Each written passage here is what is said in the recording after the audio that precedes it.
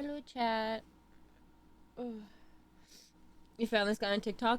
It's exactly where I found Ren as well, and I'm fucking obsessed with him. He's so good.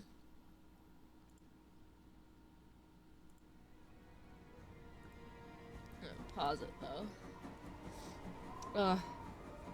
I'm so sorry if I sneeze a lot. I think I'm sick. Either that or my allergies are just triggered as fuck. I just had like a 10-minute sneezing fit. But I really wanted to play more of this game, so I figured I would stream it. How's... Oh, I need to... Oops. 1 second. I need to fix the thing. Forgot to do that.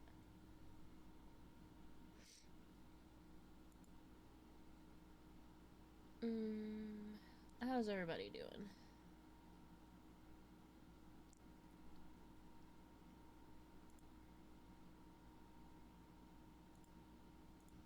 I should do that. Okay. Oh. Oy, oy, oy. Hello, Miss Moreau. I'm here to see Colonel Armstrong. Good morning, Detective. Colonel Armstrong is upstairs. He isn't well. Oh. I'm so sorry, chat. Okay, well, she doesn't want to talk.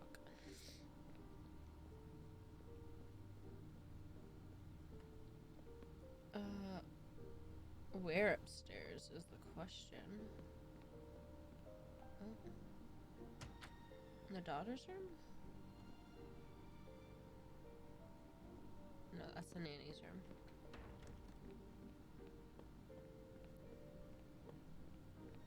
In her room? Ah. Good morning, Colonel Armstrong. Is your wife here? Here? No, Sonia is not here. Always one step behind. She died of a miscarriage last night. Oh! My wife, Daisy, and our baby. My whole family is gone. Oh no! I'm so sorry. I came straight here this morning. I received word that you can arrange for Daisy to be returned to you for burial. I didn't know. Well, then, now you don't have to come back. I can arrange for Daisy, my wife, and our unborn child to be buried all at once. Very efficient. Oh, Being a military man, I can appreciate that's so sad. efficiency. I know how hard this must be for you. No, you don't know. I don't want your sympathy. I want you to do your bloody job and catch the creature that did this. I know you won't believe me, but I swear to you, I will find who did this. If it takes me to the far corners of the earth, I will find them. Then go. Please go now. Go find them. That's so sad. Oh no. Okay, well, is that all? Do I just leave? Oh wait, I just leave. The house that once held the laughter of a child now feels so empty. I'm not giving up. Hi, Android. I'm a part of this case. How Or you the case is been? a part of me. Oh my god.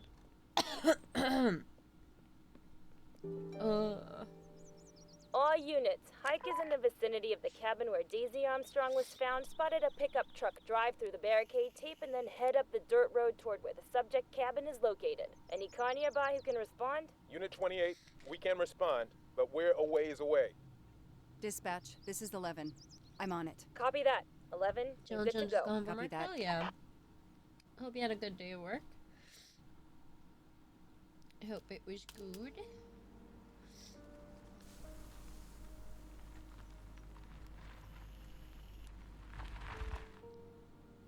Okay, there's the pickup. Let's see who ignored our barricade tape. I'm just gonna go in. 11 here. I'm at the cabin. Someone has broken in. How's the game? So far, Are I'm you really requesting liking backup? it. Not yet. I'm going to take a look I think around. I spent Copy almost that, 5 Eleven. hours playing it the other night. I really liked it. I really wanted to play it again yesterday, but I was kind of just Footprints. chilling. Oh, excuse me. A forensics evidence identification marker. Forensics had to go through this place with a fine-tooth comb. He's not here.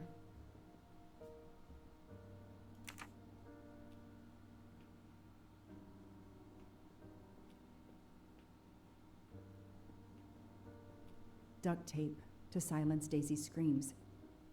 Damn it, Daisy. I will find whoever did this to you. An individual has entered a police-secured area. I have to stop him first. Oh. Sorry, my nose. Oy. Hello, anybody home?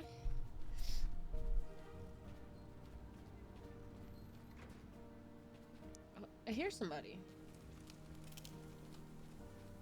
Or I hear something. Oh, okay. Psh, more like the worst? What the hell? You're the worst. So rude to me. Oh, hello? Don't shoot, officer. I'm on your side. Sir, keep your hands where I can see them. Sure, no problem. Sir, this is a crime scene. Who the hell are you? I'm a reporter. Boston 6 News. You can get us on cable even here in the mountains. They haven't heard of crime scene tape in a big city like Boston? All right, that wasn't my best move. I got all excited. I didn't expect to find the place deserted. It was hard to resist. You should have tried harder. I'm placing you under arrest. You should be thanking me. Look what you apparently missed and I found. We'll get to that, but you're going to answer some questions first. I'm more used to asking questions, but fire away. Who are you exactly? I'm Michael Clark, journalist for Boston 6 I News. ain't rude to you. You're Off so camera, rude to but me. someday I'm going to be anchor. You just wait. Do you have a way to prove that? My press card's in my truck. What are you doing here? You should know a crime scene is off limits. I'm investigating the Daisy Armstrong kidnapping like you. Does the pickup parked in front of the cabin belong to you? Yes, indeed, it's mine. I'll check. Show me your hands. I'm gonna cuff you. I'm sure we can work out a deal. Put your hands in front of you. Don't you typically handcuff people from behind? I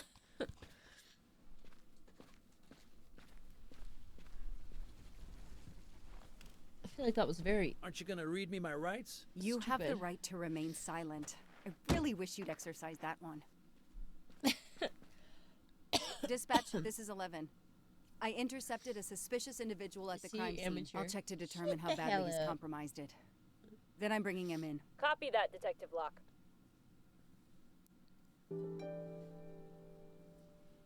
Find the owner of the pickup.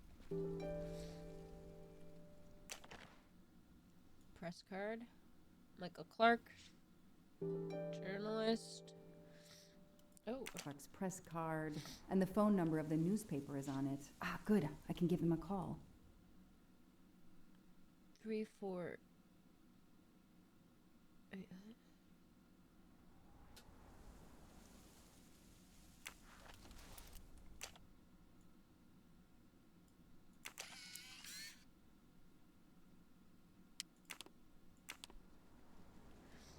Candid photos of the entire Armstrong family. A reporter just doing his job. Or something else? You got a picture of her before she even went missing.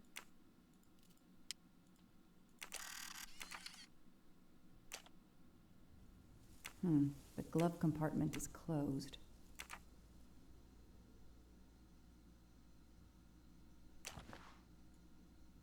Telephoto lens. Not so surprising for a journalist. They don't mind. Ah.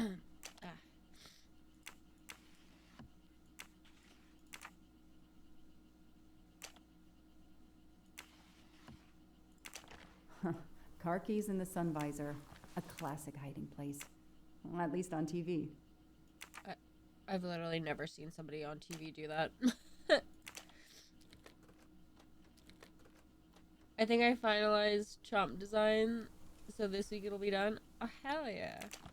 No rush at all.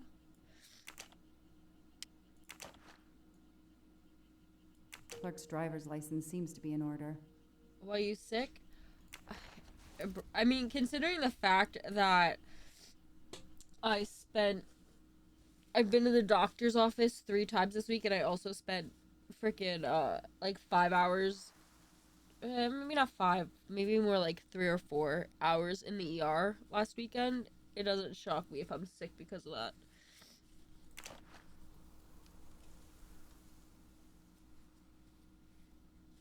But I don't know if it's actually sick or my allergies are acting up. Can't quite tell. That checks out, yeah. Feel better? Thank you. Also, I didn't read this. What is this? Hello? Can I... Okay, well, apparently I can't relook at it. The vehicle registration is not in the name of Michael Clark or a rental company. 1 second, chat.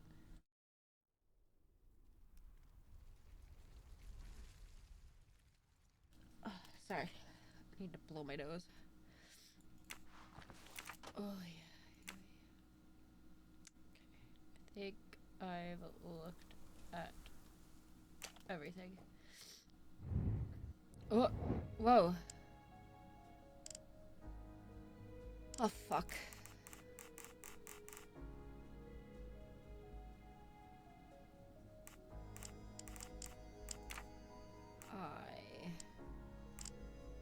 Hello? I don't need Mr. Poirot to tell me I'm wrong. Oh, okay, thank God. Okay. 3487?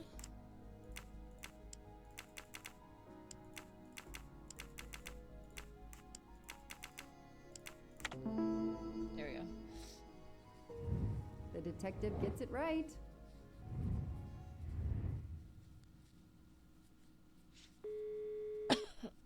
Oi.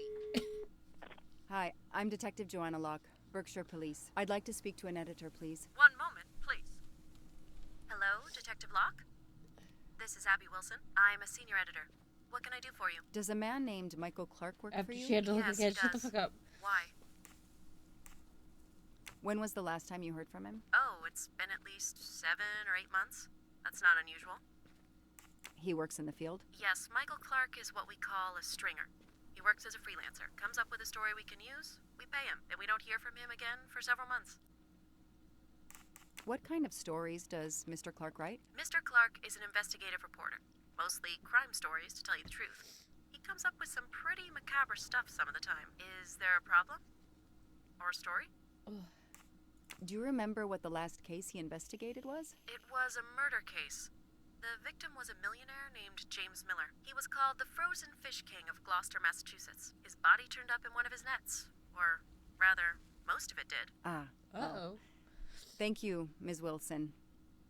You've been a great help to me. Pleasure. I hope he's not in trouble. He can be a little pushy, but he's a good guy overall. So what's he working on now, Detective? Are you sitting on a story? Thanks again. Fuck you, I'm not answering your questions. Can I move? Oh, okay. Let me just make sure there's... Inspect the bunker, collect information.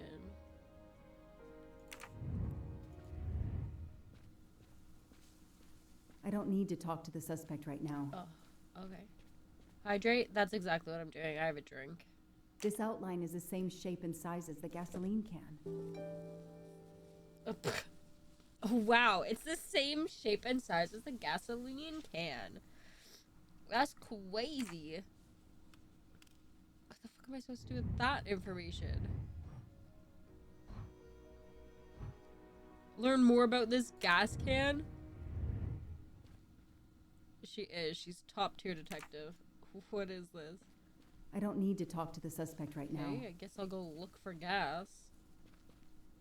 Somebody ignored the barricade tape. Yeah.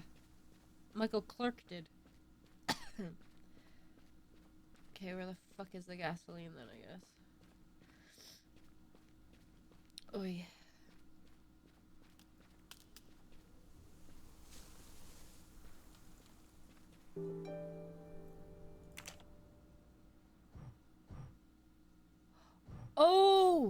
Oh, that's where I need the code for that. Okay. Let me go back inside quickly and find it. Sorry, chat. I know I'm snuffly. Let's go see. What is it again? 3892.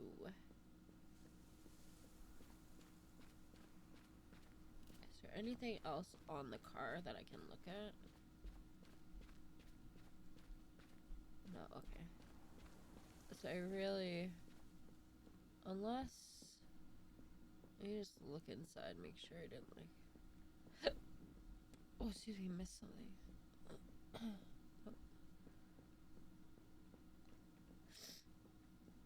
Okay.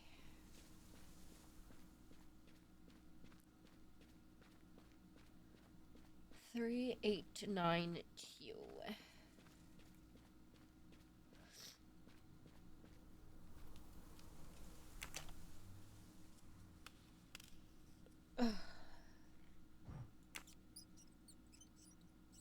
Oh, I hate that sound.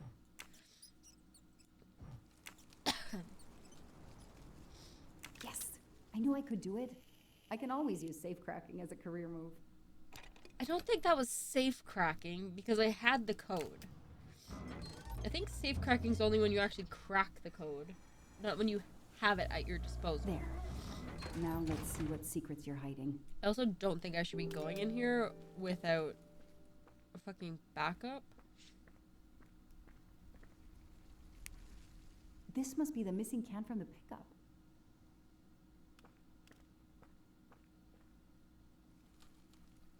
God.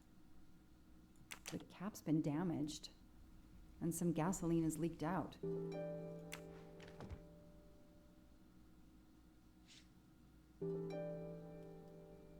I'm scared someone's in here.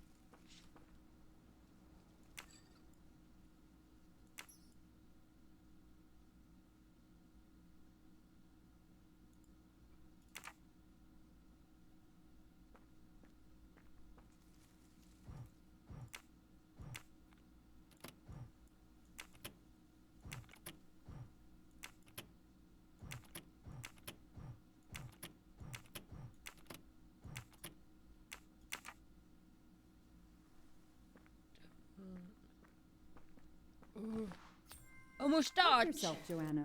You earned it. Yay. Oh God. This blueprint. Oh, that's for the bomb. It looks like the bomb in the cabin. The kidnapper built the bomb here. Great, yeah. So this is probably a really cool and safe place to be. I love it.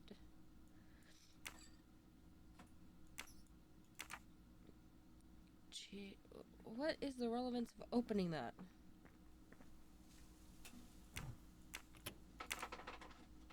Wait, that one's...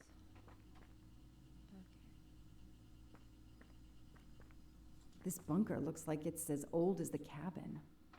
Everything is falling apart. Oh, thank God there's not something in the corner there.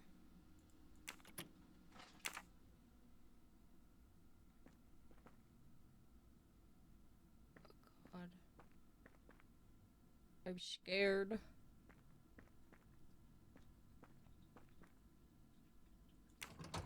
No, doesn't work. Damn. Now what? I have to turn the power back on to open this magnetic door. Oh, hold on. Do I have to... Okay. Oh wait, hold on a second here. The first one goes here. Okay, and it is in the middle.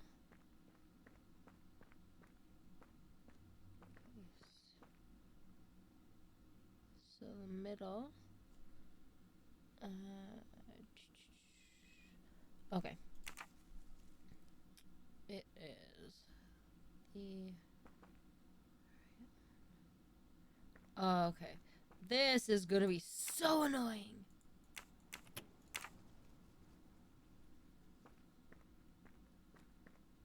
Okay.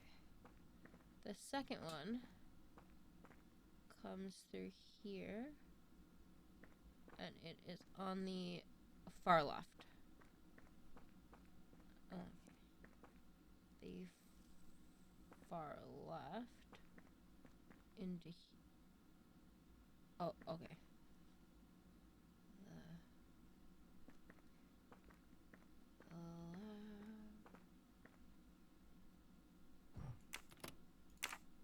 That's the middle one. And so then that means that this one must be that one. Did I guess that right? No, doesn't work. Never mind. Okay. That is a valiant effort. That goes there. In the bottom.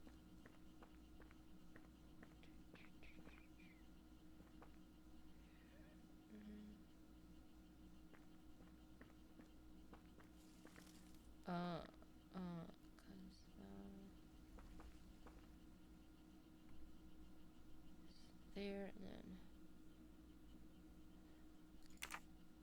the third one.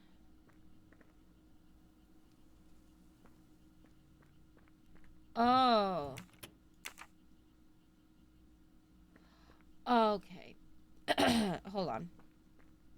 I got this. I'm dumb. Alright, so the first one comes through here. And it's in the middle. Which then goes here. It's on the right side. Or the left side, sorry. Yeah, okay, I got that right. Confirm Detective Big Dumb. Shut the fuck up. I'm doing my best here. Okay. And the middle one. Okay, the far left. Here, the far left.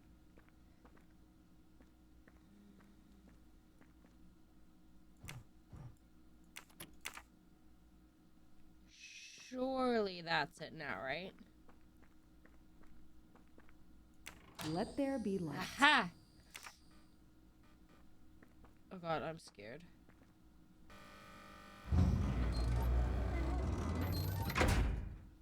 Perfect, it works. Oh god. February 24th, the day of the kidnapping. They knew about This the ain't party supposed to be a and scary everything. game, right?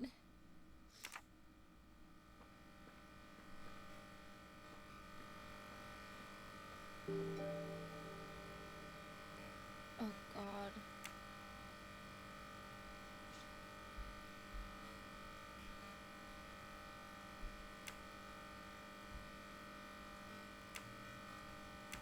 No, that didn't work.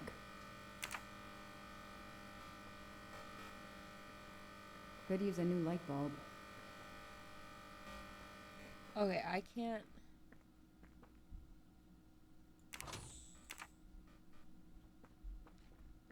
Ah.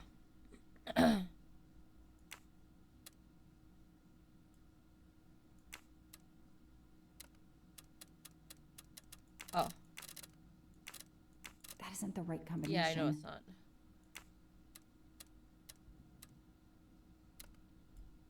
Oh, okay, 5. 1. 7. Yes! I knew I Ha. could do it. I can always use safe cracking as a career move. Now that was safe cracking. Oh, I'm hungry.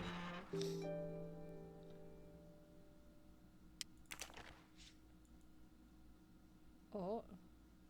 That looks like a hair caught in the band around the money. Forensics will tell me for sure, but that doesn't look like Daisy's color.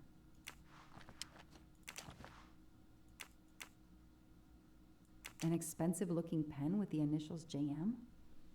What's its story? JM. It's Daisy's hair clip, the same as the picture I saw at the Armstrong house. These get locked up again until forensics get here. Okay, time for forensics to attack that bunker. And Clark? He's too sure of himself. I need to get him into an interrogation room and find out what really makes him tick.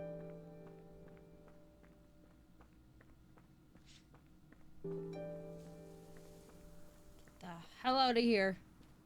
I'll secure the bunker. Oh, for thank God. forensics.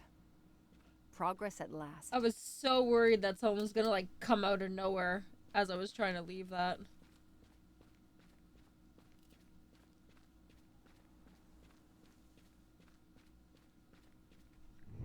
Do I have any of the okay, back to the police station.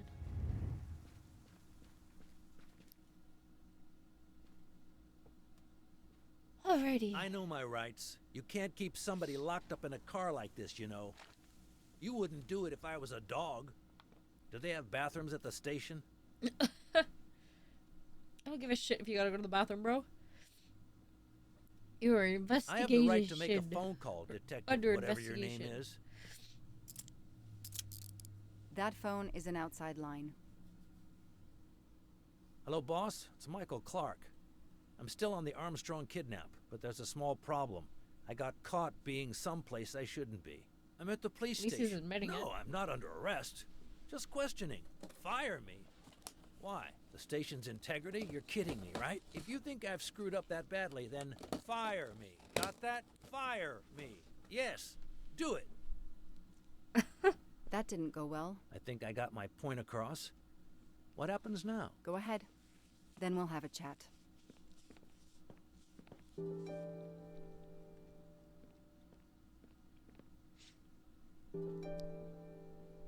Wait, wanted? It said JM. There's somebody wanted right there with the initials JM.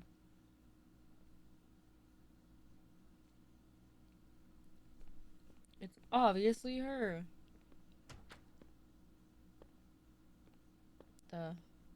This is all a game to him, and he doesn't expect to lose. Case files. A lot of them for our tiny town. Comfortable. I'll add these to the file. Anything that will erase Clark's smile. Okay, An extra computer so I don't have to go all the way out to my desk. cool.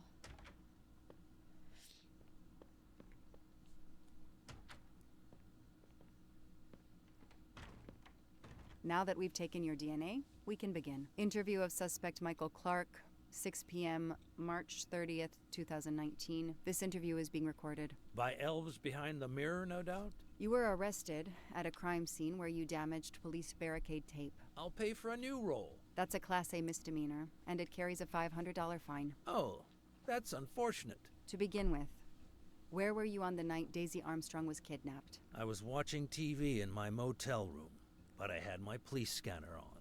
I heard the first reports that the little girl was missing. No way the police at the scene were gonna let me get close. I set my alarm so I could get on the story first thing in the morning, and tried to sleep. It was difficult. Can anybody confirm where you were? No, afraid not. I was alone and sleepless. A sad combination. And This I lady a realized bish? bad You a alibi. bish. What the hell?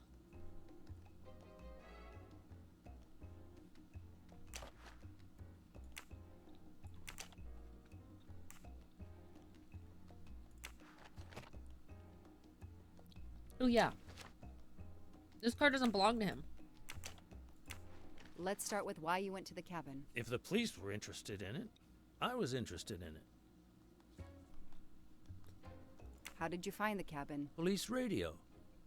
I heard the forensic team getting directions. Then, when they finally left the scene late this morning, I jumped in my pickup and hurried on up the mountain. Not You your tore pickup. the tape at the entrance to the property and stomped all over the house. This constitutes a serious violation of a crime scene, Mr. Clark. I'm aware of that.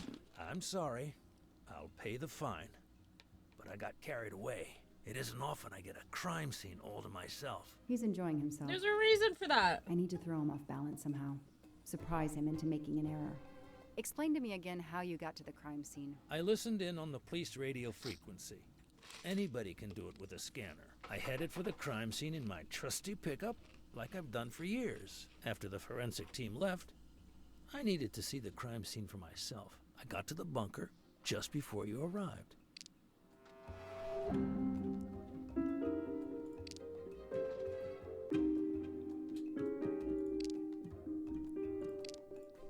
You said you've been driving that pickup for years? You heard right. Thanks to it, I never miss a story. You say you've been using your pickup for years, but the title certificate is not in your name. The truck belongs to somebody named Stephen Baker. Okay, I don't get why the pickup is so important to you, but I guess my ego made me say that. Yeah, the pickup was lent to me by a friend. I couldn't afford it even with a loan. I think you stole it, Mr. Clark. You needed a pickup like that for our mountain roads, so you stole that one. Try proving it. But while you run off on some wild goose chase, you can't hold me. Actually, I think they can. I'm pretty sure police are allowed to hold you for at least like a certain amount of time. No? For You say you're a investigations? journalist, a stringer for Channel 6 News in Boston. I sell my stuff to lots of media outlets.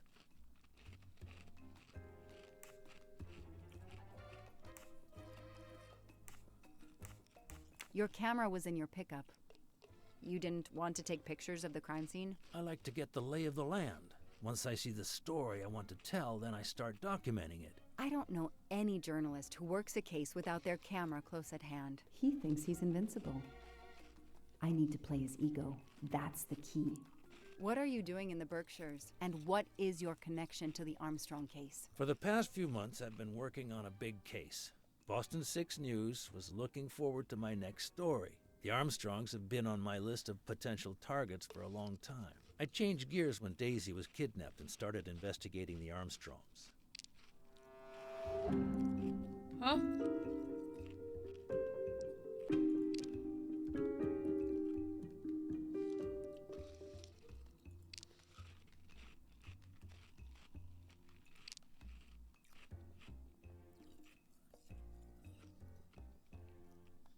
I don't know which part's the lie. I need proof. Nope. Not guesswork. Okay. Well, we are guessing. I don't see anything that Nope. proves he's lying. Okay. This one? Come on, Joanna. You're a better No. detective than that. So you just this one. stumbled on a major kidnapping story during your stay in the Berkshires. Yeah, I was researching PCBs in the river for crying out loud. Then, wow, the Armstrongs. That's not a Science Sunday report. That's a lead. Sometimes you just get lucky.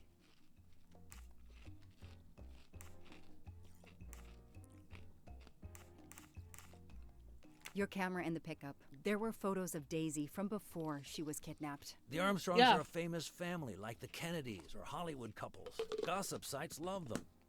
People want to see how they live. I started out just stealing candid shots. Paparazzi live on getting that one exclusive shot. Steamy, intimate, whatever. Sicko. Then when the kidnapping happened, I realized I was here first. What an opportunity. And I jumped at it. You have an answer for everything. You're not very good at this, are you? How long have you been on the job? Long enough to put you away for life. If you killed that little girl.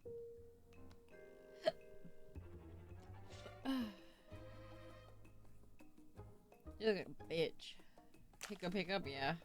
Hiccups. Let's move on to the gas cans and what we found in your pockets when you were brought in here today. That sounds exciting.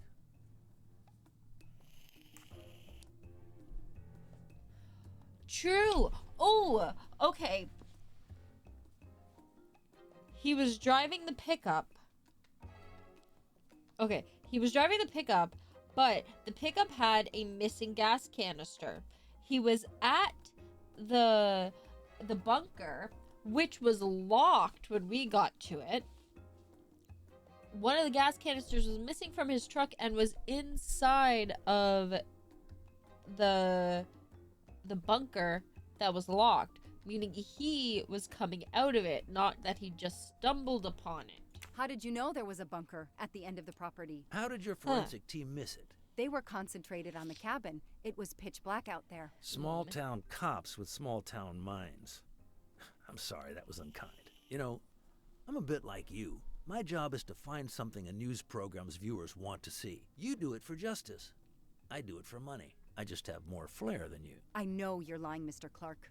I followed your footprints from the cabin, and they led directly to the bunker. It was very well hidden. You had to know it was there. Think whatever you want, detective. The gas canister. I know that Clark is lying.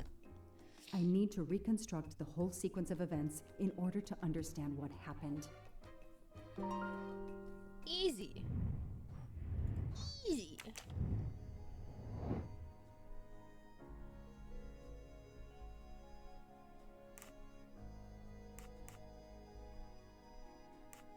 Okay. He takes a gas canister from his... Oh, wait, no, hold on. He breaks the police barricades. Then he takes the gas canister. Then he opens the bunker. Tossed it in. Closed it. Then I arrived. Hell yeah. Yup. That is a great detective I'm so job. smart. I'll tell you what really happened. You waited until forensics left and arrived in your probably stolen pickup. You grabbed a can of gasoline from your truck. You then went into the cabin to check if Daisy had been found. You then went straight to the bunker to see if it had been discovered, planning to set it on fire and destroy all the evidence inside. Before you could start the fire, you heard me arrive. So you hastily left your gas can and closed the hatch. You didn't think I could open the bunker. If I hadn't found you, I expect you would have burned down the cabin too. I'm not gonna make fun of you, Detective, or how you handled my interrogation. You're obviously very new at this. I swear I'm telling the truth. I didn't know the bunker was there until the moment you showed up. I seem to have trumped your entire police force. When I get the DNA results from the bunker, we'll continue this conversation. You have no concrete evidence against me whatsoever. The lab results will be in soon. You won't get away with this. See that call? That's your arrest warrant and a one-way ticket to prison. I'll be right back.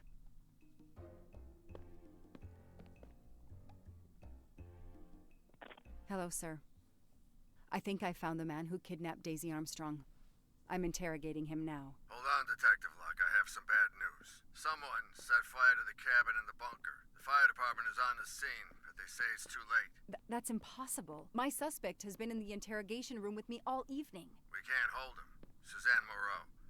Her fingerprints are on the wine bottle found in the cabin. We also found an unknown person's fingerprints, but they don't match your suspects. Sir, with all due respect, I'm convinced Michael Clark is involved. Detective, I'm cutting you some slack already. But we cannot hold your suspect simply because you're convinced he's guilty. Elbows we have a cop. evidence that Suzanne was working with an accomplice. Well, I already Public knew Suzanne was I working with order the you accomplice. to release the reporter and arrest this Moreau. Let me just check my last lead. The DNA analysis of the hair found in the bunker safe. The results just came in. I know how hard this is. Okay. Get the DNA results. Detective Locke, I will give you 1 hour maximum. Oh, I'm then sick. You close the file. I'm and 100% arrest sick. Suzanne Moreau. Thank you, sir. The inside. So when I get sick, I know when I'm sick because it's weird, but the inside of my ears get itchy when I'm actually sick, and my ears are getting itchy. I am getting sick. What am I supposed to do? What am I doing? Ask Clark about his accomplices. Okay. Yep. I'm definitely getting sick. I love it. Who did you call earlier? An editor from the Boston 6 News. An editor you repeatedly said should fire you. That was your accomplice, wasn't it? You were telling him to start the fire. An accomplice?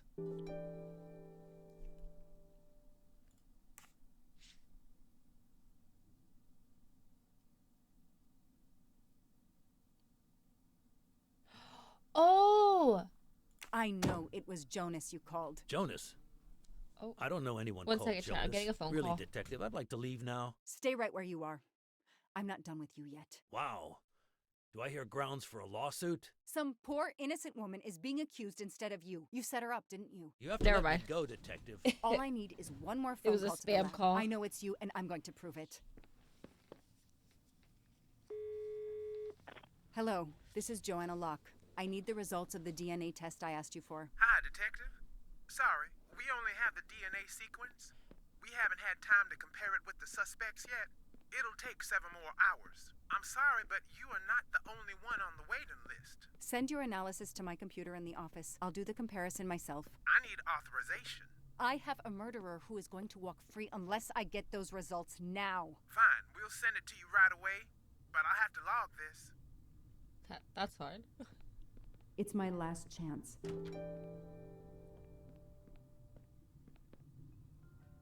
Oh no! Oh, Jesus Christ. Unknown hair found at the scene. Unknown DNA found in the gee, I have to oh. Okay. Also, hold on. What the hell is happening to my chat? 1 second, chat. Give me a minute.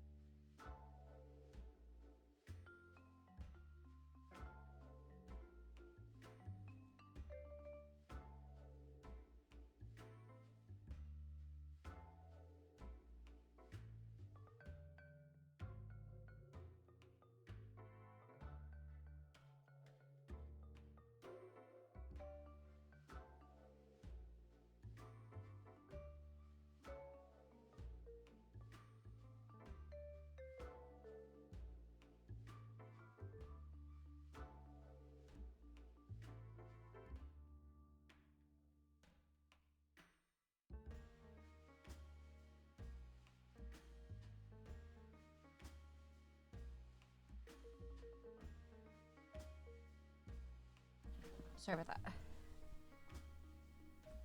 My heating pad cord was all hooked up in my chair. Okay. Oh, I'm out of breath. Okay. ATC GGC ATA. Okay, let me see if I find it. ATC. Oh. ATC GGA. No, ATC GGA.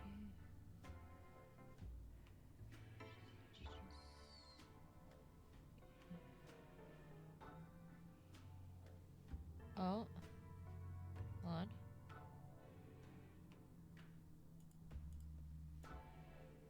Oh.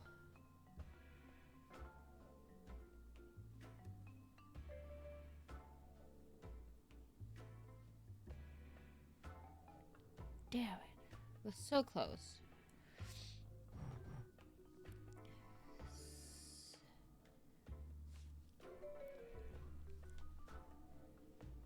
CTA.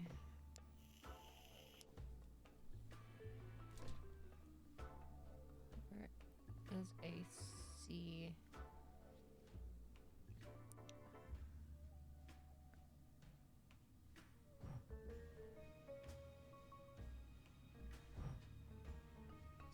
CTA?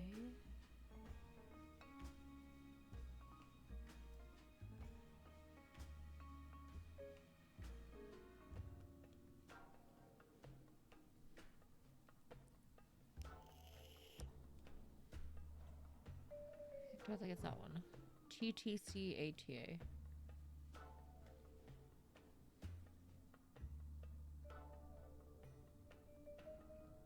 I see something. Don't say it.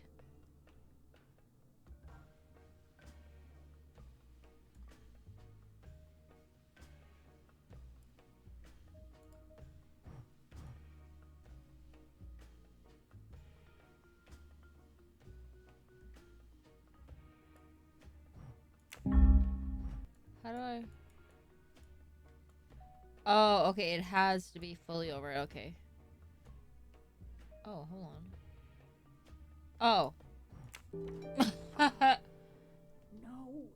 No! Suzanne? I knew she was involved somehow. I don't understand. I was sure it would be Clark's hair. I'll have to let him go. I knew there was some involvement with her.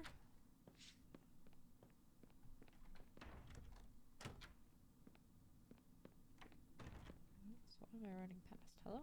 You can leave. Sorry it didn't work out for you, Detective. condescending Maybe you little should twat. consider a career change. We are not done. Oh, but we are, my dear. We are done. I had no He's- choice but to return he's to the still Armstrong house suspicious. to arrest Suzanne Moreau. Welcome. Oh shit! Welcome to the shit show. Thank you for the Ted gifted, Marlo. Thank Ah, you. bitch. I appreciate it. Thank you so much.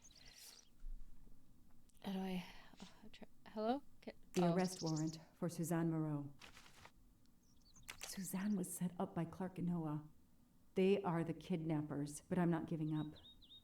When Suzanne comes up for trial, I will fight for her defense. But for now, the district attorney is in charge. If I want to stay a detective, Her hair was he on the always money, has the last though. word.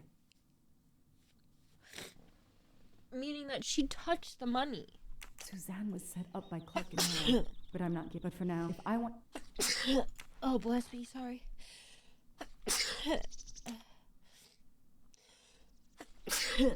Oh. Oy. the door is wide open. Oh, Strange. bless you. Thank you. Thank you, guys. Hey, is anyone there? Miss Moreau? Oh, hold on a second. I need to blow my nose. Miss Moreau? This is Detective Locke. Oy. Oh, I'm lightheaded.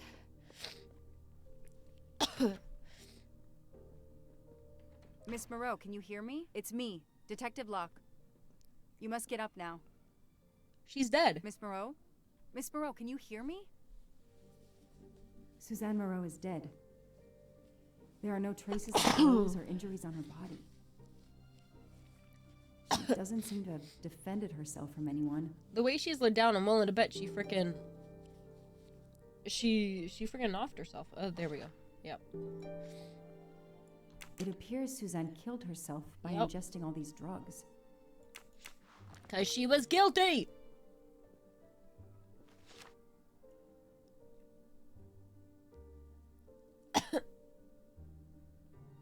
She was guilty, man. Oh, God. Oh. Please forgive this letter. Dr. Adams was unable to reach you for several days. I want to let you know that your mother passed away peacefully during the night on Saturday, March 29th. Please contact us if you would like assistance with the arrangement for the girl or if there's anything else we can do. Suzanne was telling the truth about her mother. Yeah. She was in on it. She was a part of the kidnapping.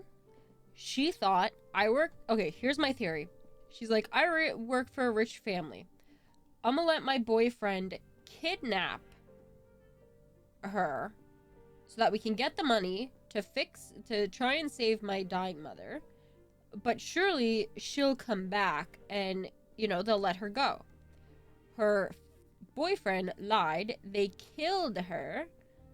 And now, because her mother is dead and the little girl died, now she's offed herself. That's my theory. It was the guilt. The guilt did it.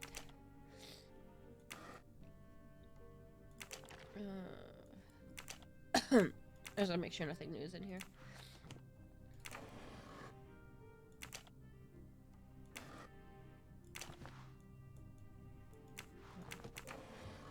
Oh wait, her glasses are missing. Her glasses are missing.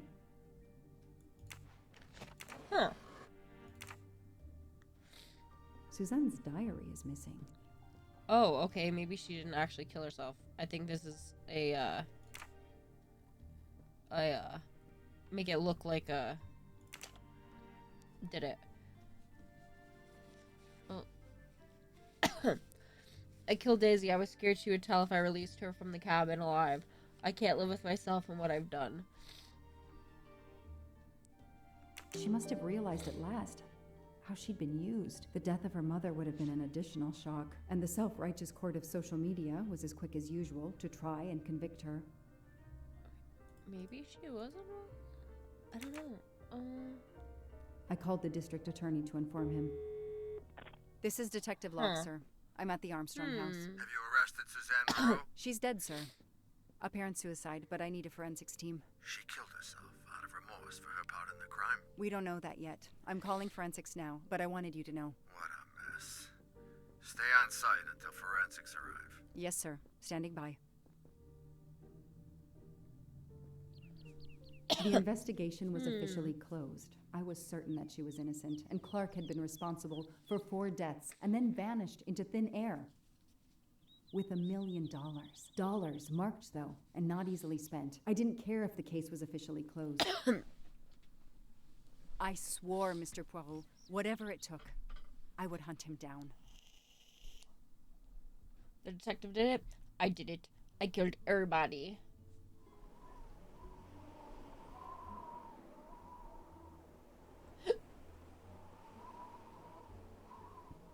Oh, excuse me. I waited for the forensics team, then went into the station to write my report. I was officially off the case. Thank you, mademoiselle.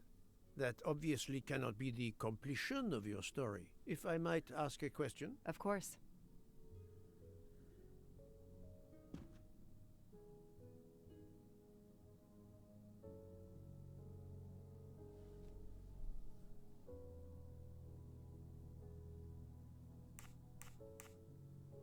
Suzanne Moreau's boyfriend, the one who manipulated her and burned down the cabin, this was Ratchet? No, he was an accomplice. Clark, the phony journalist, was the leader. Michael Clark, the reporter, he was Ratchet? Absolutely. I was the only law enforcement official to question Clark. I knew this wasn't his first kidnapping. You looked for similar cases. What do you Americans call the MMOs? Means, motive, and opportunity. Yes, I looked for someone in plain sight. Someone on the edge of a kidnapping case. Someone in plain view, keeping track of the investigations. An innocent witness, a concerned neighbor, even another reporter. And eventually you found a name behind an alias. Yes, I found a name. Cassetti, the real name. The real name of the man you call Ratchet is Cassetti. This explains much, mademoiselle, but not all. It explains why she is our #1 suspect. But not how she came to be on this train. Attends, she has grown pale. I don't know what's wrong with me. Excuse me, Mr. Poirot. I don't feel very well. You are exhausted and still feeling the effects of the drug. Stay with us, mademoiselle. One more effort. I need to know your recent movements. I snuck aboard the train. This I observed. You came directly to this room? Yes, and other than a couple of careful trips to the ladies yesterday, I never left this room. I didn't want to be spotted by Ratchet. Yesterday, I chatted with my roommate, Miss Schmidt, I think, here in our room. She brought me some dinner. I got very sleepy and nodded off. Huh. And now she nods off again. Is this a joke? She must be faking so we can't interrogate her further, Poirot. No, Book. She really seems to have fallen asleep again. It is my fault. She must have been given a dangerous dose of sleeping pills last night. The effects should wear off soon, I hope, but I am afraid asking her to tell us her story was too much for her. Pinch her, Poirot. She's faking. Her eyes are dilated. She is not faking, and there will be no pinching. Dr. Constantine, please stay with her. There will Monsieur be Book, no pinching. ask the other passengers to gather in the dining car. There are still many questions I need to ask. But all of them together? Won't someone overhear you questioning the others? I will speak softly because I am trained to do so. They will speak softly because they want to. Very well. I will do as you say. Huh. Interrogate, I guess? Okay. I'll stay here to watch over Miss Locke. Okay. Oh, okay. There's a whole new one now. Meaning, new mataches. I'll talk to you in a second, my lady.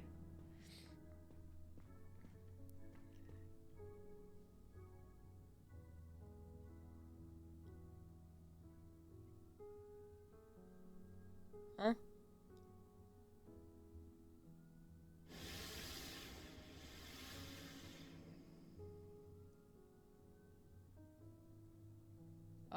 Okay. Alrighty.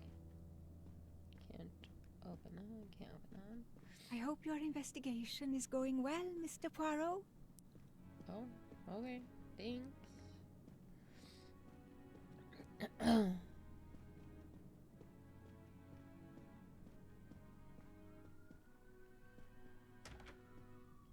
A mustache? No mustache. Let's go look elsewhere.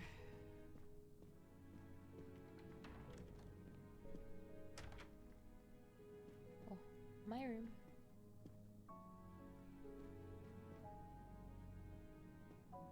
No mustache in here.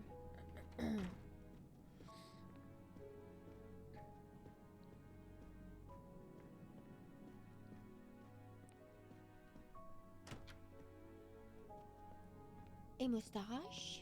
Nope.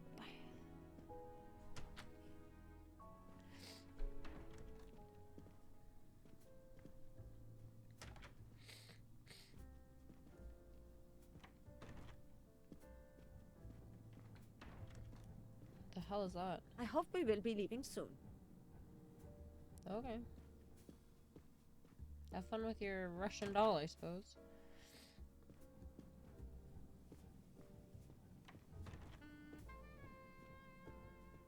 I should go and interview the passengers in the restaurant car.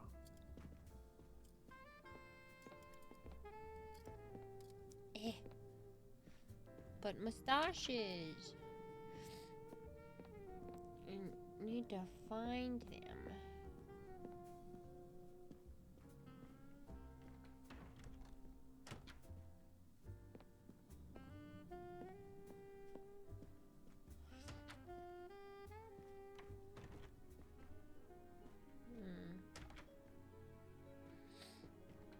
Oh, okay. The passengers who agreed to come and talk to you are assembled, Poirot. Mr. Masterman is already here to answer your questions. Perfect. Thank you, my friend. Sit down, Monsieur Masterman, please. Thank you. Thank you. Does the name Cassetti mean anything to you? No. Should it? Have you heard of the Armstrong kidnapping case? Of course. It was all over the news a few years ago. Your employer's real name is Cassetti. He was the man behind that kidnapping. Mr. Ratchet was... He murdered that poor little girl? Mr. What kind of interview is this? The man you worked for is a kidnapper named Cassetti. What? What kidnapping? He murdered his victim, a child named Daisy Armstrong. The Armstrong kidnapping? You had no idea of Monsieur Ratchet's real name? Damn skunk! Why are you so upset? My father was the district attorney who handled the case, Mr. Poirot. I saw Mrs. Armstrong more than once. She was a lovely woman, so gentle and heartbroken. If ever a man deserved what he got, Ratchet, or Cassetti, is the man. He didn't deserve to live. Madame Olson, have you heard of the Daisy Armstrong case? No, I've never heard of it. It was only 2 years ago. It was famous. Maybe so, but it was not famous in Spain, where I have been helping the refugees from Africa. You've never heard the name Daisy Armstrong? No, never. Daisy Armstrong? No. No. No! No! Yes. It was all over the English tabloids before I went to Jordan. A horrific crime that claimed the lives of an entire family and their wrongfully accused nanny. That's right, isn't it? Quite so. I thought the culprit had been punished. Some might say that the culprit was punished last night. Oh, my heavens. May I ask you a few more questions? Yes, of course. You read about the crime, as you said, in the tabloids. Yes, that's right. For weeks, news of the royal family was eclipsed. Have you ever been to the United States, mademoiselle? No, never. Jordan was really my first trip abroad. You were in Jordan? Yes, I was an English tutor there to the children of a high official. Until recently. What is your relationship to Captain Arbuthnot? Who? A former soldier traveling with us. You must have met him. Ah, yes, I met him on the platform in Istanbul. We only had a brief exchange of pleasantries, nothing more. British Reserve and all that. Ah, the British Reserve. Your earring was found in his room, lady. I am familiar.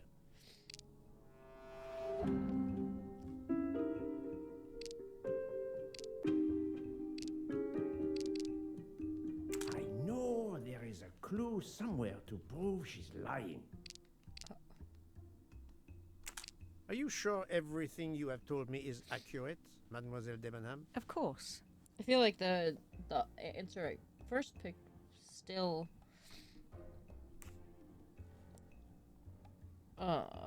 would have done it, but I don't know.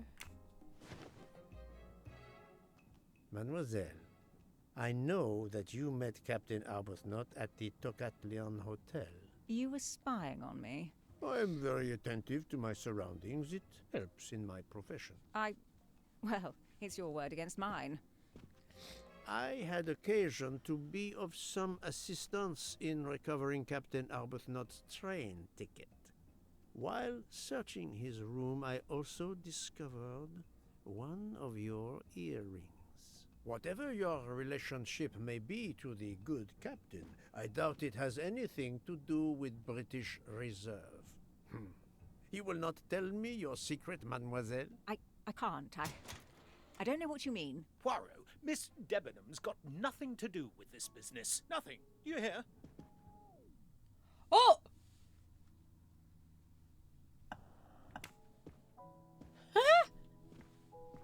Archie, stop. Captain, no. This behavior is unworthy of an officer and a gentleman. Leave her alone. Have you no honor? Archie, we should go. Captain Arbuthnot, I am certain you are a brave soldier, but you are a poor actor. The truth is that Amo. Your relationship with Miss Debenham is beyond doubt, Captain. Ew. Your reaction was Like a viper. apparently that of a man Don't be so trying bully. to protect the woman he loves. I might understand that if your relationship were some cleverly disguised secret, but it is not. You make puppy dog eyes at one another at every opportunity. You cannot hide your love. Everybody knows. I advise you to stop with your accusations, Mr. Poirot. I'm going to escort Miss Debenham back to her compartment. Make of that what you will. The captain and Mademoiselle Debenham are obviously adamant about not revealing their relationship. Just like I do. This Yeah, could you seems deserve it? convinced You deserve to be there is bullied. more that is not so obvious. This murder has everyone on edge. In my 25-year career, I have never seen such madness aboard the Orient Express. I understand, my friend. The What the more heck? we learn, the more perplexing this train ride becomes. But we have other clues to pursue. What do you have in mind? The broken watch on Monsieur Ratchet's wrist, for example, and the handkerchief found near the body. Who does that belong to? This little drama we have just witnessed has not put you off the scent. Far from it, my friend. Will you return to your watch over Mademoiselle Locke? Yes, I will. Dr. Constantine can probably use a break. Good. Au revoir, Poirot. Au revoir.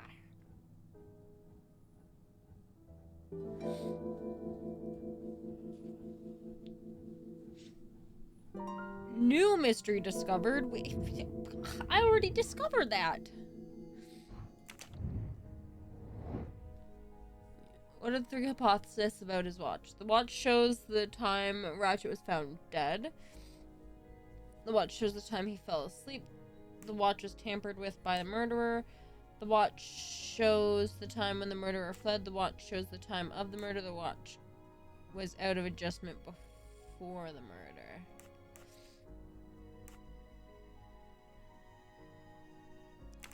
I think that...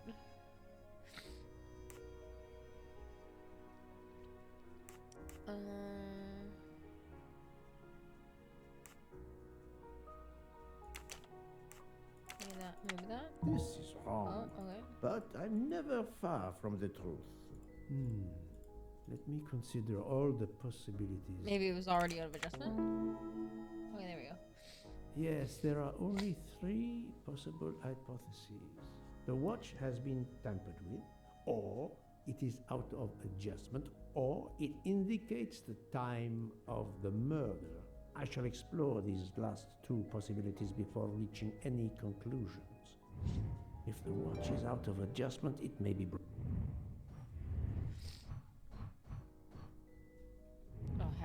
There may also be another reason related directly to Ratchet. I need to Maybe look for the the watch is sent to another mustaches. time zone.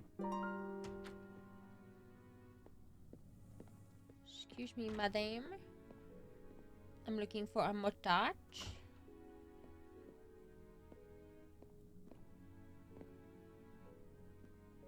I'm sorry, sir, but I must concentrate on my baking. You're boiling water. That's not baking. You're making soup. Soup is not a bake. A stretch. I could use a little stretch.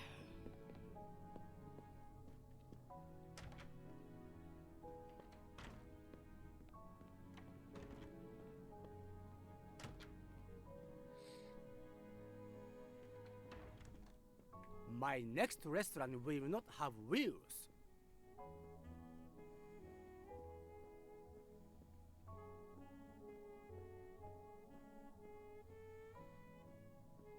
Where are all the mustaches?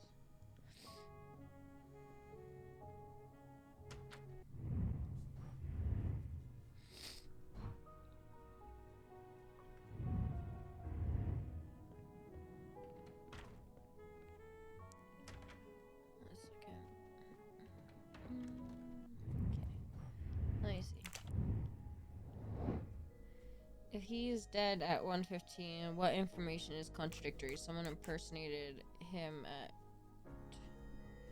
that. Their train has been stuck in the snow since 12:30. Miss Olsen's. Yeah. That's the right answer.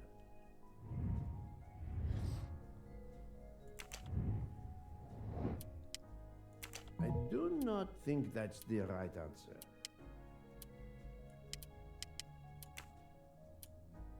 I must admit I'm not right this time. What is the deal that could indicate that the watch stopped working beforehand? The watch was not defective because the second hand is still moving. That was easy. Aha! Oh, time zones. Right.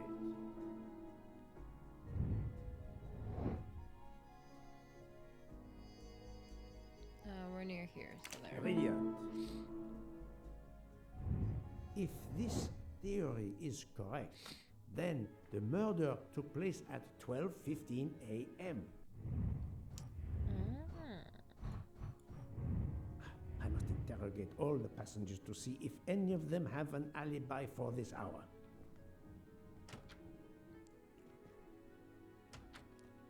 Haha, smart.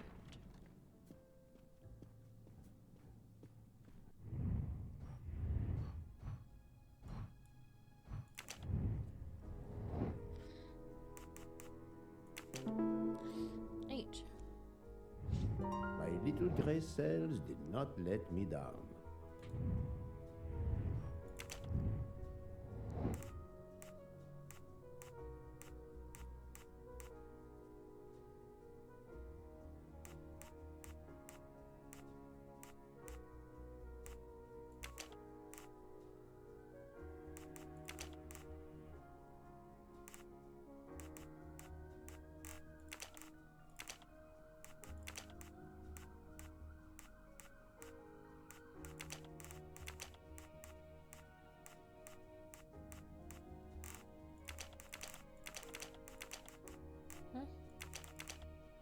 Oh, 7 people to be identified. Okay.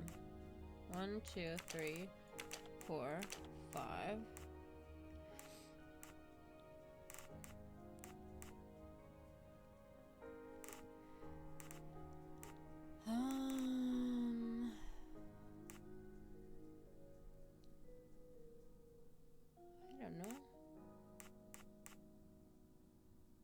Where's this lady at?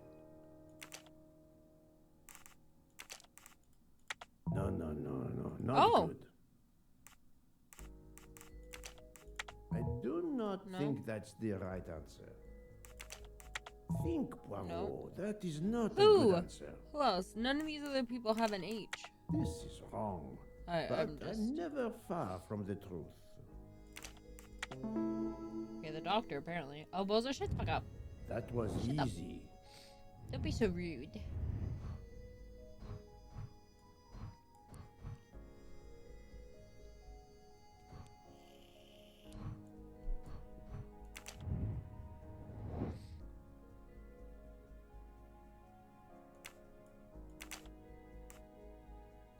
Okay, his alibi was with hers. Hers was with her. They were with him.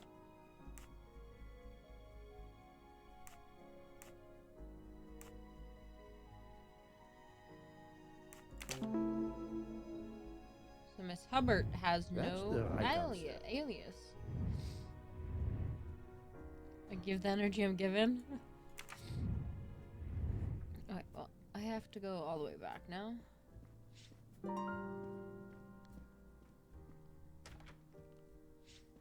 Because I have to interrogate the alibis. Or interrogate the suspects, and this guy is one of them.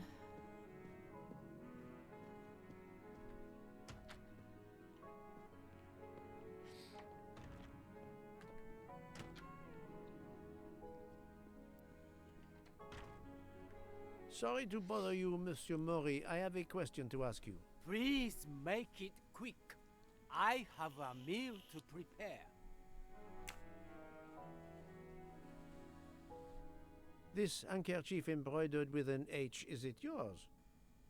No, I've never seen it before. Thank you. That is all I wanted to know. I hope your investigation won't interfere with today's menu. Why would it?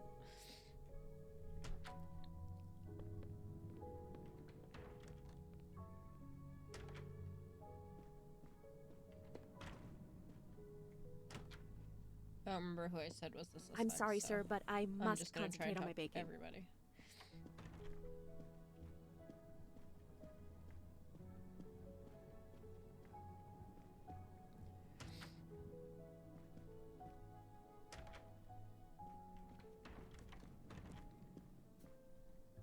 Monsieur Foscarelli, I would like to ask you a few questions, if you allow me.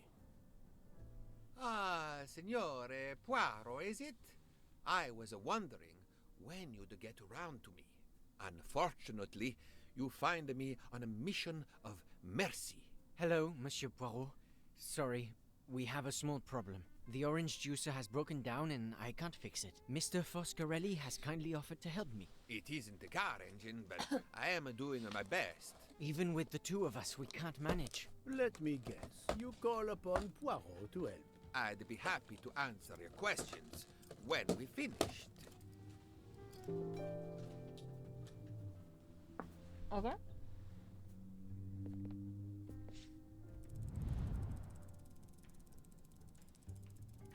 Hmm.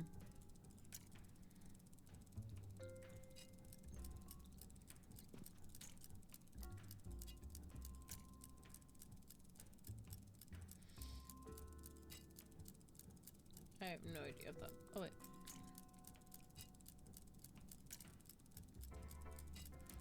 Maybe? Hmm. Hmm.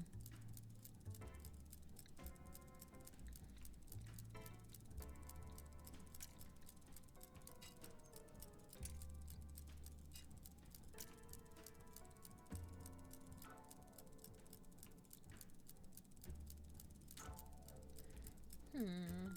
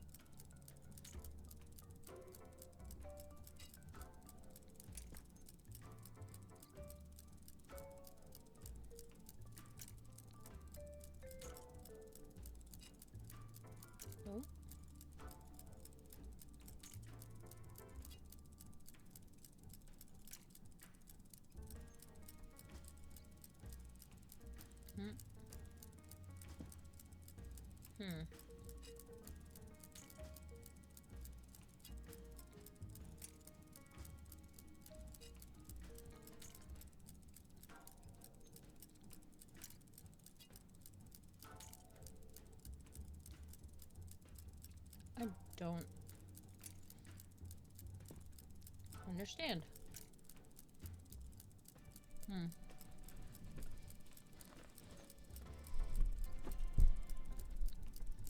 Let's see.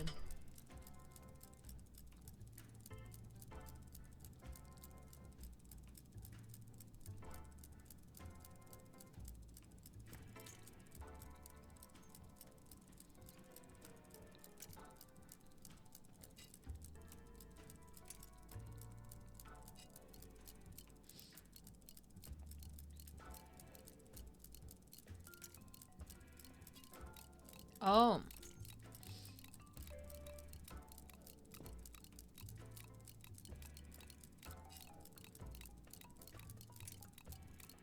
Voila. Hey, I got it. Should work correctly now.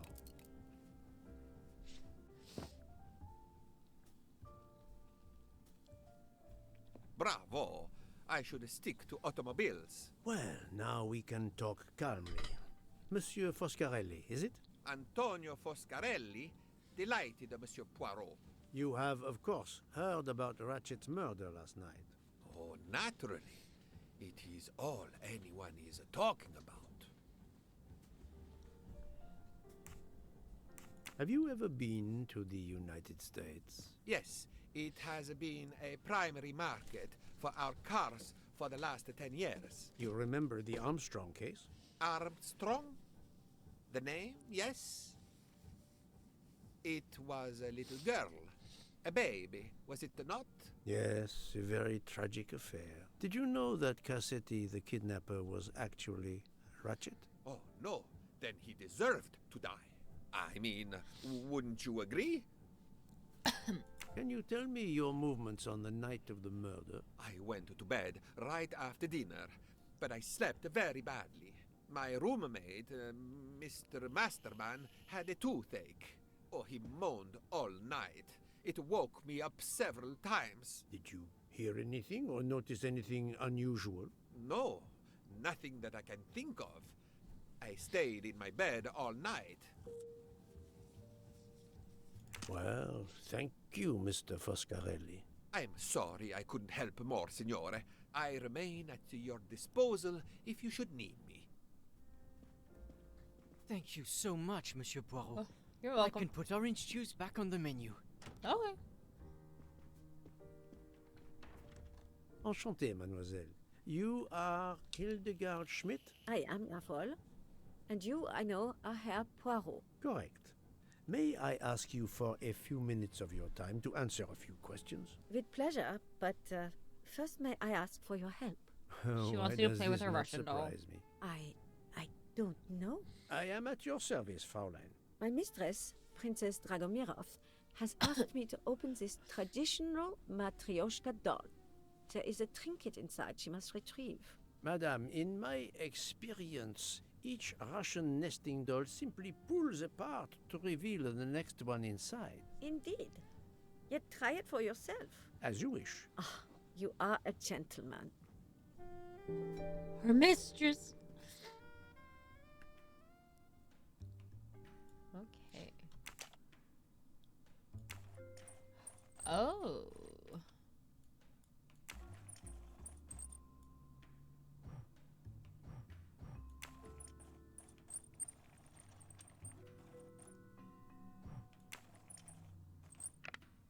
Haha.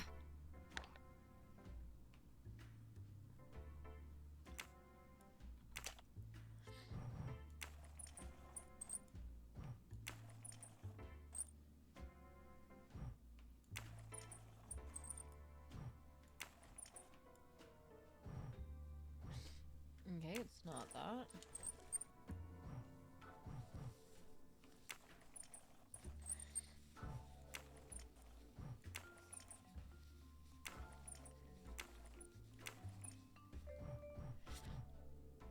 How do I... there a hint?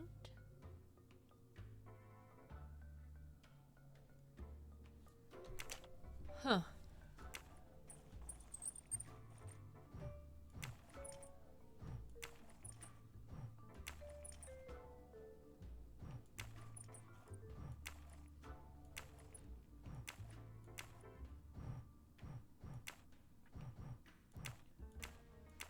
What if it's all the same type of flower? Nope.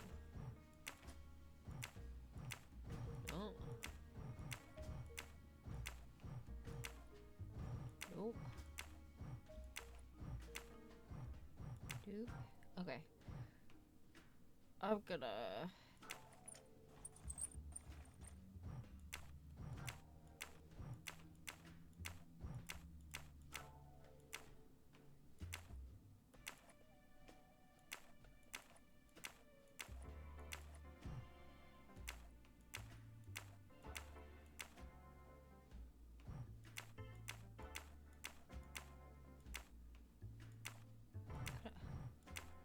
I don't quite,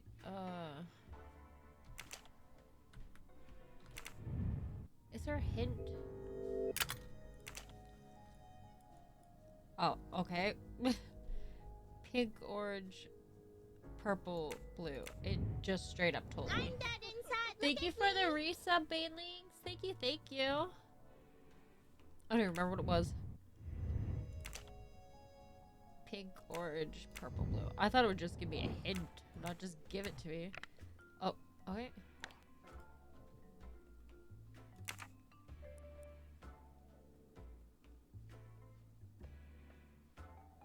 Oh, pink, orange, purple, blue.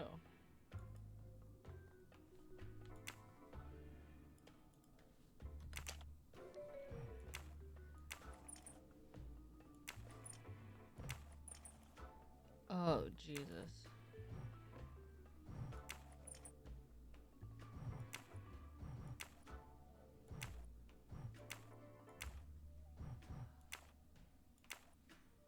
Oh! Haha! The inscription reads, "To my dearest friend." Oh, thank you very much.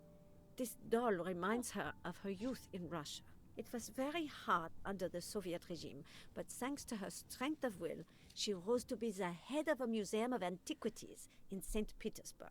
Even though she now lives in Berlin, it is said that the Kremlin still fears her.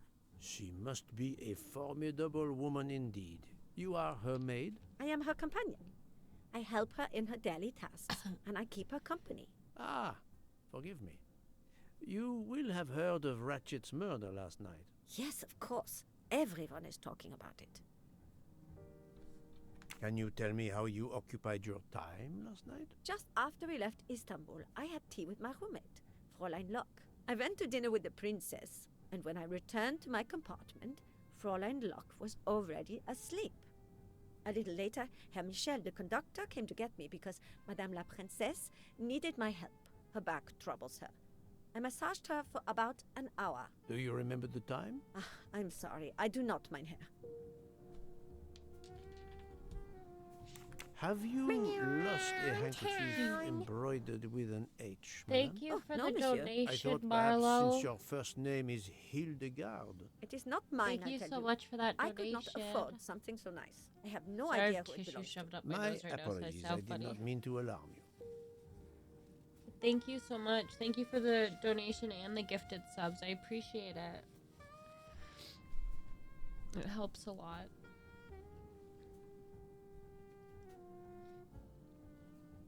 Thank you for answering my questions, madame. Hell yeah. Okay. Let's move on to the next one. The streamer's still stinky though. You still stinky, bitch. What the hell? What the frick?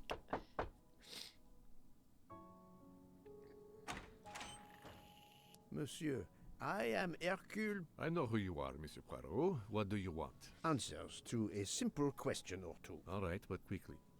My wife is quite ill. I would like to stay by her side. I promise. First of all, I imagine you know about the murder. Of course. The Countess You is can't say that. terribly You can't even distressed. smell. Your full Shut the name? fuck up. Rudolf Adreni, Your home is... Budapest. And how do you come to be aboard the Orient Express? I am a Hungarian diplomat. My family has represented our homeland since the revolution from the Soviet Union in 1956. I was on my country's business in Istanbul. Business which I cannot discuss. And your wife often accompanies you on your diplomatic missions? Yes, and why not? Was there anything else you wanted to know? Okay. Hungarian. Definitely not 18. Diplomat. Et voilà. Et voila. Can you tell me how you spent last night? I was in our compartment with my wife. She went to bed early. I played a video game on my phone. Around 11 o'clock in the evening, my wife woke up and couldn't get back to sleep. She took a sleeping pill. As for me, I went to bed soon after that and slept straight through until morning. Have you ever been to the United States? I was posted to the Hungarian embassy in Washington for a year. You knew perhaps the Armstrong family. Armstrong? Armstrong. It is difficult to recall. One meets so many people. It was the kidnapping of a child, a very sad affair. The culprit was the man on this train who called himself Ratchet, the one who was murdered last night. Indeed. It sounds like justice finally caught up with him. Thank you for your time. Now, I'd like to speak to your wife, if you don't mind. It's impossible. As I told you, my wife is very ill. Thank you, and good luck with the investigation. Well, that means the wife's a murderer. Because she won't talk to me. Eh bien, the good count does not appear to want me to talk to his wife.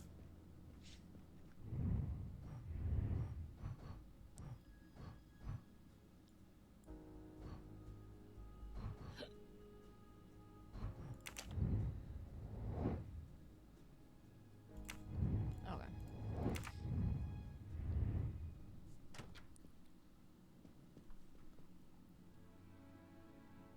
Madame Hubbard, may I ask you a question or two? It won't take long. Anything I can do to help. Have you misplaced a handkerchief? I've asked her this recently? already. No, I don't think so. Why? We found a handkerchief embroidered with the letter H, so I thought it might have been yours. I'm sorry, but it's not. It may belong to Miss Schmidt, Princess Dragomirov's lady's maid. I believe her first name is Hildegard. It is a possibility. Anyone could be lying, of course. I thank you, madame.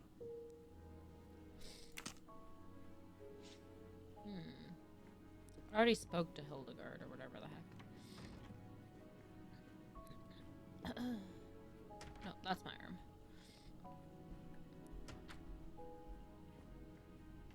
Hello. Can I do something for you? Hello, Monsieur Hardman, I believe. You have heard of the murder? Cyrus Hartman. Yes. And the fact that there's been a murder is all over the train.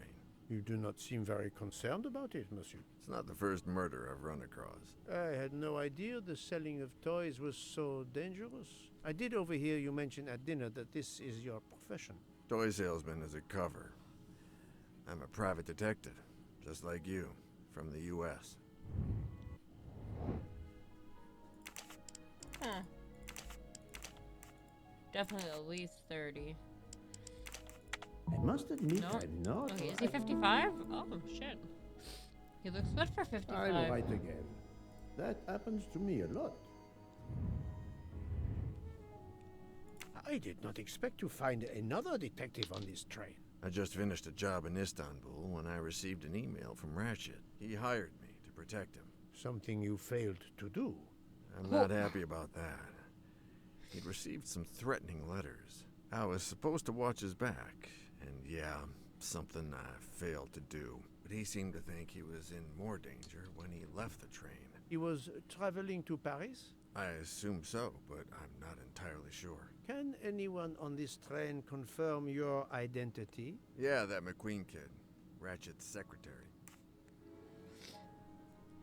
Were you on duty last night? You bet. I kept my door open a crack and I watched all night. No one entered that car who didn't belong there. Did you see anything in particular? The conductor, Michelle, he was there most of the time too, except for 15 minutes or so after we left Vinkovsky. He must have answered a call from Ratchet's room, then he was absent again for a while around 1 a.m. After that, he didn't move until 5. Monsieur Ardman, have you heard of the Armstrong case? Armstrong? Kidnapping 3 or 4 years ago? Who hasn't? Why? Ratchet's real name was Cassetti. I have reason to believe he was the kidnapper. What? He killed that little girl? No, I didn't know. If I had known, I wouldn't have taken the job. Do you have any idea who was behind the threatening letters? I don't know his name, but Ratchet told me he was a small man. Dark hair, with a womanish kind of voice. Oh, thank you for your help.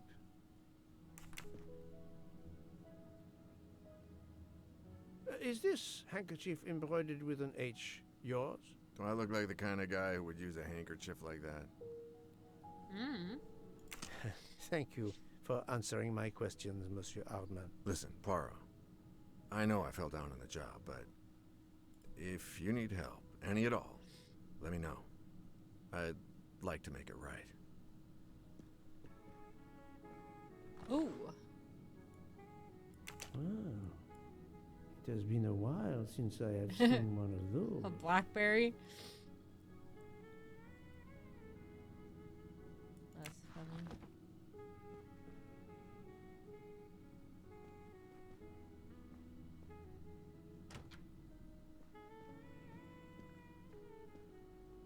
What's your BBM pin? Yeah. It's been so long since I've seen a BlackBerry, man. I used to have one. I used to have a pink one. Remember I dropped it. I think I dropped it in the toilet or something. I can't quite remember. I am not prepared to receive anyone. Come back later. Very well, madam. I'll come back later. But you will need to I speak put it to in me. rice and I kept it going for at least another year afterwards, but it was very badly damaged. So, my friend, have you finished your investigation? No, but I have No? managed to solve a few mysteries. Okay. I stay here to watch this young lady. Okay. Excuse me, Doctor. May I ask you a question? Anything that can help the investigation, Mr. Poirot. I wanted to know what your first name is, Doctor. My name is Robert. Why? To find out if the handkerchief embroidered with an H could have been yours. I'm a doctor, Mr. Poirot. Cloth handkerchiefs are a playground for viruses. I used to sell them in high school. Flip them and buy them and flip them. Yeah. That's hilarious. I hope your investigation is going well, Mr. Poirot. Ah, Monsieur McQueen, may I ask you a question? Anything I can do to help, Mr. Poirot? This handkerchief embroidered with an H, is it yours? No, I don't use Not the cloth touchscreen one when handkerchiefs. they released it. No joke, died within a week. Oh, jeez. Thank you. I won't bother you anymore. Any mustaches? The call of the wild. Okay.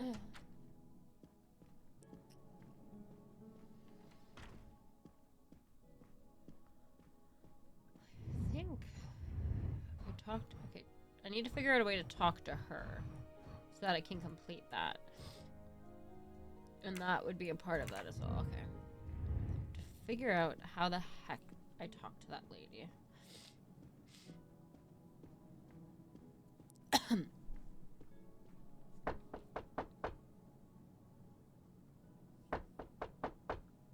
I am not prepared. Very well.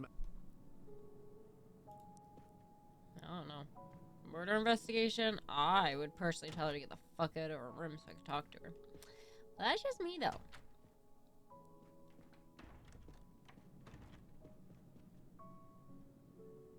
Hello?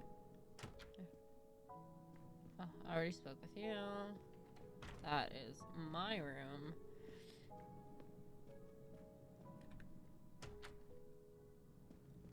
Spoken with you.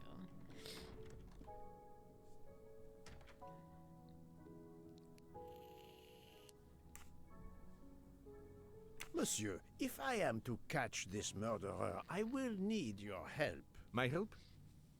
I am at your service, Poirot. You are very protective of your wife, Count Andreni. Does that surprise you? Her vertigo can be very dangerous. I believe there are many kinds of vertigo. If you don't mind, I'd rather talk to a doctor, not a detective. If you'd excuse me. Well.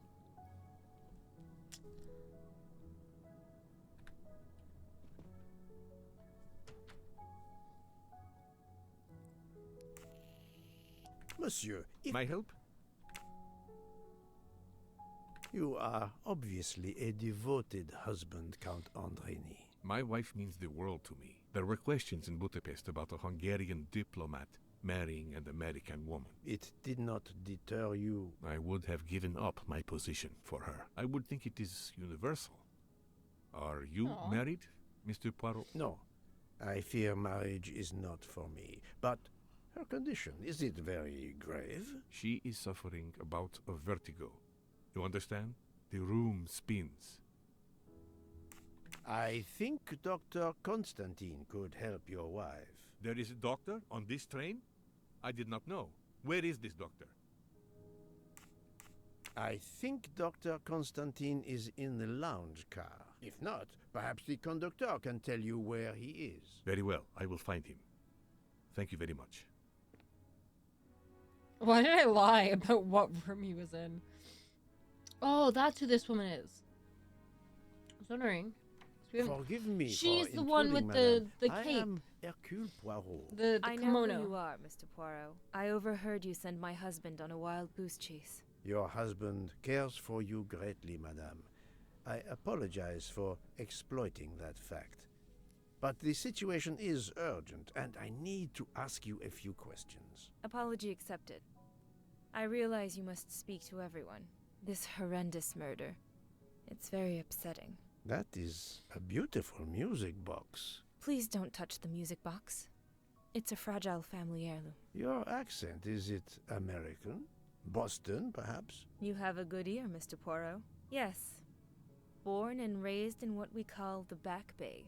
Are you in the diplomatic service like your husband? No, not officially. I was still in college when I met Rudy 2 years ago. I keep myself busy handling his scheduling, travel, appointments. Ah, what is this saying? Behind every great man there is a great woman. That was the saying. Today one might reverse the sentiment as well, don't you think? Of course. I stand corrected. Okay. She's American?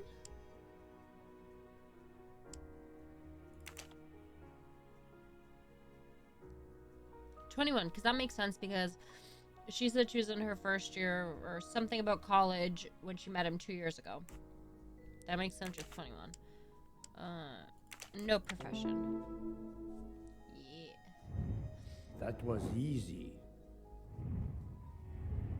A handkerchief embroidered with an H was found at the crime scene. By any chance, does your first name begin with an H? No, my first name is Elena, with an E. Can you tell me what you did last night? Well, my husband and I went to dinner. Then we came back here. We went to bed around 10 o'clock. I tried to sleep, but I couldn't, because of the shaking of the train. I suffer from vertigo. I finally took a sleeping pill, and that did the trick. When did the train's motion prevent you from sleeping? Between midnight and 2 a.m. I know because I must have looked at my watch about 10 times. I see.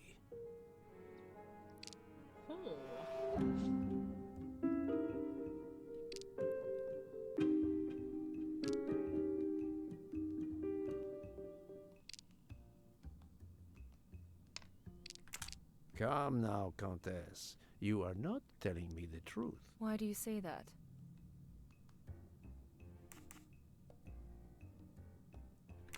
The train stopped at 12:30 a.m. due to snow, so there was no shaking of the train. But you told me that it was the shaking that prevented you from sleeping. I don't know, you're confusing me. My vertigo. Madame, a man died last night. You can't talk nonsense just because you're sick. You are hiding something from me. How dare you? I didn't do anything wrong. I'm going to find my husband. Well, I'm going to snoop while you're gone. That was unkind, I know, but my strategy worked. I can now inspect this room in peace. Oh.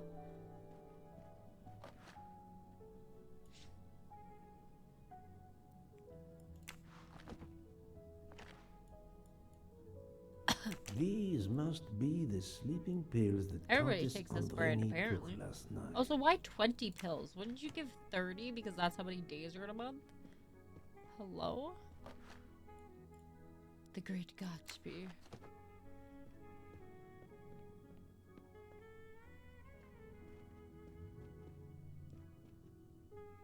Okay.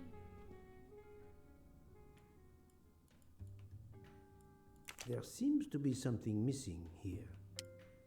Oh.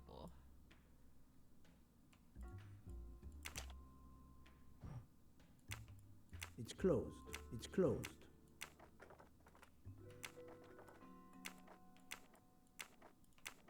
A flower, a bird, and a leaf.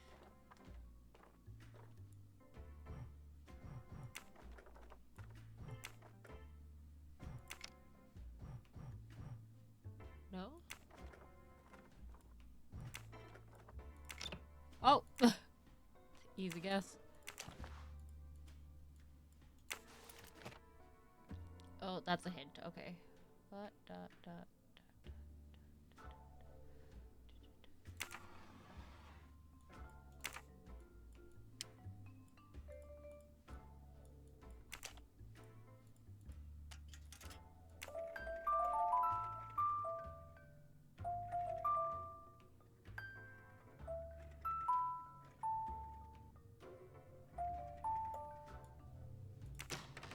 Aha!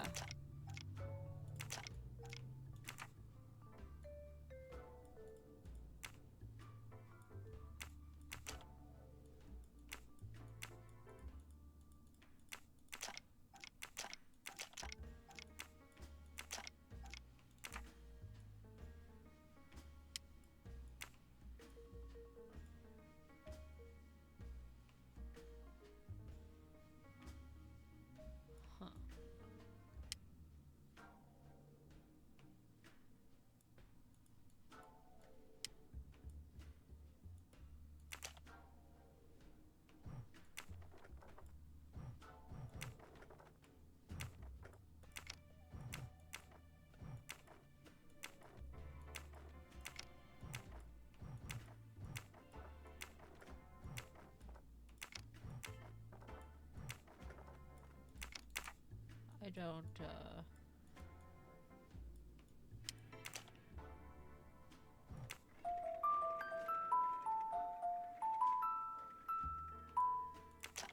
Oh!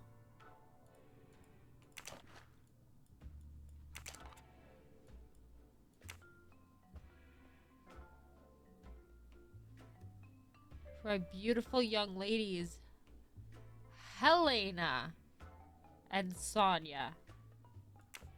It's Countess Andreni with an older girl. For my beautiful young ladies, Helena and Sonia. Helena. She lied. Helena with an H. Wait. An engraving written in, I believe, Russian Cyrillic. It looks like a first name. Poirot! Have you no shame? Oh! Monsieur, I am afraid shame is not a very helpful emotion for a detective trying to get at the truth. What are you doing in our compartment? I am investigating a murder, Count Andreni. My wife is ill. My apologies, monsieur, but your wife seemed in perfect health when she left the room. Hold on.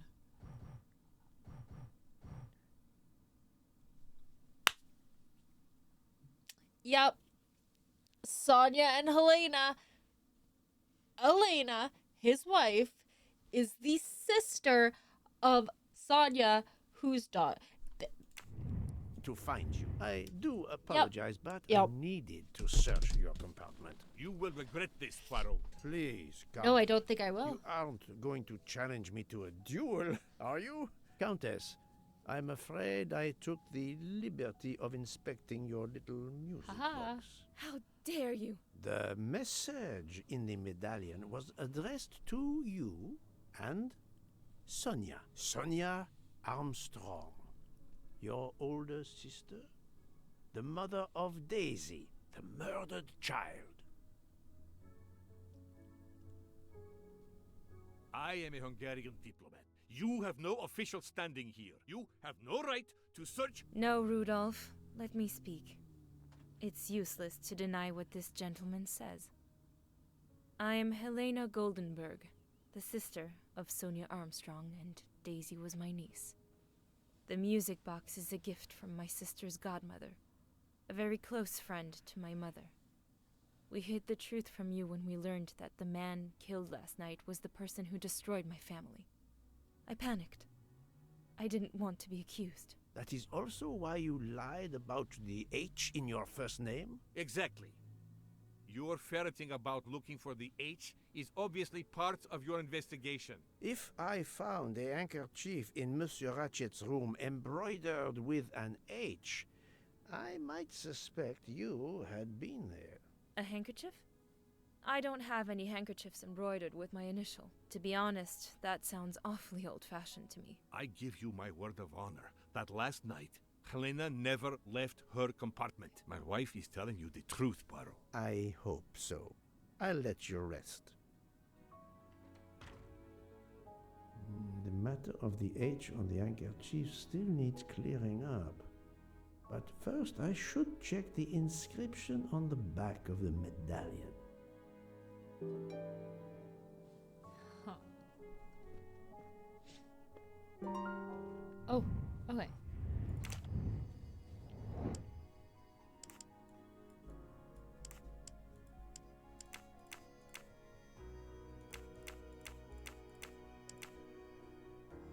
H. I just want to make sure it's the right H. Okay, yeah. H A T A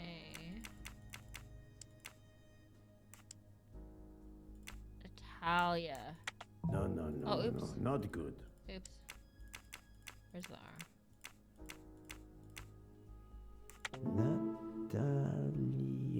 Natalia. Oh.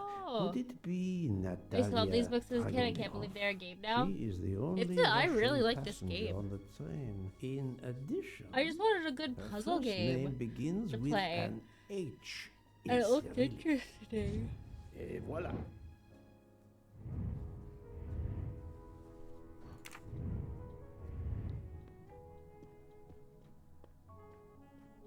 Okay. Now I go back to her. Never mind, wrong room. Back this way.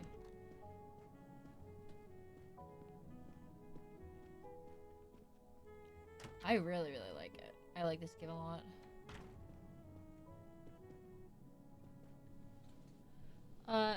It definitely looks interesting. I kind of want to play them now. Do you know if they are on Xbox? I don't know. I got it on Steam.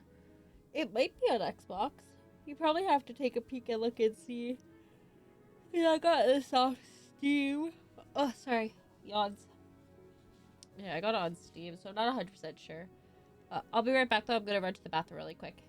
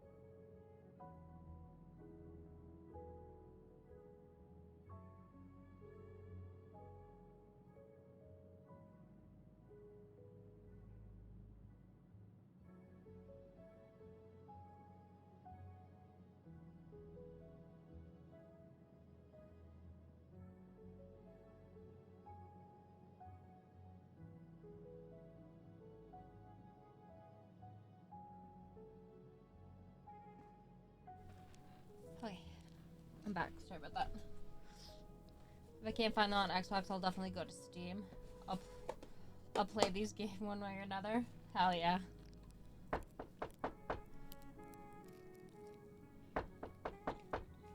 I am not prepared to receive anyone.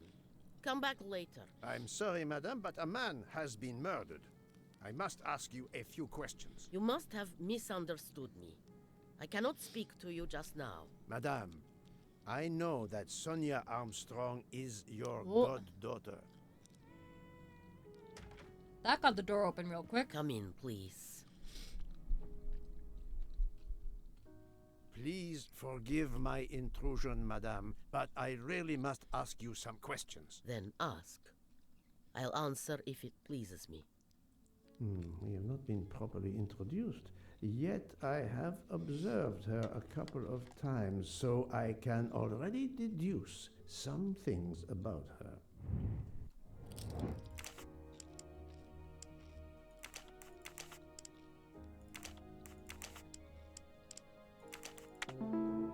Damn, she's old. I'm right again. That happens to me a lot. I will first ask you about last night. Will you tell me your movements? I went to bed just after dinner. I read until 11, then tried to sleep. Later I woke. What caused you to awaken? I suffered from back pain, a consequence of old age interfering with an active life. I called Schmidt around 12:45 a.m. to give me a massage. She did so until I fell asleep. How long was she with you? A good hour, I would say. I see. The first initial of your first name, Natalia, in the Cyrillic alphabet looks exactly like the letter H in the Latin alphabet. I'm Russian, Monsieur Poirot, and I was the head of a museum of antiquities in St. Petersburg for decades, until I moved to Berlin recently. I'm familiar with Cyrillic. This handkerchief is yours, isn't it? Yes, indeed. I lost it. It was found in Monsieur Ratchet's room. Can you explain to me why Madame Schmidt didn't identify the handkerchief? She must have known it was yours. Possibly to protect me. She is very loyal. Your next question will be, how did my handkerchief come to be lying by a murdered man's body? My reply to that is that I have no idea. That is not an answer, madame. It is all I am able to give you. I must tell you, Princess Dragomirov, I have discovered something astonishing. And that is? You are Sonia Armstrong's godmother. You make that sound like a revelation. I have never hidden the fact, monsieur. You knew Colonel Armstrong well, then? I knew him slightly, but his wife, Sonia Armstrong, was my goddaughter. I was on terms of friendship with her mother, the actress Linda Arden. Linda Arden was a genius, one of the greatest tragic actresses in the world. I was not only an admirer of her art, I was a personal friend. Very well. But this links you to the Armstrong kidnapping case. Elena Andreni is the sister of Sonia Armstrong, the late mother of Daisy Armstrong, kidnapped and killed by the man who was murdered on this train, Ratchet. Indeed. Was it he? Then justice has at last been served. Allow me to summarize. Do I have a choice? First coincidence, I shall call it. You are close to the Armstrong family, and the presumed assassin of Daisy Armstrong was killed while you were on board the same train. Second coincidence, your handkerchief happens to be found at the foot of the victim's bed. Third coincidence, one of the stab wounds inflicted on the body was by a left-handed person. You are left-handed. That is a lot of coincidences, Princess Dragomirov. Well, Monsieur Poirot, call it fate. If you report to the police your coincidences, they will laugh. A woman of my age and frailty has violently murdered a man?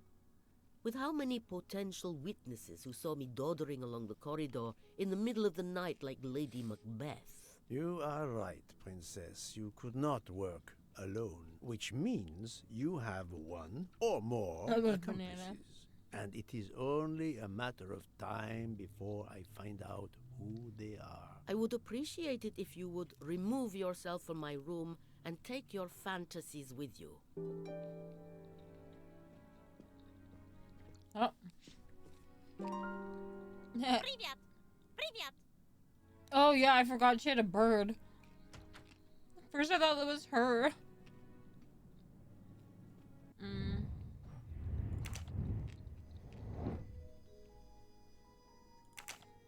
Okay.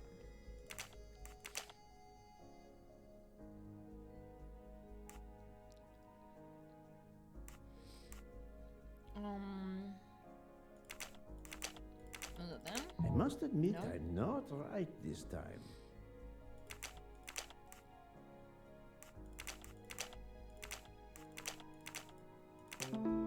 There we go. That's Do the we have right suspects answer. yet other than the grandmother? Or the godmother? I mean, there's lots of people that seem somewhat suspicious, but nothing like solid. Where's Buke? Oh, he's right there. Thank God. Oh, Poirot, you're there. She hasn't moved, but she seems to be waking up little by little. What about you? Your investigation progresses? I find Oh, sorry, myself bless me. helping everyone with their problems before they can help me with mine. I have shifted boxes, helped with hangovers, repaired an orange juicer, unlocked some Russian dolls, all so my investigation can proceed.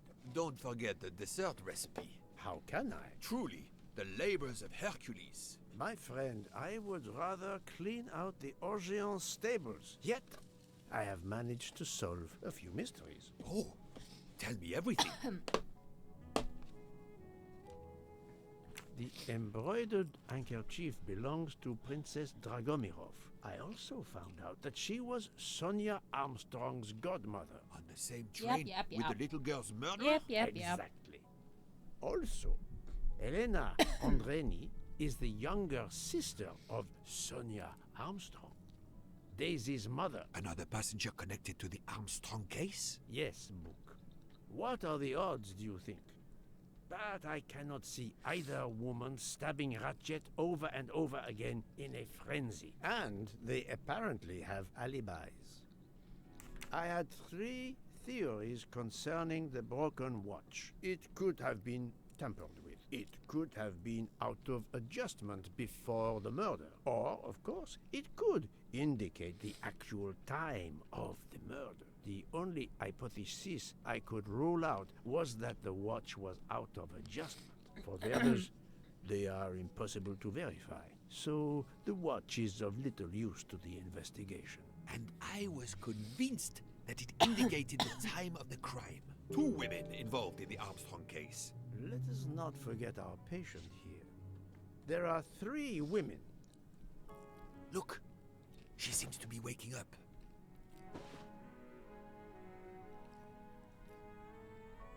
What's happening to me? Did I fall asleep again? Indeed, Mademoiselle Locke. Did you take any medication? Sleeping pills, for example? No, I never use sleeping pills. I inspected your cup. Schmidt You gave can her clearly food. see that there is a residue of something at the bottom. I'm sure a lab test would confirm you were drugged. Most likely an overdose. That would explain your battle to shake off the effects. You think Fräulein Schmidt did it? She certainly had the most opportunity, but Residue. why would she? But no one knew who I was. It's impossible that someone deliberately targeted me. Are you sure about that?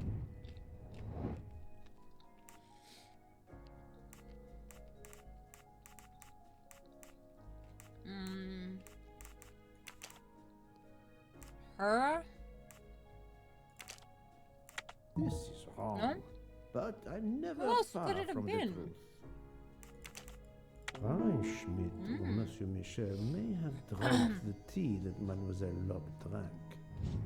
Fräulein Schmidt or Pierre Michel could have drugged your tea. They are really the only two people on this train who could have done it. But why would either one do it? Mr. Poirot, I'm feeling much better. I'd like to bring you up to date to why I ended up on this train. If you are able, I would very much like you to finish your story. Very well then. After the Daisy Armstrong case was officially closed, I put out a standing request to the police departments in the Boston area for anything on Michael Clark. But he didn't turn up on their radar. I even set up an anonymous tip line for news about Clark. That's how I met Braid, a sketchy contact on the dark web, but they found nothing I could use. Oh, another flashback. 4 long years passed without anything new. Every day I looked at the evidence board I put up in my apartment bedroom. Then this morning, a police report landed on my desk that changed everything. I paid a visit to the police property room and took home a box full of clues. There was his name. Michael Clark.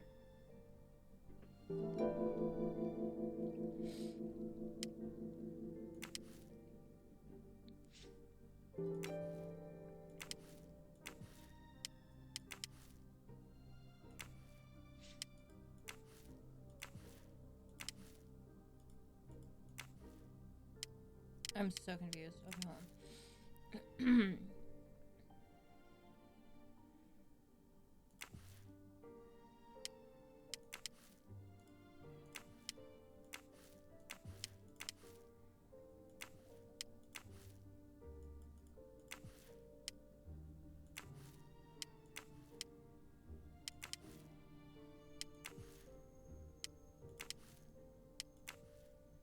I don't understand what I'm doing right now. I'm just clicking on things.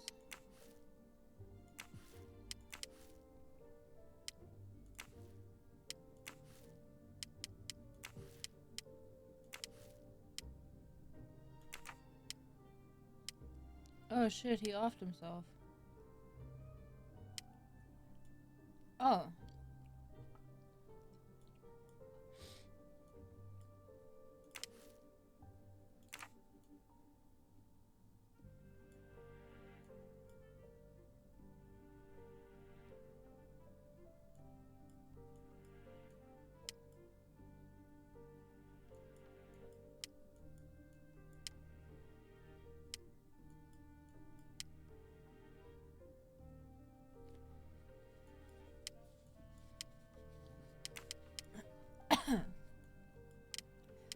I have no idea about that stuff, so I'm gonna just, oops. Don't know why I tapped out. I've read it probably 10 times already, but I can't get enough of it. Don't know why. Maybe because it helps me sleep?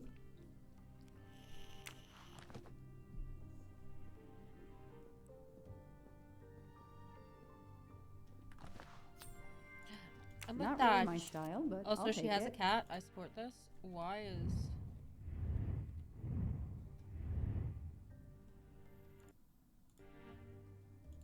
Hold on, something's being scuffy.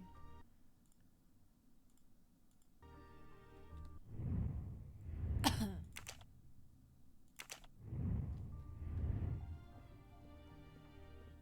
for some reason, my mouse is... Kitty! I know I have to stop printing. It's bad for the planet. I don't have time to check the latest crimes. I need to focus on Daisy's case. Why give me the option?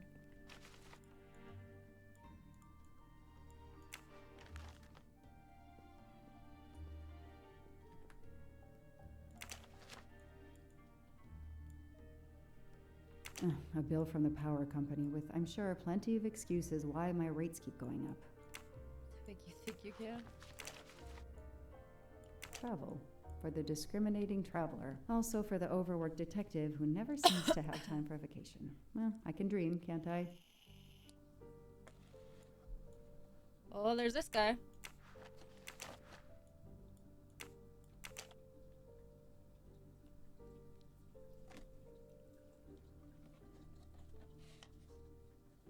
Wait. This Michael Clark doesn't look like the same Michael Clark we met. Because that was his name, right? Michael Clark? Body of investigative reporter Michael Clark was found buried in his... Oh, wait! The Michael Clark we met isn't actually the real Michael Clark.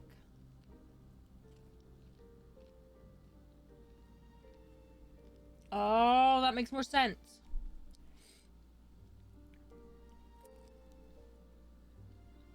This is Michael Clark? He doesn't look anything like the journalist I interviewed. Michael, you have earned a place on my evidence board. Years of no new leads in the Armstrong case. And then this. Michael Clark, the sarcastic reporter, my prime suspect in the kidnapping, murdered 4 years ago?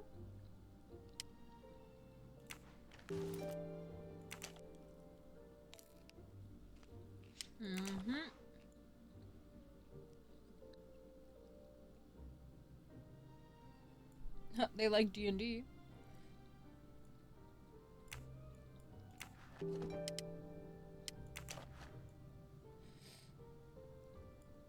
Fluffy. Daisy's plush toy. The lab team found this keychain in the cabin, but they wouldn't have bothered to examine the keys once the DA shut down the investigation. Definitely not a twin. Tossed in the evidence box along The with guy was everything else. It's being unusual him. not to demand a closer look. The guy was claiming to be him. So he definitely murdered him and stole his identity. Oh shit.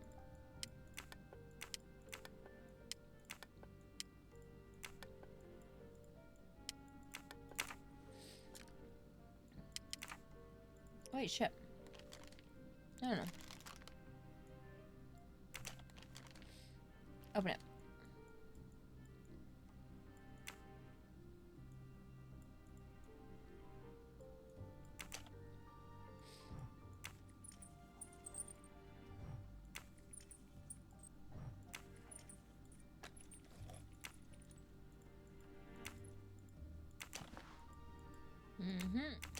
A USB key.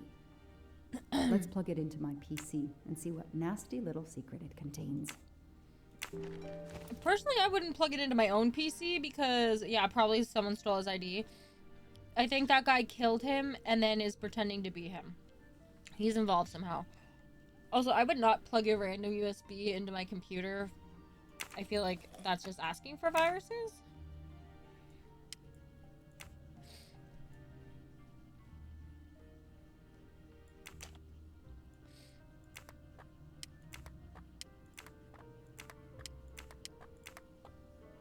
Oh shit. What do they call this? Brass knuckles? Knuckle dusters? Illegal in Massachusetts. Possession alone can lead to serious jail time.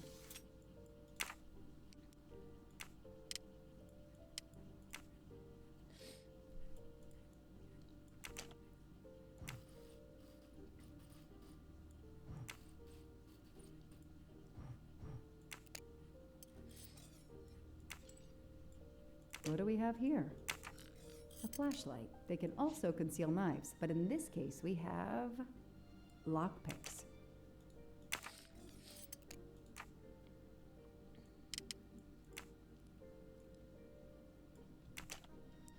Three, 5, 6, 9. A key knife. They sell them on the internet for self-protection. Okay. 3, 5, 6, 9. Alright, so 3, 5, 6, 9. Yeah. What do we find? A capsule and a smell. Yeah, never plug USB into your own computer. At least use a library computer. Exactly. What do we find? A capsule and a smell. Bitter almonds. Cyanide. Okay. So clever. All that evidence, and yet no DNA found.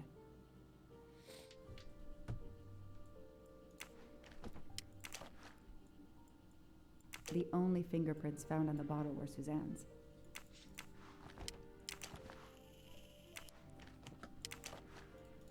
Hello? No. Suzanne's hair, so conveniently left in the cabin for us to find.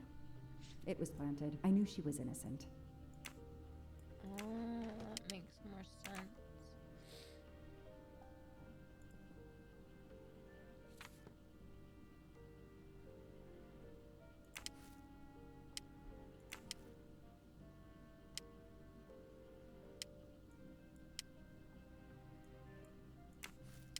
I knew it. The faces don't match at all. They are clearly two different men. I should run facial recognition on my computer. Someone gotta murder this lady already. This man is an imposter. Yup.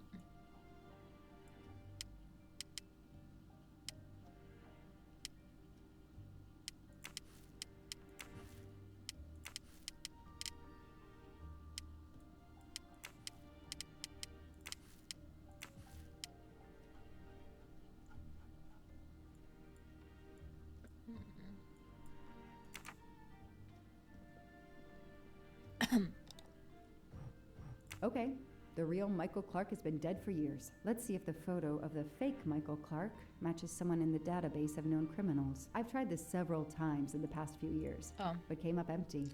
It's this one. Maybe whoever he really is. Shut up talking! Has finally made a mistake. No, that doesn't look like him. No? That could be him, but he looks pretty different. What's changed? Yes. Hair? He seems different at first glance, but still, it's the same person. Okay. Glasses. Nice. Beard. He's changed his appearance a lot. Probably had some plastic surgery on his nose, but there is no doubt it's the same person. Let's see why he was arrested. Armenia.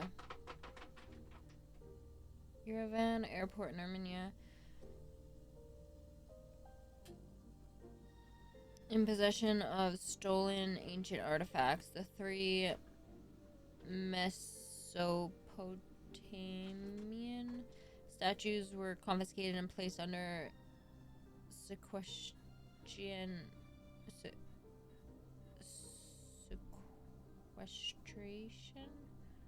by the court. The man paid bail. The trial is set for January 5th, 2024. Mr. Ratchet, you didn't just steal statuettes. What recent information does the database have on you?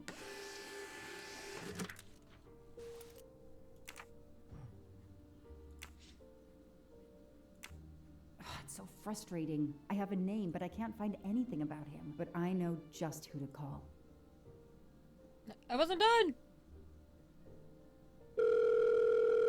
Oh my god, why is that so loud?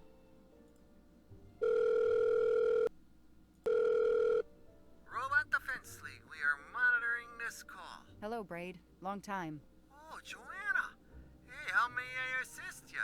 I need you to search the dark web. Yeah, can you narrow that down a little? Because, it's pretty big and pretty dark out here. Could you find intel about a Samuel Ratchet? Samuel Ratchet.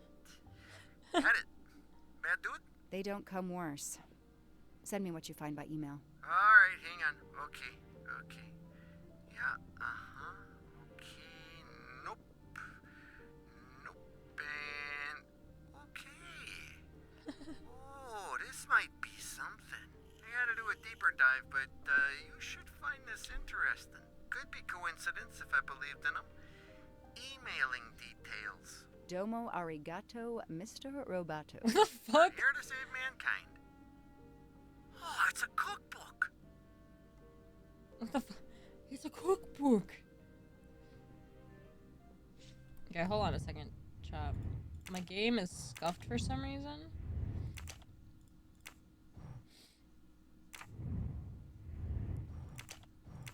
So I'm quitting and then I'm gonna reopen it.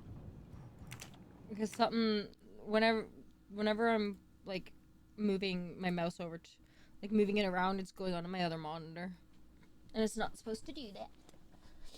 I have to tab out if I want to get out of this game. Oh my god, it's so loud. Stop! Why are you so loud?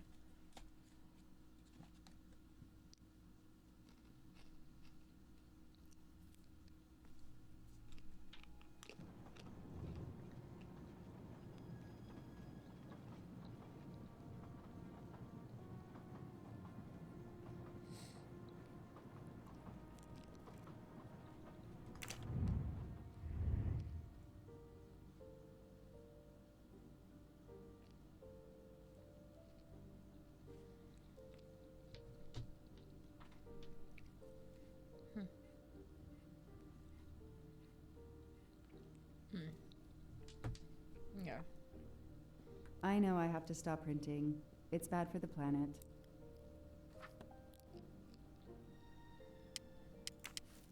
Goodbye, Michael Clark. Hello, Samuel Ratchet, the man who stole your identity and your life.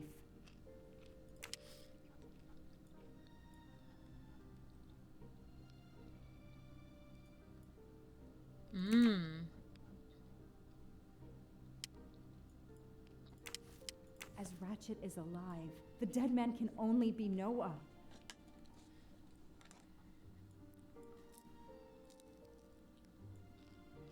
Oh, that was the boy from.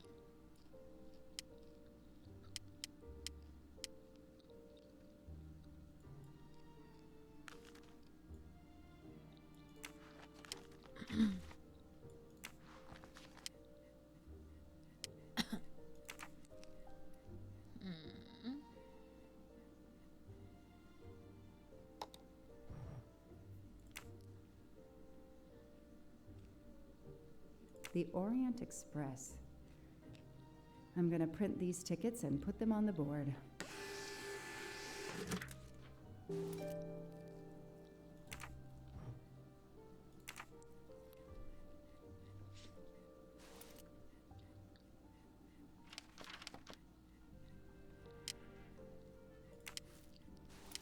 This is Ratchet's ticket. The person traveling with Ratchet has the same last name as my district attorney during the Armstrong case?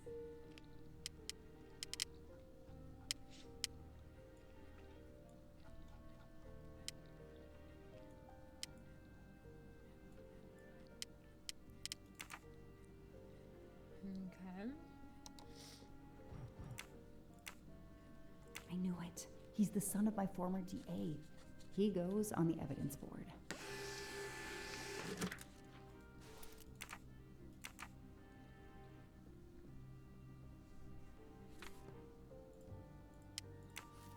Here's what Hector McQueen looks like.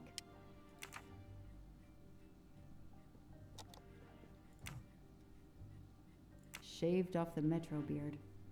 But I'd recognize that smug bastard anywhere. The man I interviewed 4 years ago posing as Michael Clark. This goes on the board.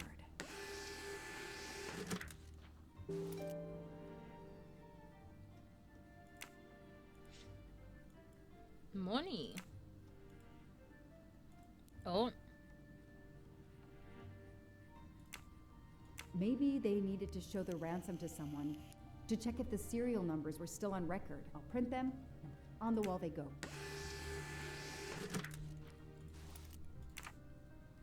Absolutely nothing on this Cassetti. His driver's license is almost surely a fake.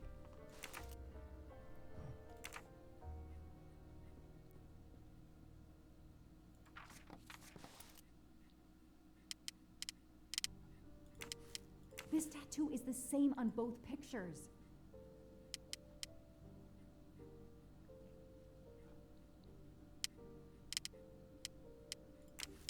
So, Ratchet's real name was Cassetti.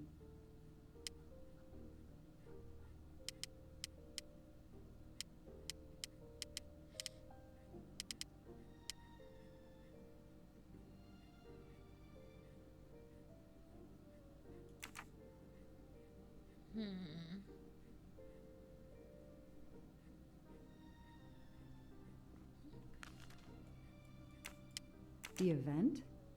Some old train. But that face, that man, Oh. The Orient Express departs from Istanbul next week. Interesting. I'll put it on the board. Okay.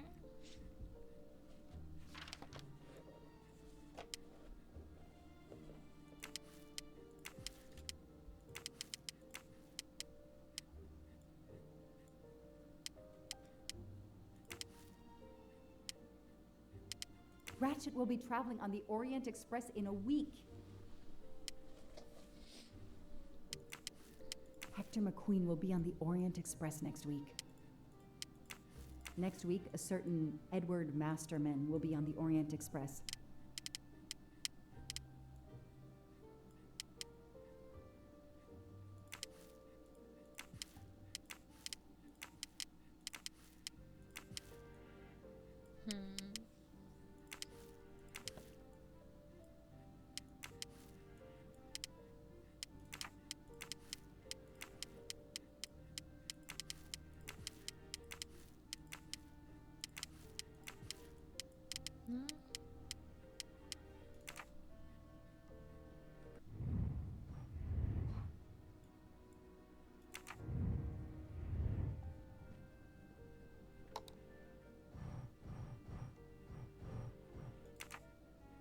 I know I have to stop printing. It's bad for the planet.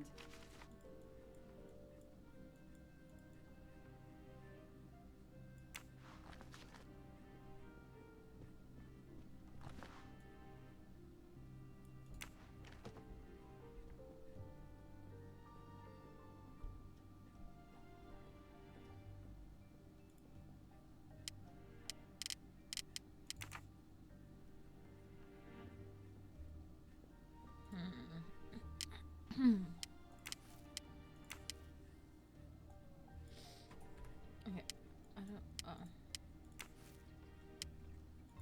Foscarelli will be on the Orient Express next week.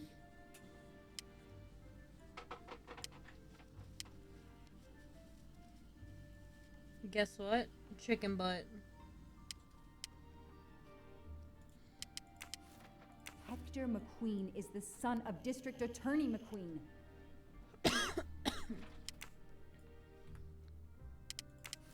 I know that face. That's John Armstrong's driver. Oh. Damn, Ratchet is taking the Orient Express next week. McQueen, the district attorney's son, is too. Foscarelli, the Armstrong chauffeur, is too. It can't be a coincidence. McQueen and Foscarelli must have decided to take revenge and will undoubtedly attack Ratchet on this train. I have to be on the Orient Express to stop them. Damn you. And above all, I must stop Ratchet. But I can't do it in Istanbul because there's no extradition treaty with the United States. Ratchet can never be judged in the US without an extradition treaty. I'll have to wait until he's in Paris to have him arrested. Okay.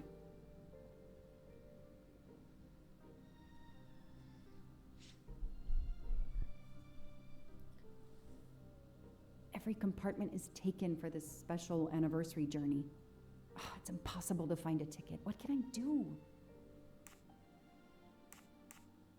Let's find out who's traveling on the Orient Express. Time to call Braid.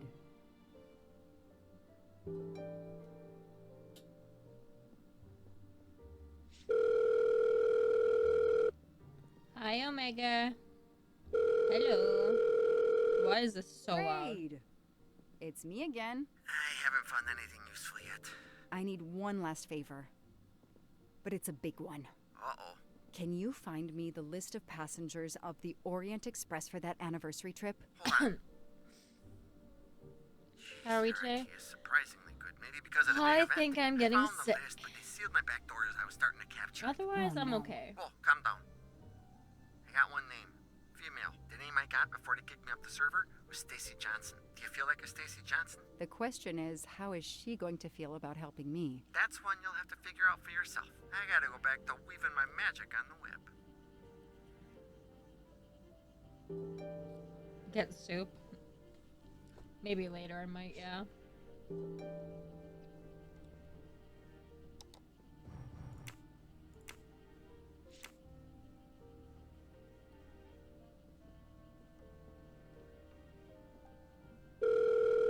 Oh my god. What kind of soup? Oh, chicken noodle soup is my favorite. Hello. Is this Stacy Johnson? Who's asking? My name is Joanna Locke. I'm a police detective. And I'm just an actress. Now what did I do wrong? Nothing. I need your help. I need to take your place in the Orient Express. Is this That a sounds joke? pretty good, yeah. No way. Or make some and not share. What the hell? Do you remember the Armstrong kidnapping? Of course I do. That poor little girl. I'm a police officer. I have a new lead that may help me find her killer. Wait, didn't they prove it was the nanny? I have found compelling new evidence. I've reopened my investigation. You know, I had my doubts about the murderous nanny. I played a nanny a couple years ago in a slasher. I was killed in the first episode, but it got me interested in helping kids. Stacy, please. You say you help kids? Well, I joined a couple of associations who are trying to help underprivileged kids. If this little girl's real killer is still out there somewhere, I'd do anything I could to help. Getting me on that train will help more than you can imagine. So, you want my ticket for the Orient Express? But I booked it months ago. I was so much looking forward to this trip. I'll give you twice what you paid for the ticket. You think I care about the money? You still don't get it, do you? I'm hanging up. Goodbye. Wait. Damn it. Stacy, I can tell you care about kids. Here's your chance to help put this beast in prison for the rest of his life. Think of the publicity for those causes you care about. Think about the kids. The kids? Yeah. All right. We'll do it for Daisy and the kids who suffer. I'll take care of changing the tickets to your name and send it to you. Get him. Make him pay. I will. Thank you so much.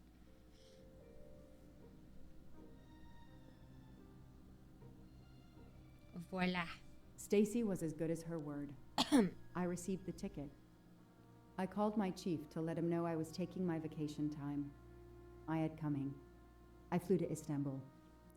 I was finally going to nail the monster responsible for Daisy She Armstrong's sounds so death, unreal about the kids, Michael yeah. Clark's death, even his accomplice, and, I suspected, so many others as well. You know the rest.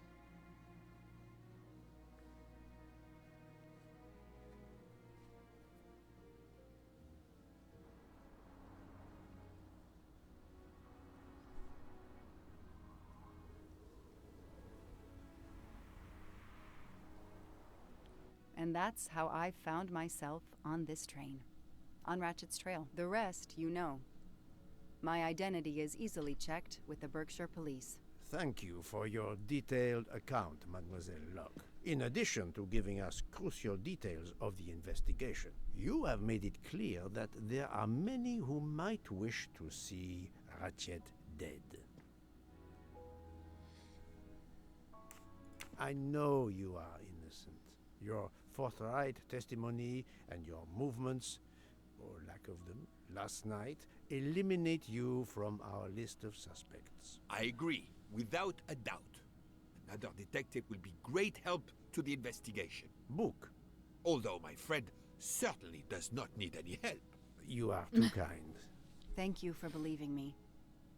I'd like to help in any way I can. Do not worry, Mademoiselle Locke. Already I see things more clearly. It's obvious whoever drugged you was trying to derail your investigation. You mean the person who did this to me is Ratchet's killer? Both Monsieur Michel and Fraulein Schmidt had the means and opportunity to drug you. While you get your strength back, I intend to interview them. Excellent idea, my friend. All this excitement has whetted my appetite. I'm sure Mademoiselle Locke won't say no to a good, invigorating meal. What? No. I want to hear what the conductor and Fräulein Schmidt have to say for themselves. It is my duty to ensure the well-being of the passengers. If Dr. Constantine has no objection, I will escort you to the restaurant car. On the contrary, some food will do her the greatest good. Well, I'm still a little shaky. Mr. Poirot, will you please keep me informed about what you learn? You may be certain of it.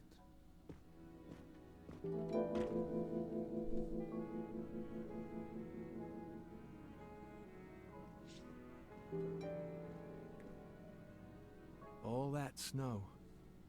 Are you familiar with the concept of entropy, Monsieur McQueen?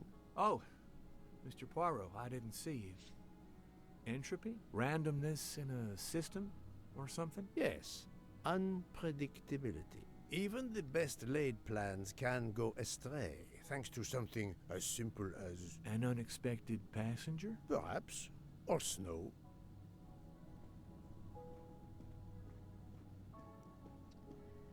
Okay. I don't know where Schmidt Schmidt was back here. I don't know where the other guy is. I have nothing to ask them at the moment. I should leave them alone. Ah, but I wanted the goss.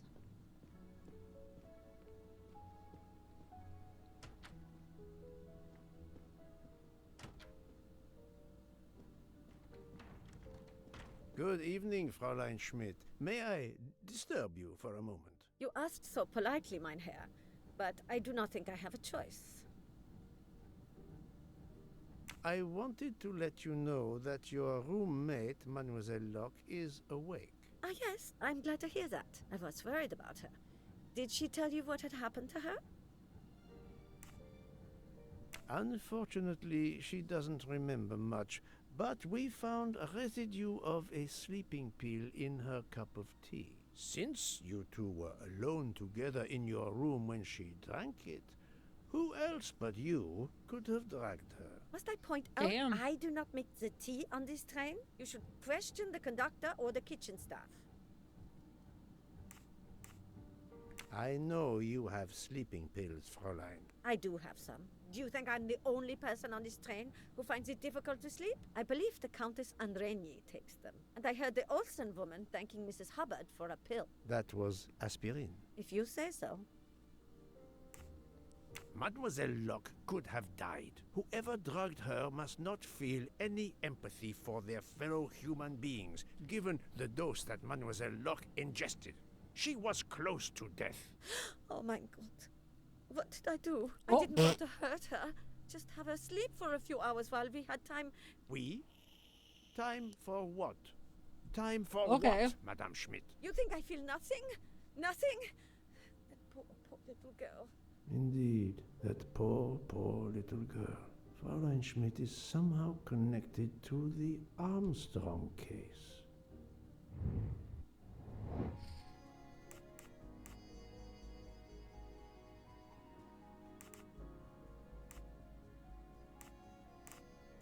No, not good.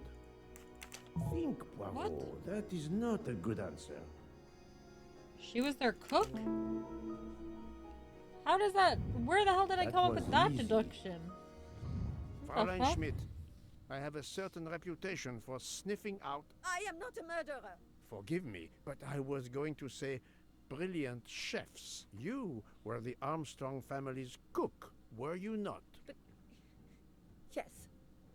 I was the cook of that lovely, lovely family. I'm sorry, but I must ask you to give me some time to collect myself. It wasn't supposed to be like this, my darling, my poor darling child. I will give you that time, Fräulein. You have given me much more in exchange. I must check in with my other suspects to make certain I have all the pieces of the puzzle in my possession. Who the heck is the conductor? Can I get you something, Monsieur Poirot? Everyone is so tense. An aperitif soon, Monsieur Fauchet, with pleasure, when the matter is resolved. How has this detective around so many murders happen around him? How does he end up in these spots so often? I have no idea.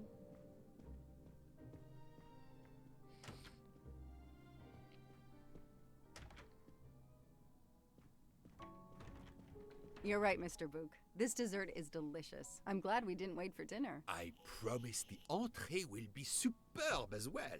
Detective Locke, you are recovering well, I see. Yes, I should be helping with the investigation. Do you know who drugged me? It is early yet for conclusions. When I return, then we shall see. Do not worry, Poirot. Schmidt admitted it was her. Why am I not telling her? Otaru, Freya, and yours truly are looking after her. What? She literally confessed to it. Why would I not tell her that?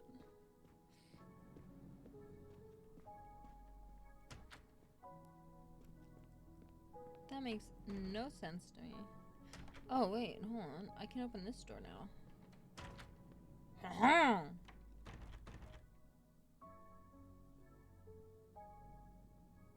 Good evening, Michel. Am I bothering you? You seem stressed. With everything that's going on, I must admit it's Hello? difficult to be relaxed. Of course, I understand. Especially since Why was we I hearing a know door? that Detective Locke's tea was drugged before it was served to her. Detective? Come now, Michel. Surely you would have taken the opportunity to search her things and found her badge. Luckily, she woke up and was finally able to tell us her story. Otaru boiled the water, Jean made the tea. I just brought it. Sir, it could have been any of this. You just going Your crazy? defense is to accuse others?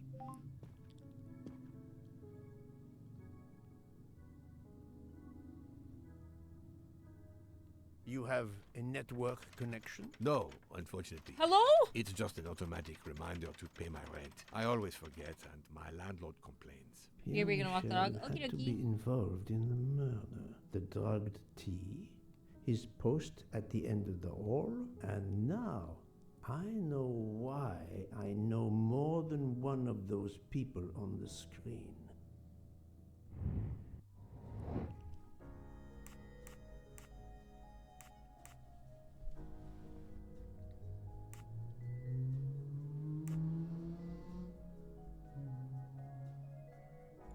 Fantastic.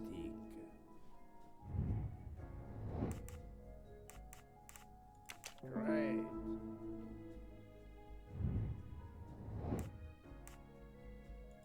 Yes. I'm right again. That happens to me a lot. You are the father of Suzanne Moreau, Daisy Armstrong's nanny. My condolences on the death of your wife. What? But my wife... Enough lies. Suzanne does not bear your name? No. Suzanne's mother and I were divorced. Suzanne kept her mother's name. My most sincere condolences, Monsieur Michel, on the deaths of Suzanne and your wife. This job, I loved them, but I was never there for them. Then, a year after the divorce, Solange became ill. Suzanne took her to this special hospital in the US. Got that job as Daisy's nanny. I understand your pain, and the reason that led you to drug Detective Locke. We really can't hide anything from you, can we? Many have been foolish enough to try and keep the truth from Hercule Poirot. Yes, I admit, I drugged the tea. But it was only to keep her quiet, until I could... But she reacted so much to the sleeping pills. She was lucky, as are you, that she didn't die. To be frank, there is one more thing that puzzled me, but I think I understand now.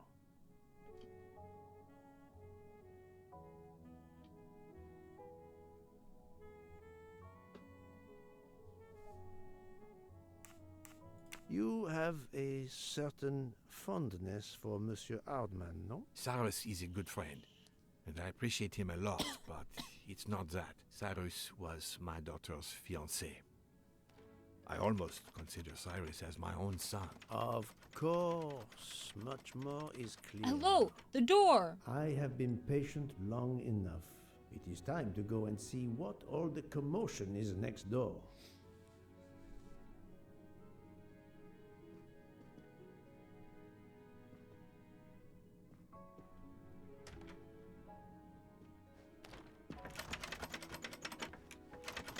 Monsieur Hardman, excellent. The gods who watch over detectives must have trapped you here.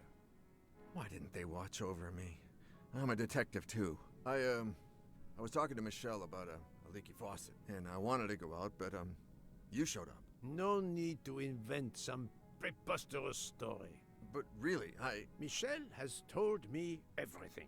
You are the fiancé of Suzanne Moreau, his daughter. Oh. I see. Surely this is not a big surprise to you. No. Suzanne was the only woman I ever loved. And I failed her. We got into a spat. It was nothing, but I was too proud to apologize. We weren't speaking at all. Suzanne never really cared for that guy, Noah. She would have forgiven me. If only... If only... If only. A common refrain between lovers who quarrel. Obviously, Pierre Michel and Fräulein Schmidt both drugged Detective Locke's tea, causing the overdose. No wonder she had so much trouble waking up. Time to report my findings to her and Book. A mustache. Another golden mustache to treasure.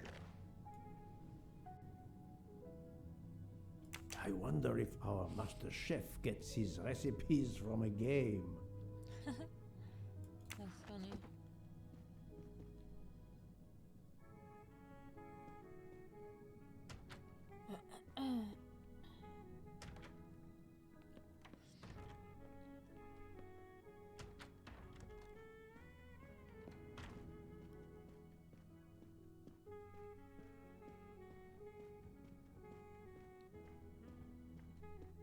So, my friend, tell me, you have something new? Mademoiselle Locke, I know who drugged you. Fräulein Schmidt and our conductor, Pierre Michel, both admitted putting sleeping pills into your tea. This explains your overdose. They are relieved you are recovering. Michel drugged a passenger? On behalf of the company, I offer my apologies to you, Mademoiselle Locke. Michel will answer for this outrage. Both of them? I was pretty sure about Fräulein Schmidt, but I admit that I did not suspect the conductor. Mademoiselle Locke, this... Michel... Both of... I have uncovered multiple connections with the Armstrong case. Pierre Michel is the father of Suzanne Moreau, little Daisy's nanny, and Monsieur Hardman was Suzanne's fiancé. As for Hildegard Schmidt, she was the cook of the Armstrong family. What a coincidence, don't you think? But it's incredible! What are the odds that so many people linked to that tragic affair ended up on the same train? About the same as you winning the lottery, my friend. I wasn't the officer who interviewed Fräulein Schmidt back then, so she couldn't recognize me here on the train. How could they know who I was? There were other passengers who might have. Or she may have seen you when you visited the Armstrong home. It is now clear to me that some of the clues to this elaborate plot were staged for my benefit.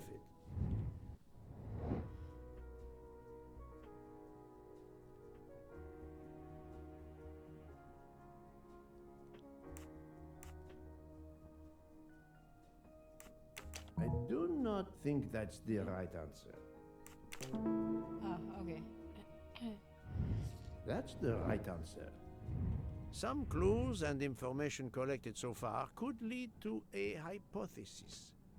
The murderer boarded the train in Vinkovsky, killed Ratchet, and then left the train immediately. How did you come to that possibility? Monsieur Hardman told me about a short man with a high-pitched voice who threatened Ratchet. Imagine for a moment that this man, wearing a wagon-lit conductor's jacket, killed him while Michel was on the platform at Vinkovsky. This murderer then hid the conductor's jacket in Detective Locke's room, then fled before the train left.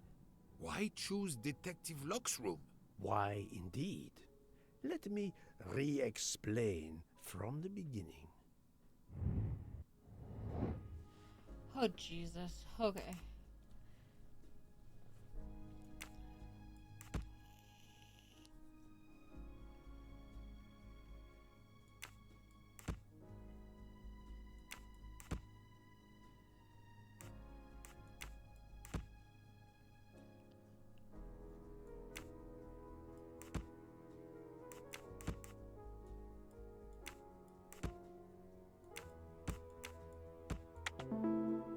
Hell yeah. Et voilà. Mon Dieu! Oui! That must be it! Everything fits so well! It fits too well, my friend. Other clues lead to a second hypothesis, much more plausible.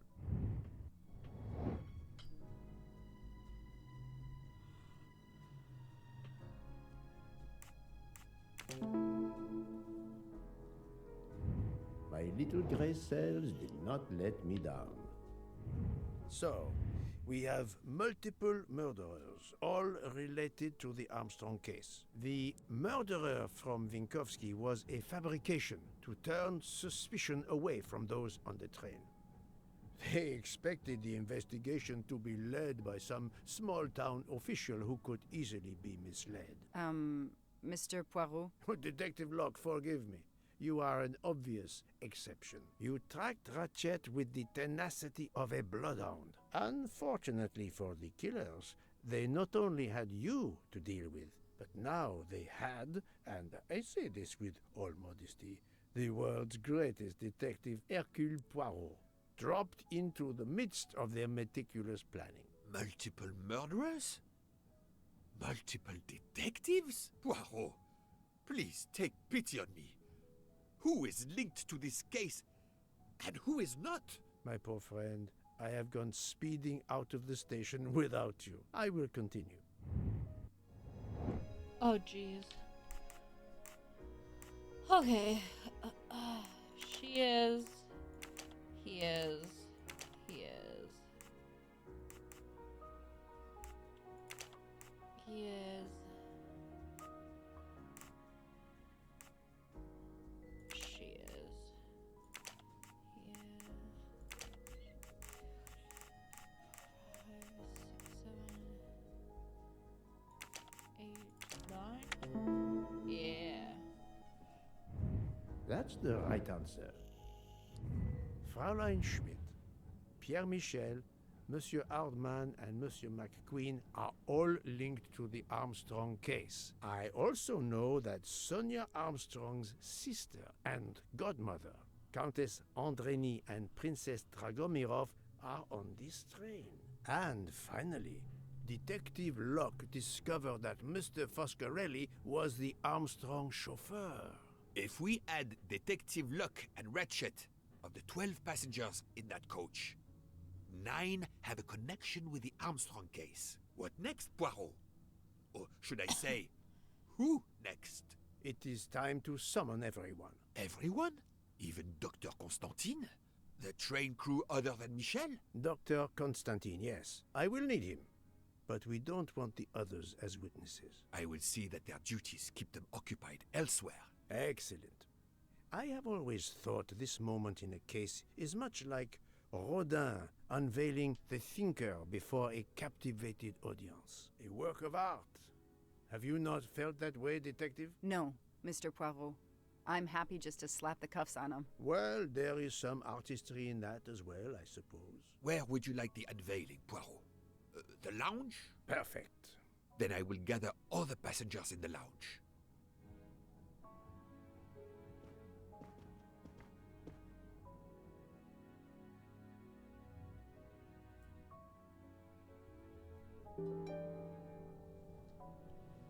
Okay.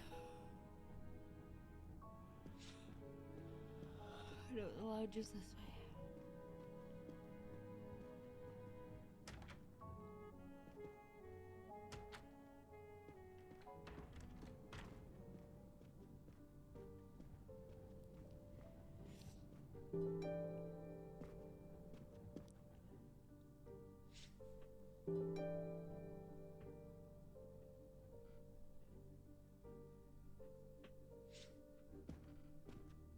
I don't even know which one of them it Are the was. train crew locked in their quarters? Yes, they are. Then the stage is set for the final act. Ladies and gentlemen, I have gathered you together to hear my reconstruction of the murder of Samuel Edward Ratchet, also known as Cassetti. There is not one, but 2 possible solutions of the crime. I shall put them both before you, And I shall ask Monsieur Bouc and Dr. Constantine here to judge which solution is the correct one. 2 solutions? Mr. Poirot, I am hardly qualified. Nevertheless, your assistance is required. Now, you all know the facts of the case. Ratchet was found stabbed to death this morning. He was last known to be alive at 12:37 a.m. last night when he spoke to the wagon-lit conductor through the door. His watch was found to be badly dented, and it had stopped at 1:15. Dr. Constantine, who examined the body, puts the time of death as having occurred between midnight and 2 in the morning. At half an hour after midnight, as you all know, the train ran into a snowdrift. After that time, it was impossible for anyone to leave the train. So, here is my first theory. The enemy, as Ratchet expected, joined the train at Vinkovsky by the door left open by Captain Arbuthnot and Monsieur McQueen, who had just descended to the platform. He was equipped with a wagon-lit jacket, which he wore over his ordinary clothes, and a pass key which enabled him to gain access to Ratchet's compartment in spite of the doors being locked. Ratchet was under the influence of a sleeping draught. This man stabbed him with great ferocity, 12 wounds in all. He left the compartment through the communicating door to Madame Hubbard's compartment. Yes, that's so. Scared me half out of my wits. The murderer thrust the dagger he had used into Mrs. Hubbard's handbag in passing. Without knowing it, he lost a button of his uniform. Then he slipped out of the compartment and along the corridor. He put the uniform jacket into Detective Locke's suitcase to cast suspicion on her. And a few minutes later, dressed in his ordinary clothes, he left the train just before it started off again, using the same means for egress, the door near the dining car.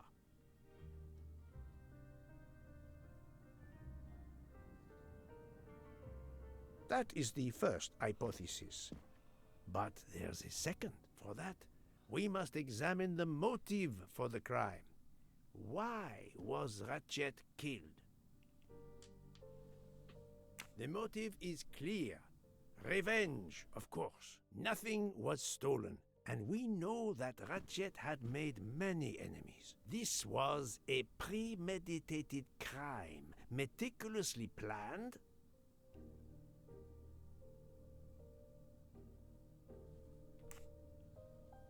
Since the kidnapping and death of little Daisy Armstrong, which traumatized many people close to the family. Even when the police concluded that it was Suzanne Moreau, questions remained. Detective Locke continued her investigation, as did others. They became convinced the truth lay elsewhere. We now know who the real murderer of Daisy is. It is clear now that Daisy's killer was Ratchet, also known as Cassetti and Michael Clark and how many other names. But of course, many of you have known this for a long time. It is obvious that the 12 stab wounds are not a random number. Dr. Constantine's analysis revealed that some stab wounds appeared to have been caused by a right-handed attacker. Others indicated the knife wielder was left-handed. Some wounds were deep, more than one fatal, yet others were not much more than mere scratches. What can explain these discrepancies? This leads us to an obvious conclusion. They are symbolic.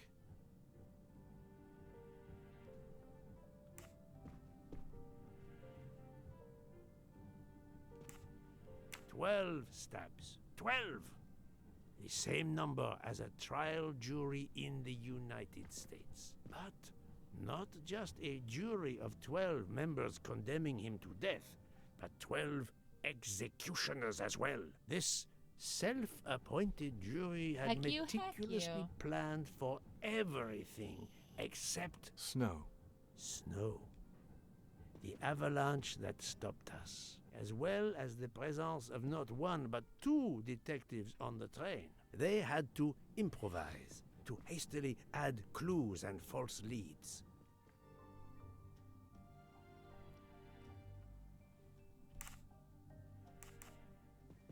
The time on Ratchet's broken watch was deliberately set to conceal the true time of the crime.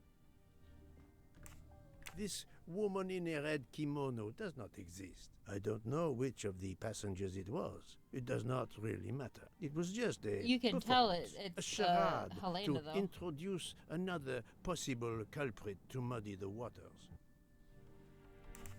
The vial of vaping liquid incriminated Captain Arbuthnot. However, he had a solid alibi confirmed by Monsieur McQueen. Impossible then to suspect him. The conductor's jacket, found in Detective Locke's suitcase, was put there only to cast suspicion upon her. All these false leads were intended for me. But I am Poirot. I understood the truth. We have a train full of suspects. It's time to identify who the real culprits are. Let's start with Detective Locke. No. I don't personally think she did. Planting the conductor's jacket in her suitcase was an attempt to implicate Detective Locke, but she couldn't fake her drugged condition. Dr. Constantine can testify that the drugged tea incapacitated her for hours, and she had 2 relapses. Let us move on to Monsieur McQueen.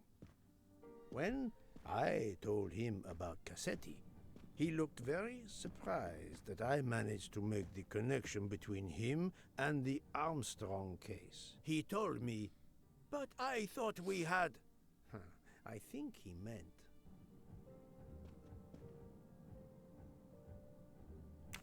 You thought you didn't leave any real clues linking the murder to the Armstrong kidnapping. Moreover, you insisted that Ratchet did not speak French when you knew I had heard a voice calling out in French that was supposed to be Ratchet.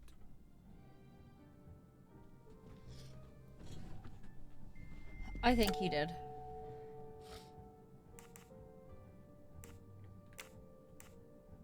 You took some pleasure in leaving me false clues, I think. It Get a was quite snack? I annoying. just ate. But I do need to you get another told drink, me though. yourself that your father was the district attorney who did handled the just have a snack, Armstrong though. case. The case haunted my father. At first, he believed Suzanne Moreau had helped her boyfriend, Noah, to kidnap Daisy, even though there were questions that went unanswered, and a young policewoman refused to let it go, continuing to find discrepancies, but never enough to reopen the official investigation.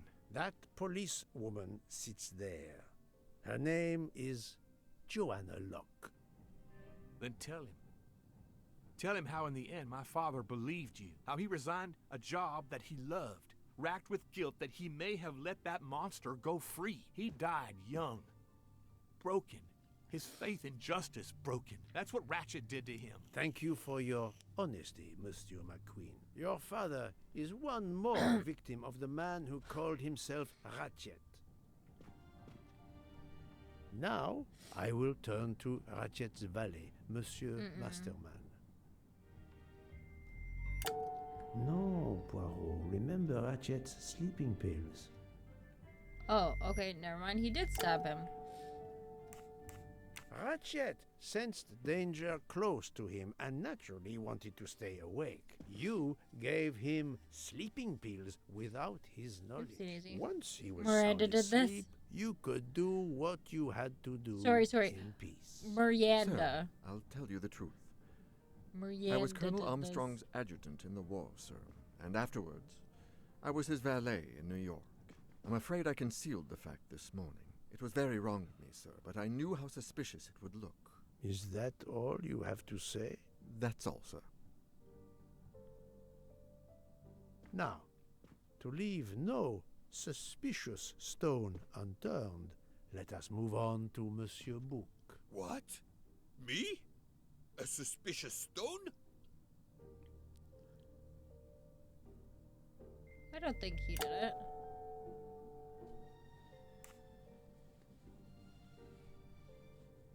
Bouc, my friend, of course you are not guilty. If you did everything I thought you did it, could I'd to say get it. me The on dummy this did train. it. What madness Jackass. would cause you to ensure, and I speak with all modesty, that the best detective in the world could be present to witness your crime? But doesn't our friendship count as well? Most assuredly, but a murderer can wear all sorts of masks, including friendship. Let us consider our ever-efficient wagon-lit conductor, Pierre Michel. Yes, because his daughter got killed. No, that is his motive.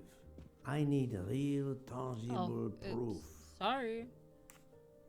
Your admission that you drugged Detective Locke immediately incriminates you, but the murder could not have been possible without your very capable assistance. Your knowledge of train procedures made the murder possible, and your position in the corridor of the train allowed you to be the perfect alibi for several passengers.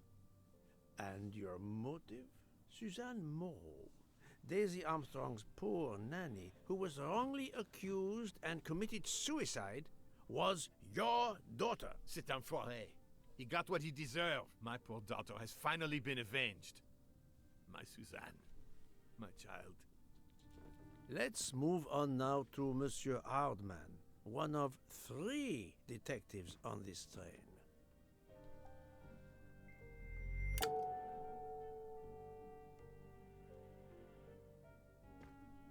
Monsieur Hardman, I think you are a real detective, but you were never hired by Ratchet. Your alibi was that you were watching the corridor to protect Ratchet, which, of course, you never did. You protected Pierre Michel.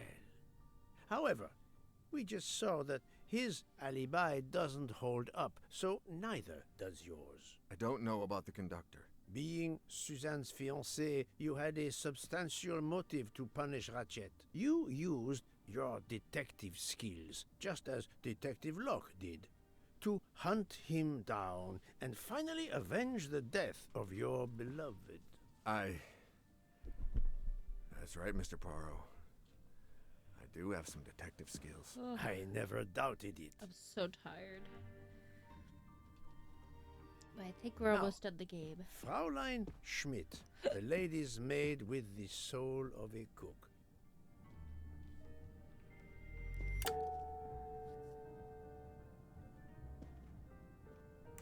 Fraulein Schmidt, you told me of your remorse for drugging Detective Locke. I believe you are sincere. However, as the cook of the Armstrong family, you experienced the drama from within. The death of Daisy, then Sonia Armstrong, who died in childbirth, and finally, Suzanne and John Armstrong. So much misfortune in that poor family. The death of this criminal is only justice. Let us move on to Countess Andreni. I was impressed by the earnestness of her husband when he swore to me solemnly on his honor that his wife never left her compartment that night. Should I believe it?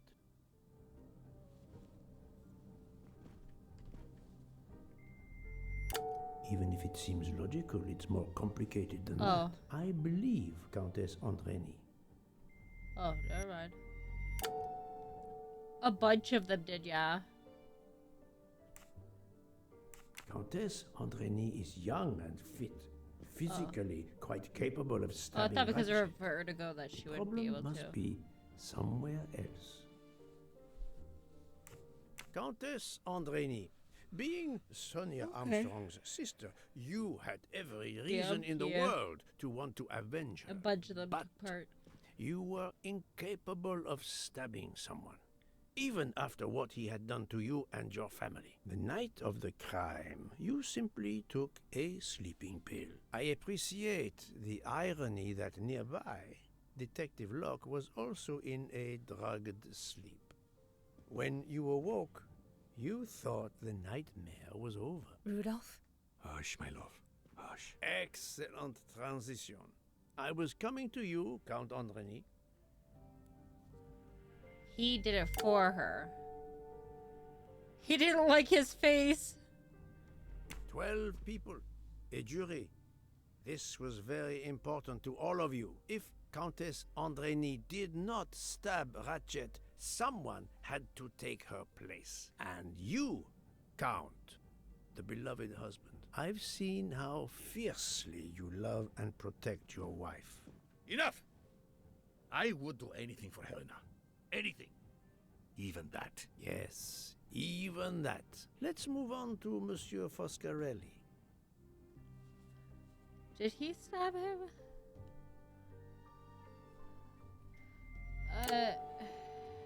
I do not... Wait, he did? He was just the driver. Detective Locke found out Okay, I that guess you were the so these guys just Armstrong got- chauffeur, and just that you plan to here, I travel got on the it a same few train times. You at want the a same turn? Oh, yes, time thanks as for the knife. Ratchet. Yeah, basically. That is what made her decide to obtain a ticket as well. Unfortunately, she could not prevent the murder. I thought you were the best detective. Shut the fuck up. Have you lost your tongue, Mr. Foscarelli? Oh, Daisy. She was the delight of the house. Tonio, she called me. And she would sit in the car and pretend to drive me. And you, Mademoiselle Olson, a champion for the immigrants, a worthy calling.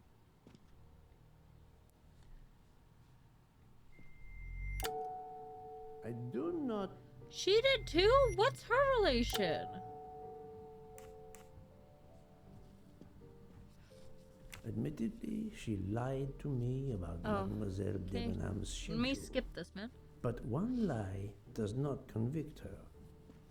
It was a lot. Mademoiselle Olson, you supported Madame Hubbard's story about her connecting door latch. A story that I later demonstrated to be impossible. So, you deliberately lied to me, and you also lied about Mademoiselle Debenham's whereabouts. Enough! I can't take this anymore. I know what you want from me, Mr. Poirot. Very well. Here it is. She was my little Daisy, my angel, so patient. When I patched a scrape or took her temperature, that was my job.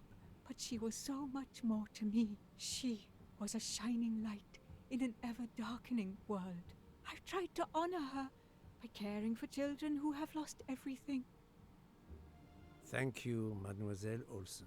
You too shed light on your part in this mystery.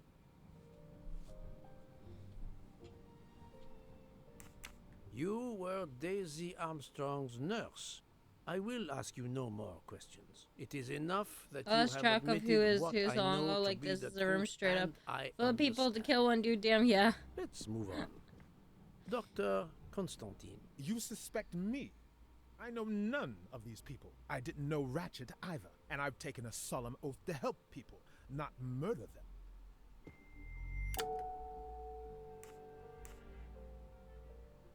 You are one of the few people in this room not to have any connection with the Armstrong case. Moreover, your alibi is confirmed by Monsieur Bouc, whom I would trust with my life. That is very kindly said, my friend.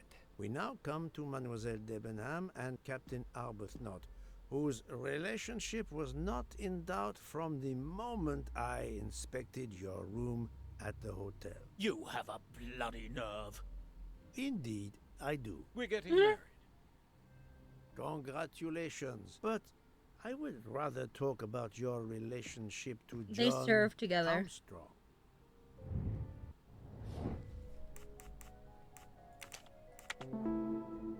Yeah, they serve together. That was easy. Captain Arbuthnot, you served in the army with John Armstrong. What I don't understand is why a man your age is still a captain. One might expect you to be a colonel as well. Ever fought in a war, Poirot? It was war that first brought me to England. Then you know what it's like. There's a shattering sound, and death, and mistakes, acting on intelligence that proved to be wrong. I sent a patrol to their death. Good men, brave men, wasted. John testified on my behalf at a court-martial. I'm not a colonel. I don't deserve to be, you bloody fool. But I'm also not in prison. John remained my best friend until... There, you have my story. Understand now? Archie, calm down, please. You're right, Mary. What you see in me, I don't understand. Oh, Archie, I see in you what John saw. Miss Debenham, I'm sorry. My turn, is it? I'm afraid so. And you have caused me quite a puzzlement. Your connection with the Armstrong family was not obvious. Then I remembered the job you currently hold. Teacher. Et voilà. You were the teacher of... No, she was the teacher of Countess Andrény. Wait, you what? were the teacher of Helena Andrény, whose maiden name was Helena Goldenberg before she married Count Andrény. Yes, absolutely. Why lie to you? She was an excellent student. Captain Arbuthnot.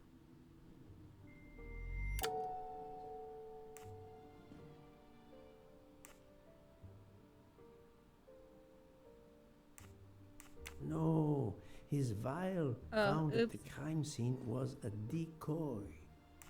You had one of the strongest alibis, thanks to Mr. McQueen. But his testimony melted like a snowflake. There went your alibi. Poof! Unless you have another one. As for you, Mademoiselle Debenham,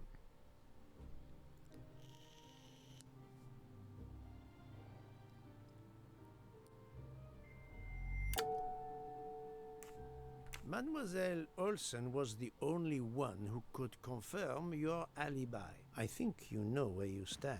Very good, Mr. Poirot. Are you satisfied? I will be soon. Now I must turn to Sonia Armstrong's godmother, Princess Dragomirov. Yes, because she's left-handed. Princess Dragomirov, you weren't on my list of suspects at the start, given your social She's the position. only I left-handed left one my on the social train. position in a cold country. Do you object to being addressed as princess? I deny people the opportunity. It makes a good story to tell their friends. It also guarantees a good table in the best restaurants. Princess, there is also, forgive me, your extreme physical fragility. It does not stop me when I must be strong. Indeed. Of more importance, though, is the fact that you're the only left-handed person on the train. And the single blow to ratchet from a left-handed person was very, forgive me, weak. Finally, I'm afraid I know the alibi that you shared with Fraulein Schmidt is false. You have been very thorough, sir. I hope you will permit me to say we are much alike. I am honored. Now it is time to end with Mrs. Hubbard, or should I say...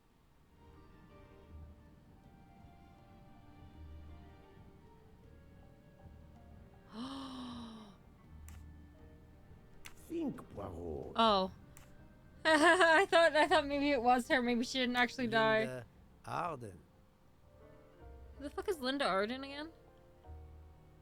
If Princess Dragomirov hadn't told me about her relationship with this famous actress, I might not have made the connection. But you are a great actress, madam. Oh, it was Your her performance granddaughter. as a flighty, self-involved woman was Who was it? superb. I never would have Was guessed that the name something of the mother? entirely different. As for what ties you to the Armstrong family, it is obvious. She was the mother, right?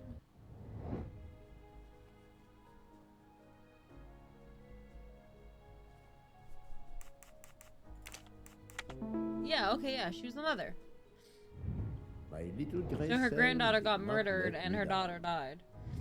Mrs. Hubbard, you are the mother of Sonia Armstrong and Mrs. Andreni.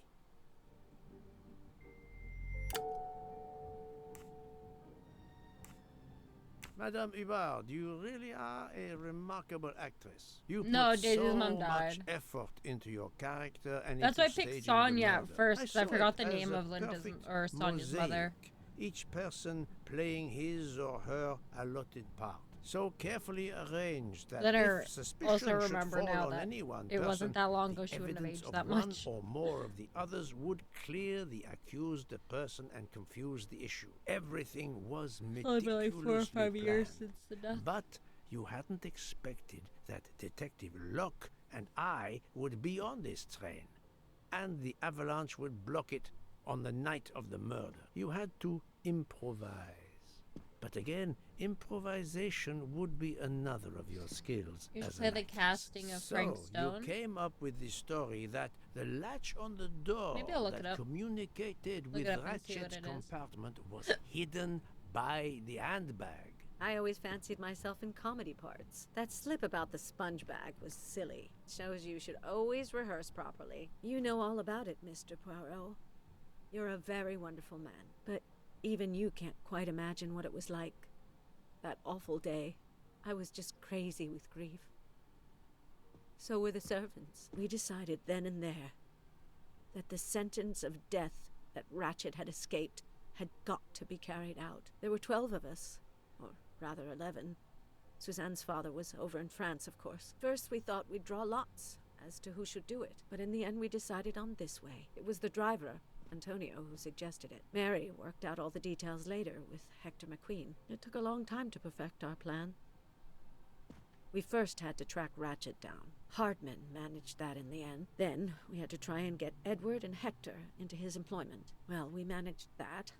Then we had a consultation with Suzanne's father. Captain Arbuthnot was very keen on having 12 of us. He seemed to think it made it more orderly. He didn't like the stabbing idea much, but he agreed that it did solve most of our difficulties. Well, Suzanne's father was willing. Suzanne had been his only child. We knew from Hector that Ratchet would be coming back from the east, sooner or later, by the Orient Express. With Pierre Michel actually working on that train, the chance was too good to be missed. My daughter's husband had to know, of course, and he insisted on coming on the train with her. Hector wrangled it so that Ratchet selected the right day for traveling when Michel would be on duty. And then, at the last minute, you came. For the rest of the story, you worked out everything, Mr. Poirot. You were right about all of us. What are you going to do about it? If it must all come out, can't you lay the blame upon me, and me only? I would have stabbed that man 12 times willingly. It wasn't only that he was responsible for my daughter's death, and her child's, and that of the other child who might have been alive and happy now. It was more than that. There had been other children kidnapped before Daisy, and there might be others in the future. Society had condemned him. We were only carrying out the sentence, but it's unnecessary to bring all these others into it, all these good, faithful souls. You are a director of the company, Monsieur Bouc. What do you say?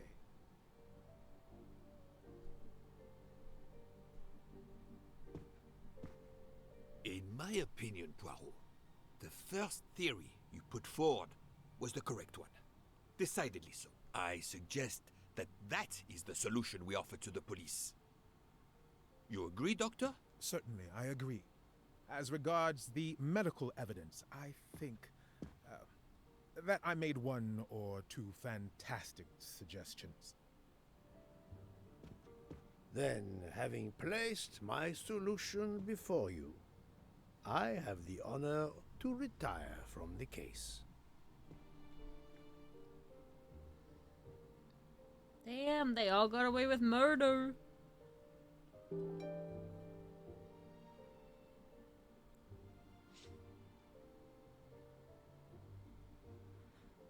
Oy, oy, oy.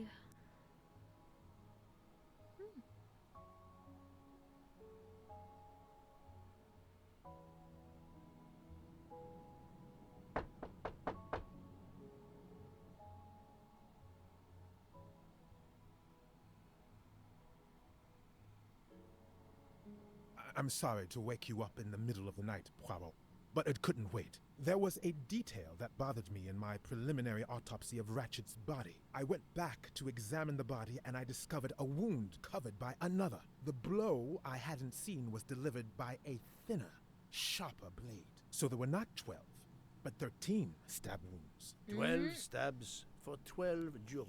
It doesn't work with 13 wounds. The symmetry is destroyed. It can't be one of the culprits who stabbed him twice? Doctor, a different knife was used. There is only one explanation. Somehow, some way, there is a 13th murderer on this train. We must tell Book. The case is not solved. Wait, but the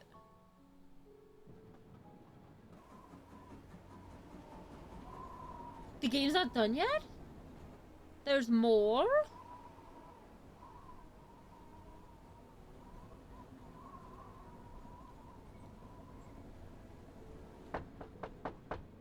Please, come in.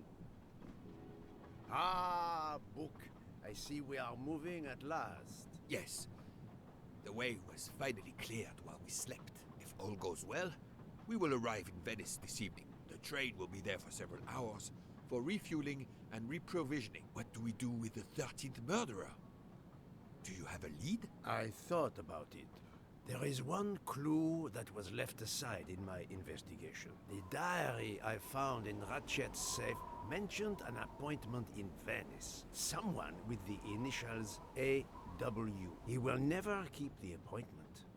But there should be enough time. I must try to keep that appointment for him. Oh.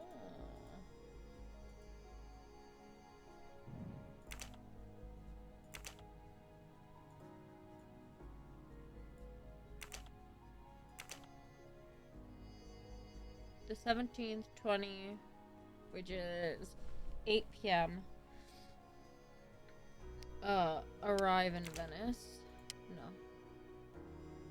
Oh, wait. Oh, okay. The 18th at 10 p.m.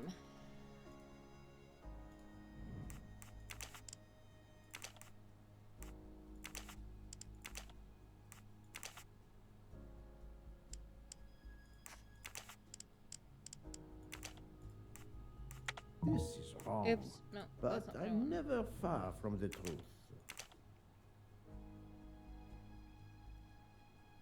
Send carry-on. Confirm flight. Debrief with a Think, Poirot. That is not. Fonta de That's I don't the know how I right got answer. that, but okay. Talk to Dr. Constantine. Damn, I thought the game was over. Okay.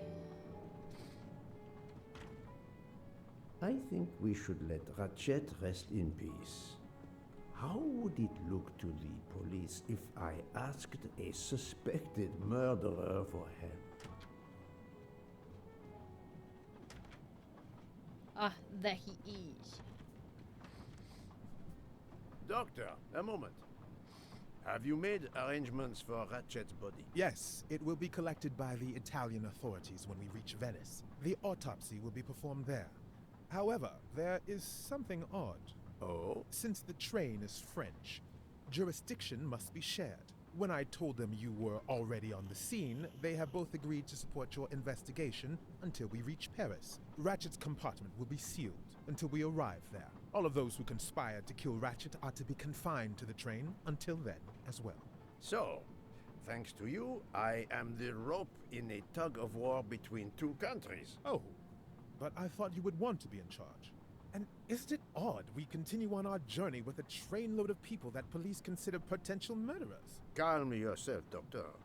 It is not the first time I find myself in the middle. And to be honest, I welcome the chance to see this case through. It is fast becoming one of the most challenging of my career.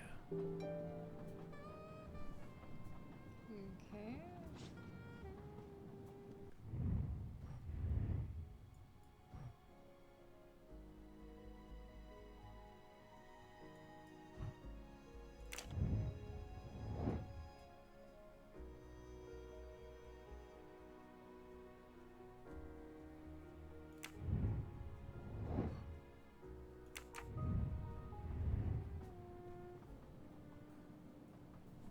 I'm not going to ask a murderer to help me catch himself. Oh.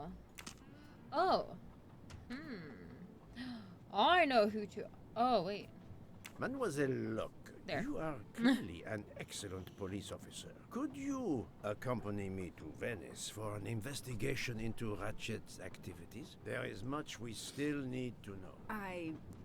Well, yes. It would be an honor to work Damn, with you. okay, there's a lot And more to this game than I thought. I'm glad you trust me. What do you have in mind? There was a notation in Ratchet's appointment book. He had an appointment. With who?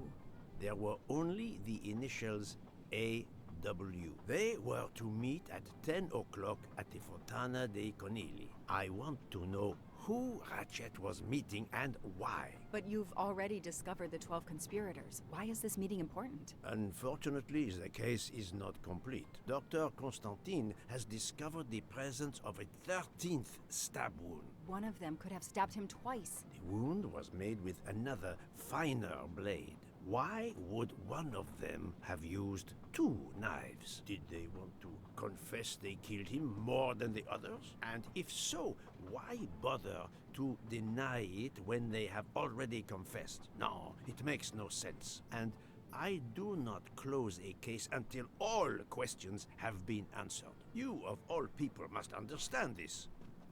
You're right. I do understand. I'll help you. Thank you. Together, we will uncover the truth. We will arrive in a few hours. Take the opportunity to rest. I slept well last night. No more effects of the drug. Excellent. Then be prepared when we reach Venice. We have another mystery to solve.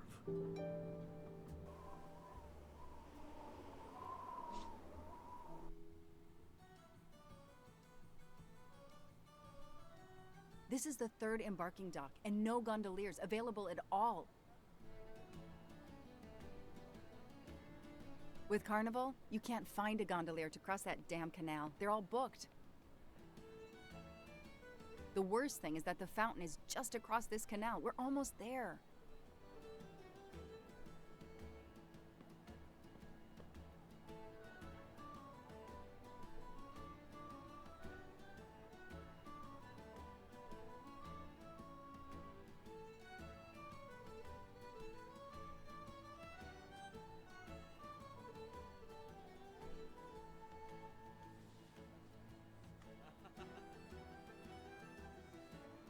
I see a gondolier just over there. Oh, hell yeah, I get to be the lady.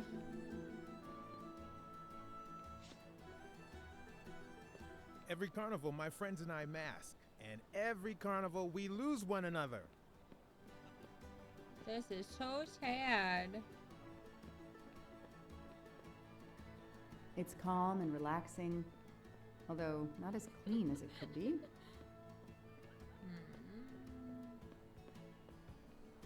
You have my full confidence, mademoiselle. I'll leave it to you.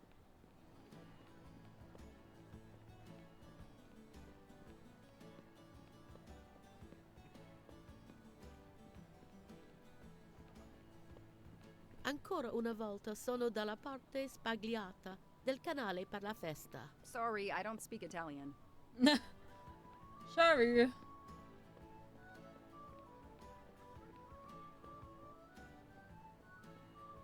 Hi there. We'd like to cross the canal, please. There is a bridge about a kilometer down the canal. Please. According to the map, the Fontana dei Conigli is just across the canal here. No, I, Gabriele, cannot help you. I'm sorry. We'll miss the 10 o'clock rendezvous if we try to get through this crowd. And have to walk a kilometer in both directions. Why is he refusing to take us across? He looks upset. I should try to find out why. If it's a matter of price, I'm sure we can work it out. Money? Money won't help me now. His problem isn't money. What is it then?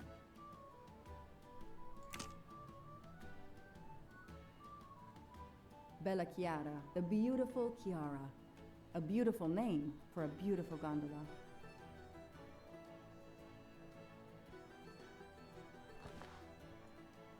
Ah, what a sham. A beautiful bouquet crushed by revelers.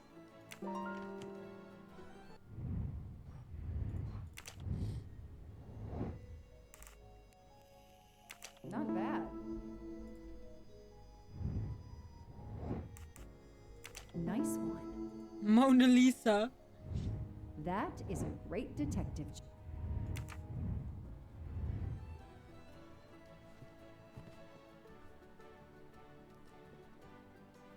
I'm sorry you had a fight with Chiara. What? How did you know? I'm a detective. I'd like to help, if I can. If you have a spare engagement ring, detective, I'll take it. Ah, I see. You lost the engagement ring you were planning to give Chiara? Lost? It is worse than that. I threw it away in the canal. I bitterly regret this gesture. I now find myself without a girlfriend and without a ring.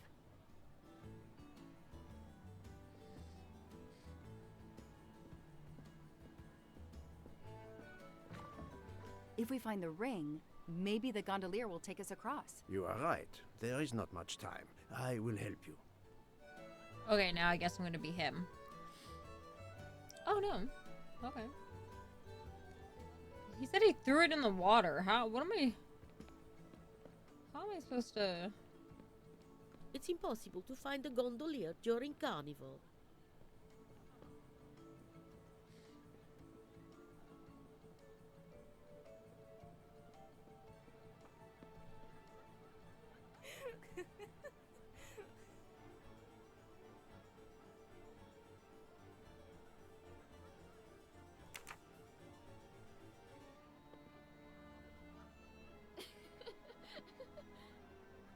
Oh, I thought I heard someone crying.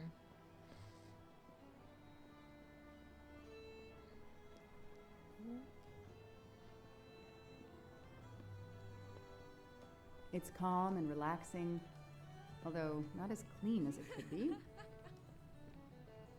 Huh.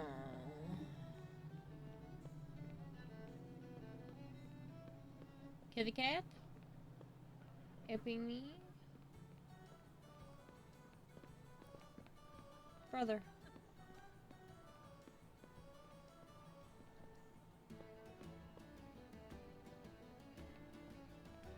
A pigeon? Damn it.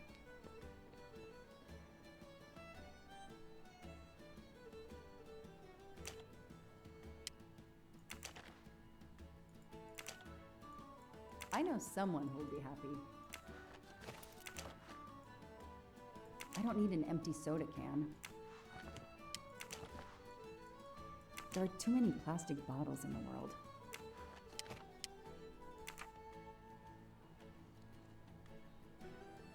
I'm kidding. I wish you could pet the cats, man. 2 out of 10 for this game, purely because I can't pet the cats. Absolute bullshit.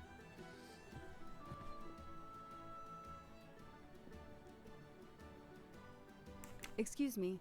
I believe I have something that belongs to you. Mamma mia, grazie mille, signorina. With this, I can now win my Chiara's heart again. I know it. How to thank you? My friend and I need to get to the other side. We have a very important date at the Fontana di Conigli. Ah, yes. the rabbit fountain. Of course, I'll take you across. Then I will call Kiara. Hopefully she will forgive me. I'm sure she will. Well done, Detective Locke. Duh. I'm great.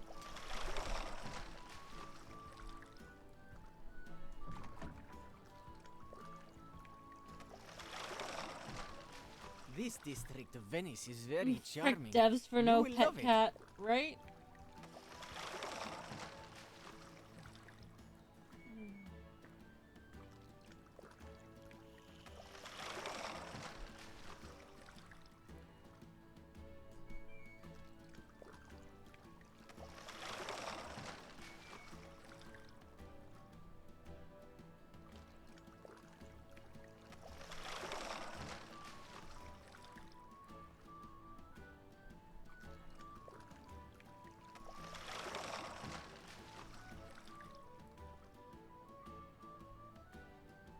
If it's not too much to ask, can you wait for us until we return? Yes, no worries.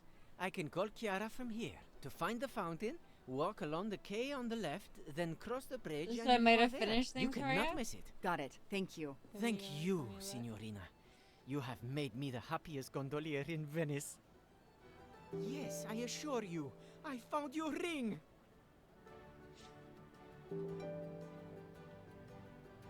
I fixed everything.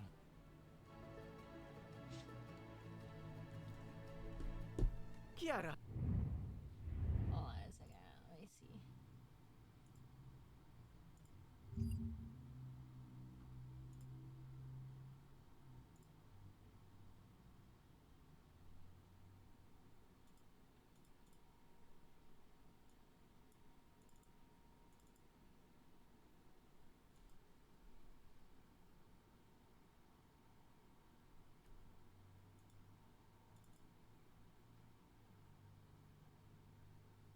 Ah! These are great. Hold on. Let me see if I can get them added right now. Hold on. Let me see.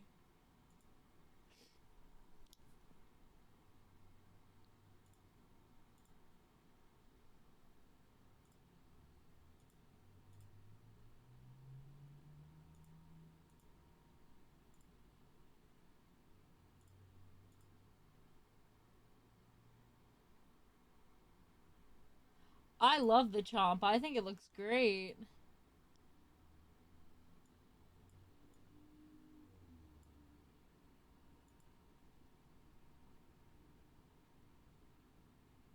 I think it looks awesome.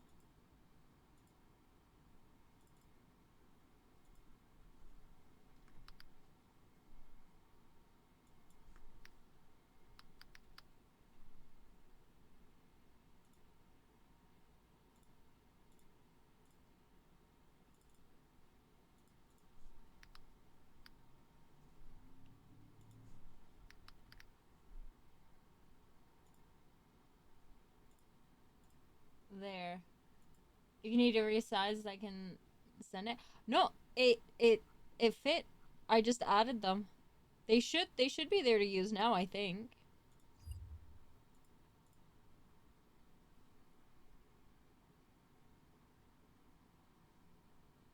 Hold on a second. I think I have to. 1 second.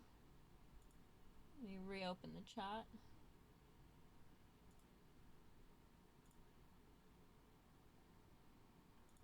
Oh, hell yeah.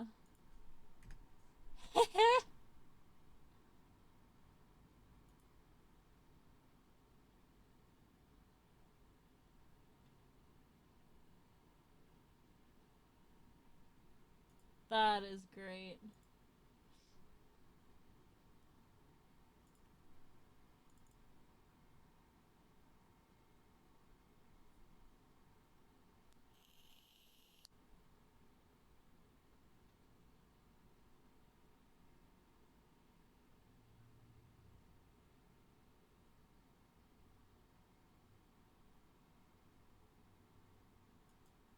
That's hilarious. I love that. I'm sorry.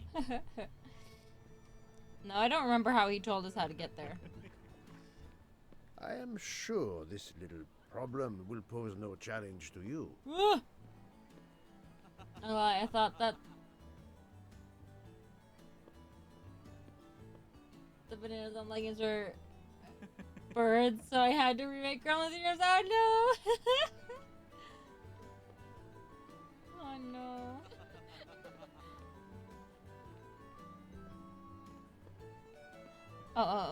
Oh.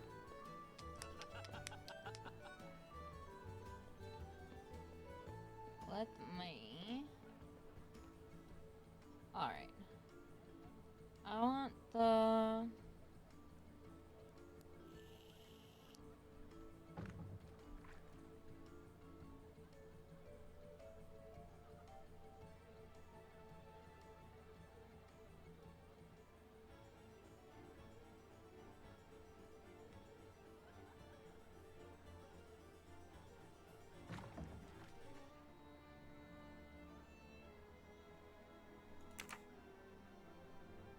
This way.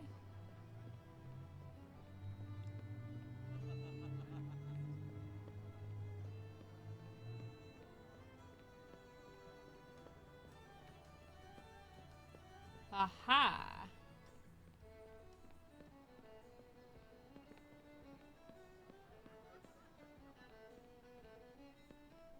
We did it.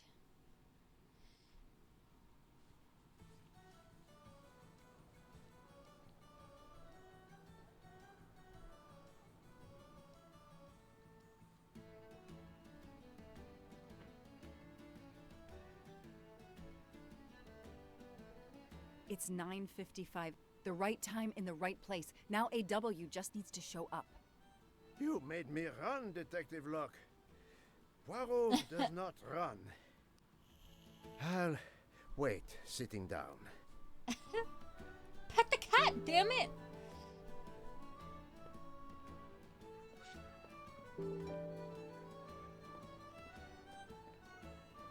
I have an appointment with you, don't I? No, dove la tua mascara? What'd you say about my mascara, bitch? God, you love them? I do. They're We have an they're appointment, I awesome. believe? I don't think so. I've never met you. Well, okay then. Did you have an appointment here at the fountain? Yes, to party. I have an appointment with you, don't I? No, dove la tua mascara? Again, what's wrong with that mascara?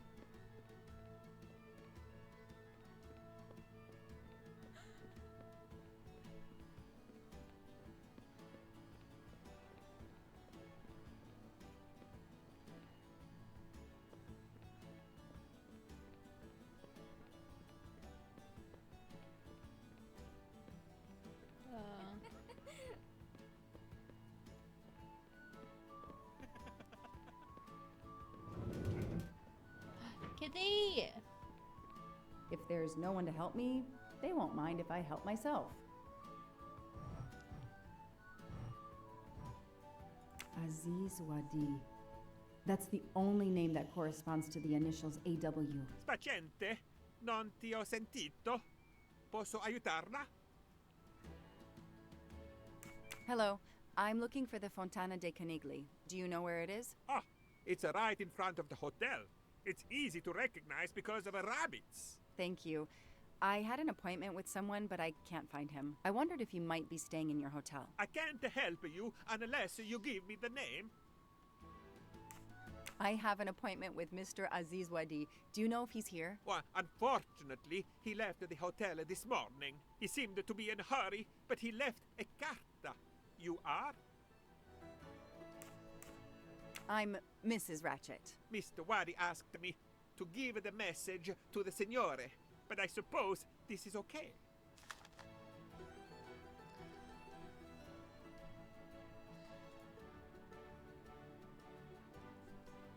I am being watched. I changed our meeting place. Alice was sitting on the fountain. She glanced at the statue of the white rabbit. Suddenly the beast hopped away. Alice followed it again. Let Alice be your guide. After walking through a narrow alley and crossing a bridge, Alice came upon two men who were arguing over who had the tallest hat. Her feet led her back to the narrow alley and then to a small square where she found a cat drinking tea. The mischievous cat ran to another alleyway. Alice chased after it. Breathless, Alice arrived to a large square with racks for playing and playing card soldiers. But they came marching towards her. Alice ran and ran to the end of the quarry.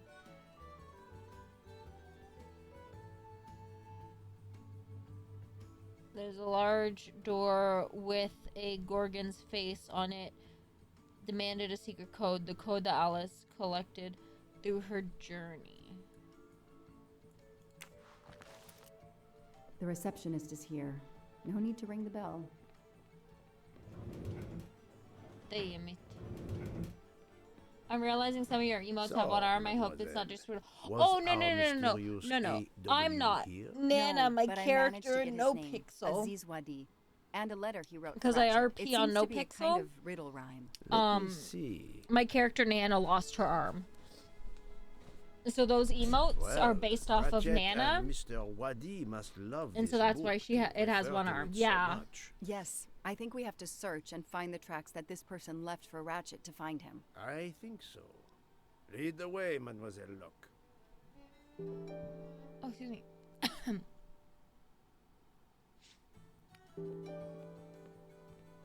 Okay.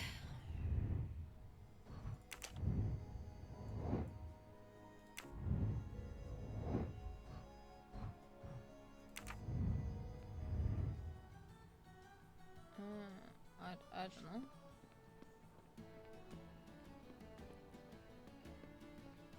Let's try this way.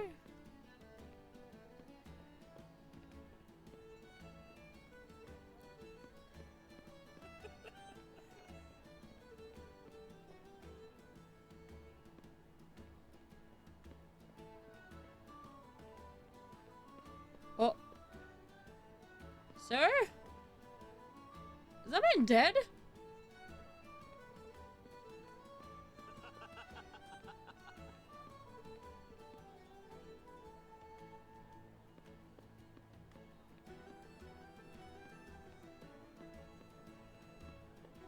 Man drank too much apparently, maybe.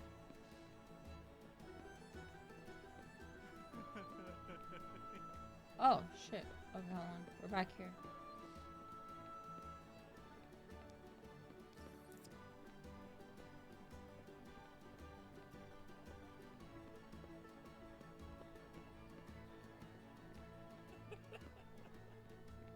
Where's the dead man?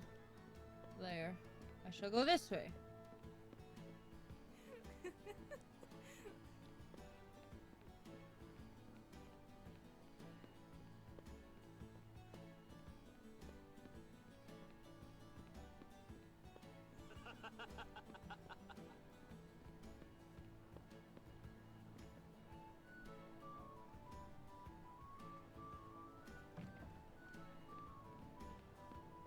Not that way, I don't think. Oh. Playing cards. Soldiers. Maybe.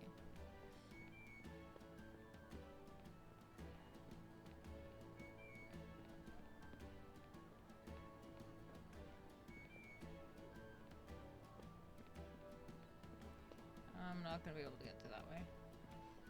This way?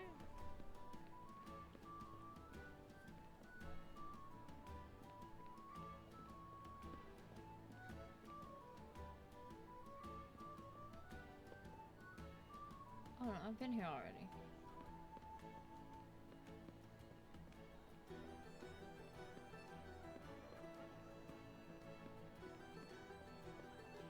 Huh.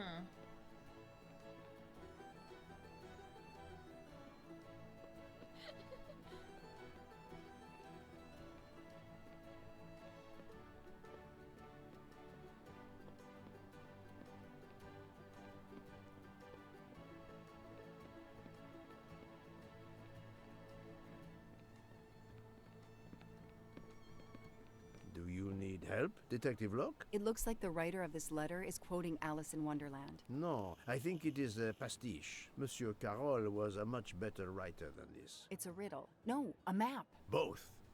I think Mr. Wadi was worried their business might be known, and has given Ratchet directions to a new rendezvous point. The last paragraph suggests a door that requires a passcode. If I understand correctly, this code will be made up of numbers that we will find along the way. Mr. Wadi's letter mentions a rabbit. The rabbit fountain is an obvious starting point. I believe the letter refers to this place. Okay. Well, fine. Let's go back to the damn thing. Let's go back and find it. We'll start from the beginning again. Excuse me.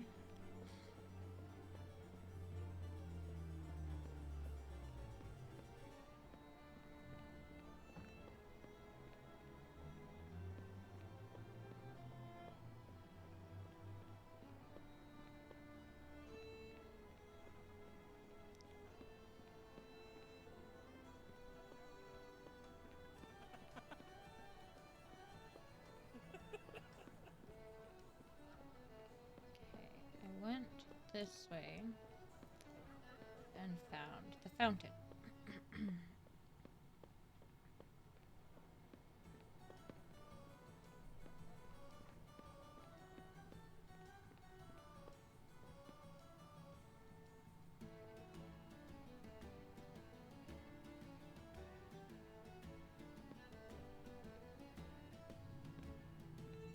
Oh, there he is. Why'd you go the long way, bitch? We have a reference to hats in the letter. Where can we find hats?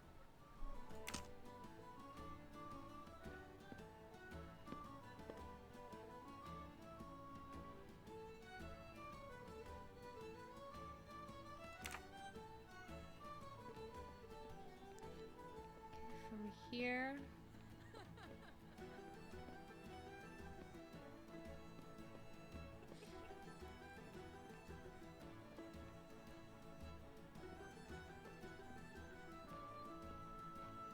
Okay, so it has to be this way.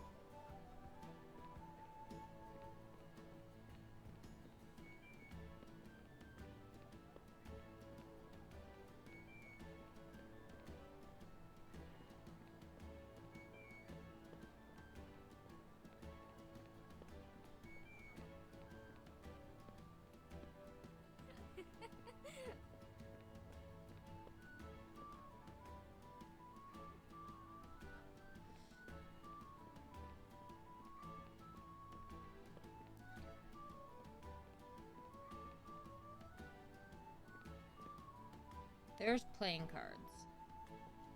Where the heck?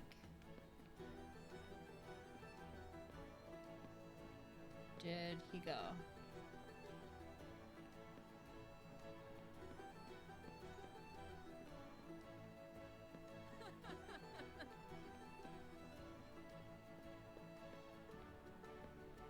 War.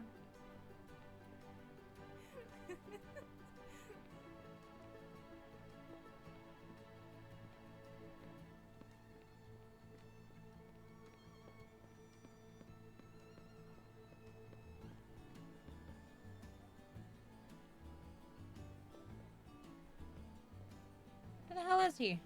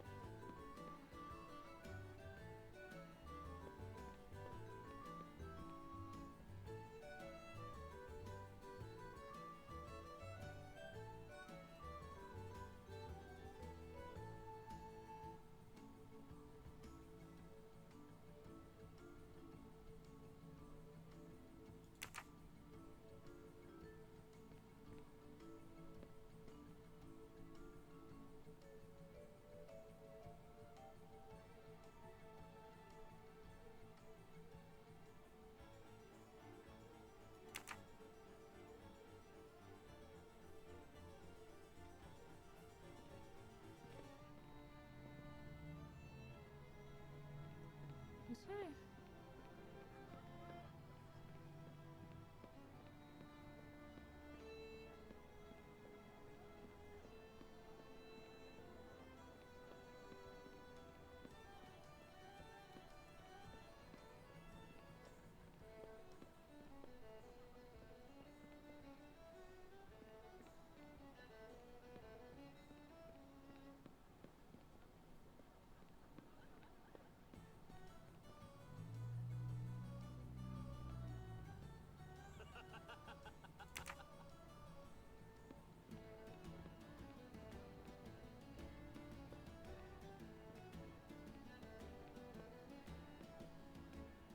I'm so lost. Okay. I need a hint.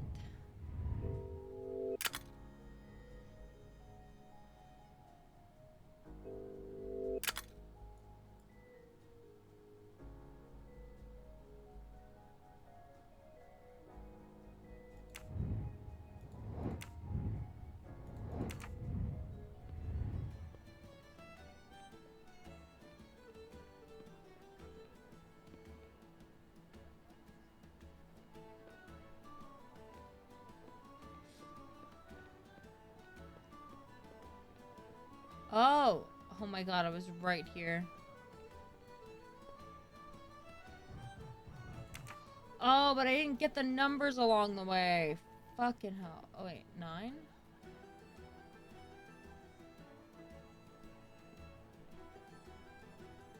Oh god, there's 2. Okay, that's a 9.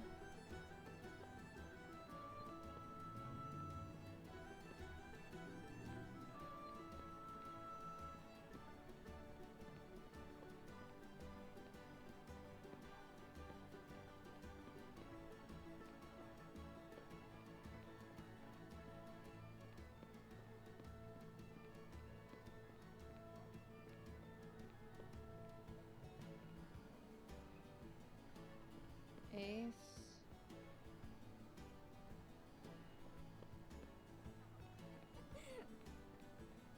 Huh.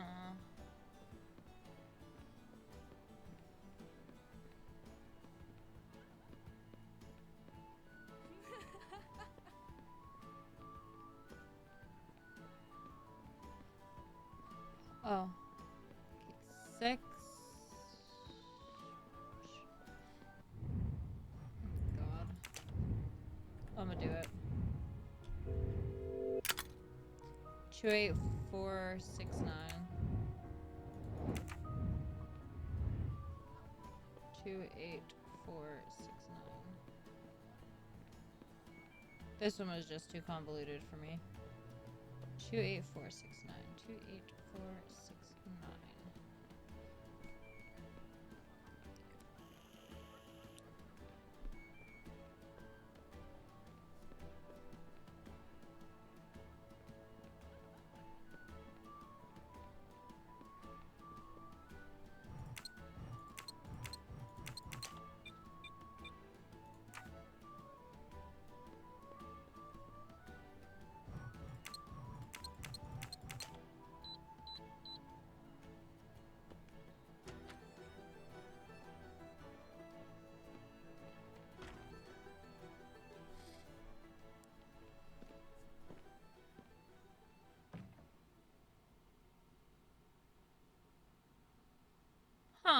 Hey, you.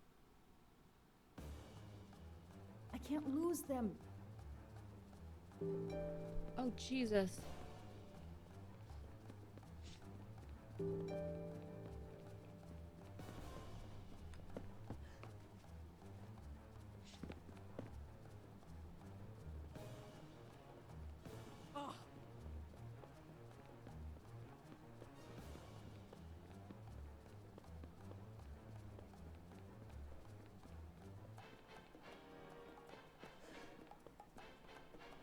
Ma'am!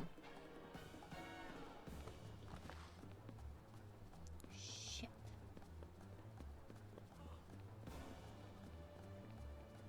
Oh, did it go the right way? Oh, thank God. Oh, this is horrid, man.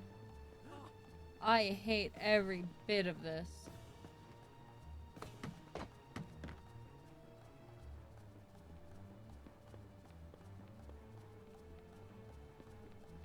Oh God.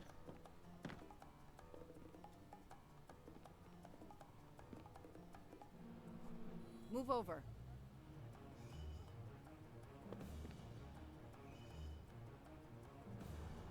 I saw him. Ah! I saw him go straight.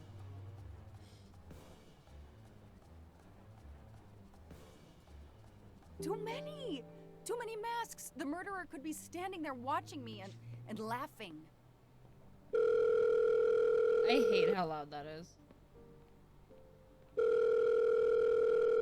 Stop.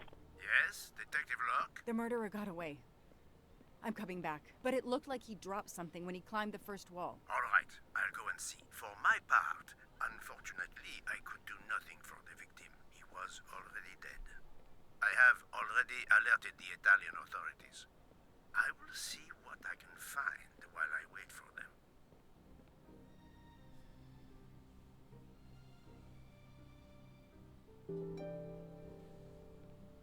Good afternoon, Nana Chat. Hope everyone's well and have a good day. Thank you. I hope you're doing well. There must be several tens of thousands of dollars in this bag. Ah. A pair of women's glasses. Was Ratchet planning a new identity? I'm pretty sure these are, Susan's glasses. The victim was stabbed. Apparently the method of choice in this case.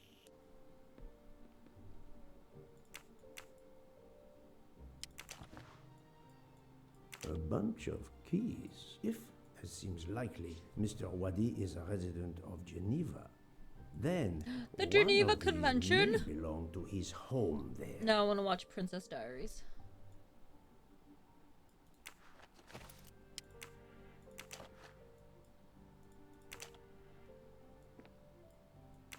Mr. Wadi's Swiss passport.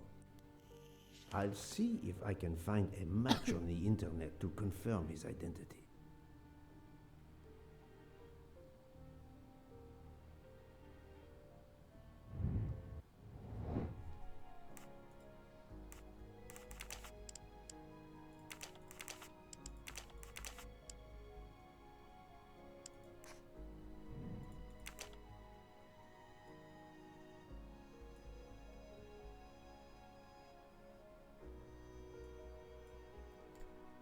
$78 would mean...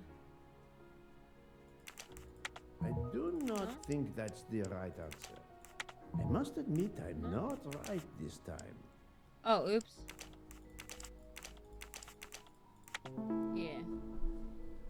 Man, so short 166. I'm right again. That happens to me a lot.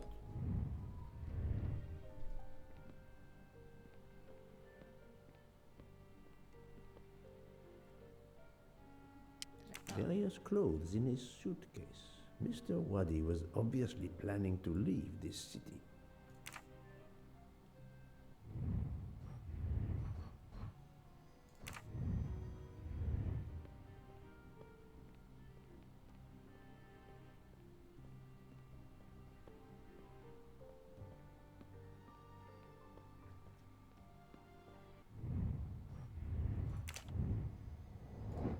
missing one thing.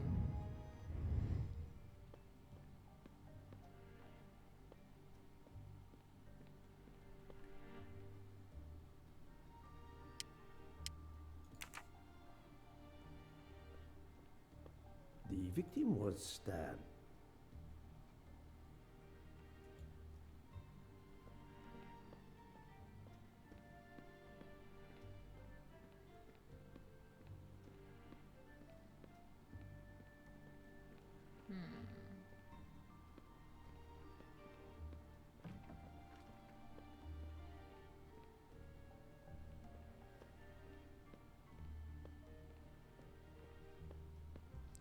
Almost dodged. Come to Poirot, my exquisitely sculpted friend.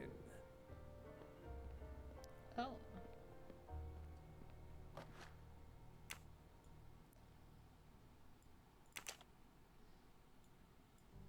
A false passport with Ratchet's picture. Clark, Ratchet, how many others? Now he will become Enrico Caldo. It appears Ratchet changed his identity as often as his socks.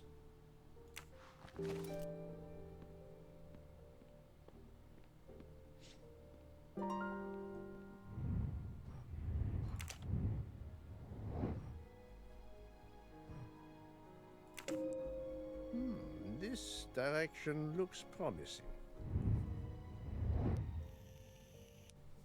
I'm sorry I couldn't catch the suspect, Mr. Poirot.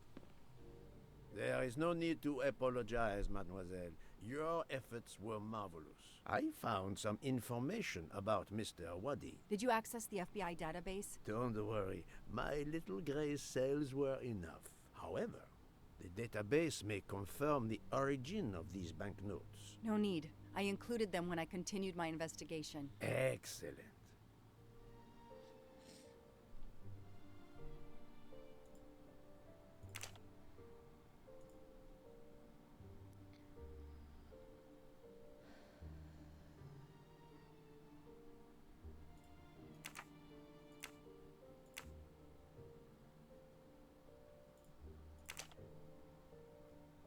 Two on 527.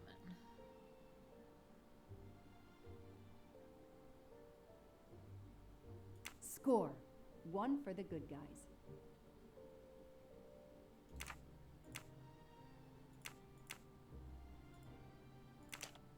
The detective gets it right.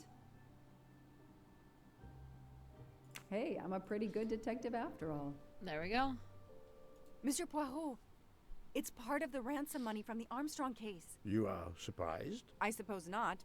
So Ratchet had it in an account at the Banque du Lac. It would seem so. He knew the serial numbers on the banknotes could be traced, and he could not spend it. So, he stashed it there. But now he's run low, something he didn't count on. He hopes enough time has passed so he can begin to spend the ransom money. There is something else he didn't count on. What's that? The He detective didn't dumb. count on you, Detective Locke, and your tenacity. Thank you. But we are still left with a murderer on the loose. But we progress. We know Mr. Wadi had an appointment with Ratchet. He had a bag full of money and a passport with Ratchet's photo, but a new name. What is your opinion about the passport?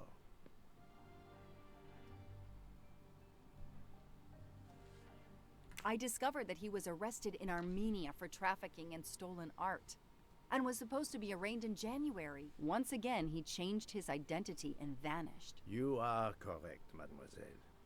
He also told me that he was threatened, and that threatening letter we found in his room was real. He had to disappear once again.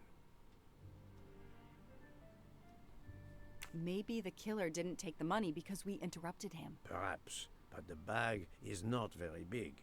He could have easily escaped with it. I do not think he was interested in the money. If the motive isn't money, then what? It suggests a new motive altogether. Perhaps passion or revenge.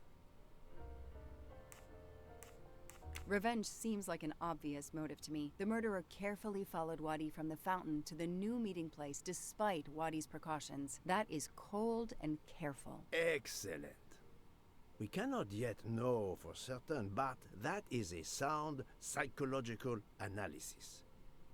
We have an idea of the motive. It is the same motive as that of our 12 would-be murderers on the train. But we still must know who was under that mask.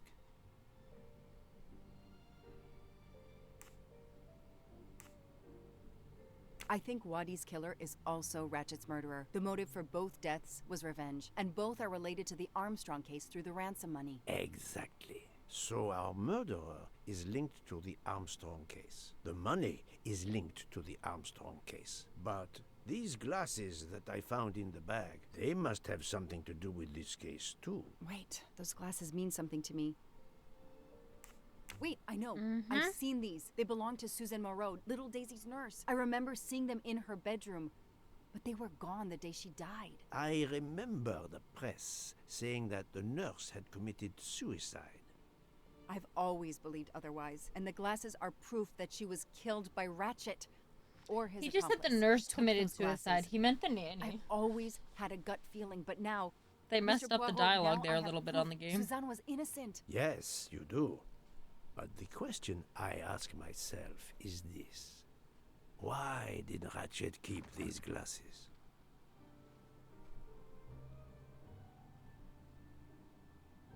In my investigation at the time, I had already found Daisy's hair clip in one of Ratchet's hideouts, and now Suzanne's glasses end up in this bag, which was a delivery to him. 2 objects from 2 victims of Ratchet. Keeping an object belonging to his victims as a memento of the murder. He was a fetishistic killer, a trophy hunter. Okay, we managed to clear up some of the gray areas. What now? The bag only contained a fraction of the $1 million ransom of the Armstrong case. The rest must still be in a secure place. I will make a wager with you that it is the Banque du Lac in Geneva where Mr. Wadi worked. Wadi was also the keeper of Ratchet's secrets. They were killed by the same murderer. Agreed. Well, there is nothing more we can do here except wait for the police. Prepare yourself for a long evening. There was with another the door, police. though. We have a lot of explaining to do. And after that? A visit to Geneva, perhaps?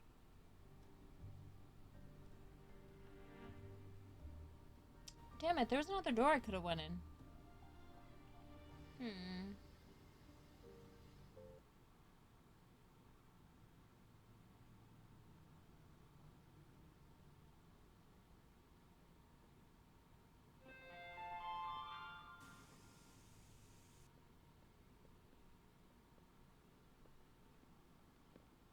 Here you are at last. I was worried about you. We just left the police station. We had to explain to the Italian police that we were not murderers. What? Another murder? I'll tell you when we're underway. Are all passengers and staff aboard? Yes, everyone is here. We were waiting for you. Excellent. Let's not waste any more time. We have to make a longer than usual stop in Lausanne. What? How long? Long enough to do a little banking in Geneva.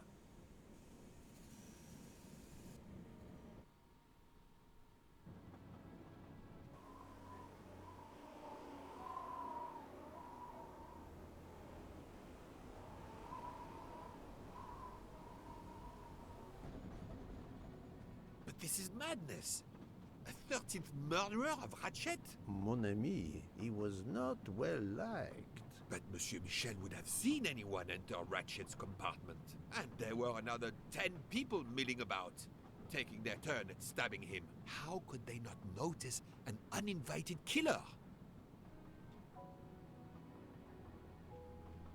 The 13th killer could have acted when Michel was smoking on the platform at Vinkovsky. But even after the train departed, Michel was absent from his post at the end of the corridor several times the night of the murder. I must know where he really was and when.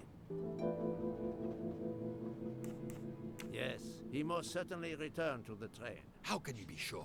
It's obvious. I mean, I hope Mr. Poirot agrees. Please continue, Detective Locke.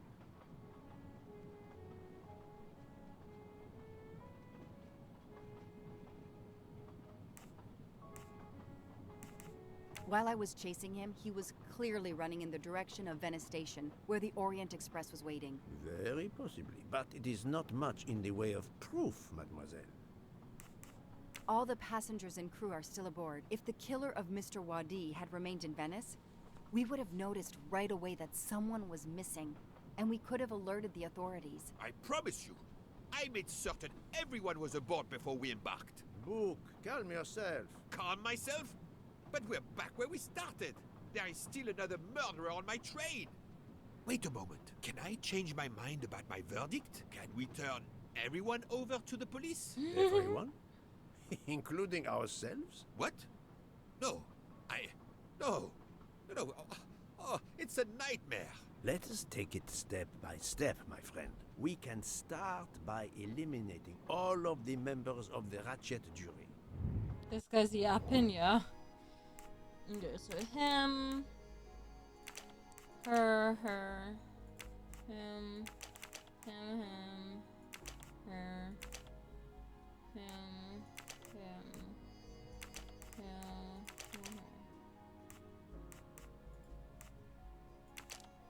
This is wrong. Oh, shit. But I'm never far from the truth. I clicked on him, no? Yeah, there you go. I swear I clicked on him. That's why I got confused, but it wasn't working. If we eliminate the 12 jurors, we are left with 7 additional suspects. 7? It's still too many. I agree. We must reduce our list. Excuse my impatience, Poirot. It's as if my beautiful train is cursed. Can you exonerate any of the 7?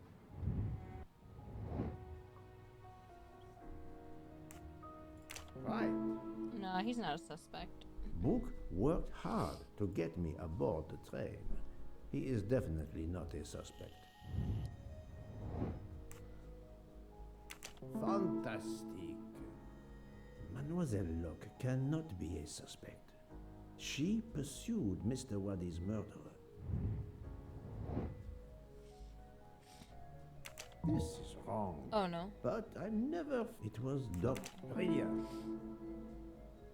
Dr. Constantine True, yeah, alerted me he to the told us 13th about it, yeah. stab wound. He is not a suspect.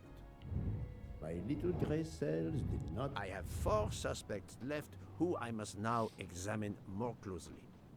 Miss Nielsen, Monsieur Maury, Monsieur Fauché, and Countess Andrény. One of my employees?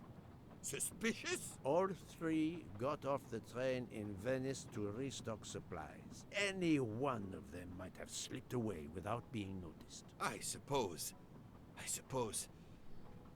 But what of Countess Andrény? You cleared her yourself. She is cleared of the first murder, but we know little of her movements here in Venice. So, we still have 4 suspects to interview. Detective Locke? I can't join you, Poirot. My chief saw something on the news about the case and my involvement. He's demanding an explanation.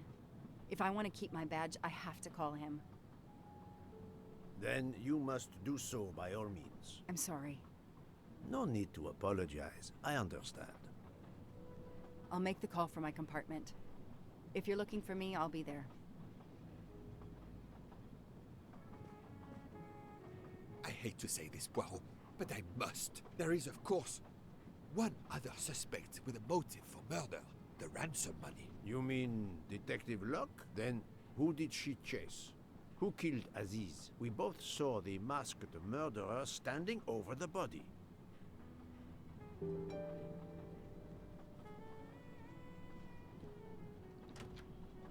Okay.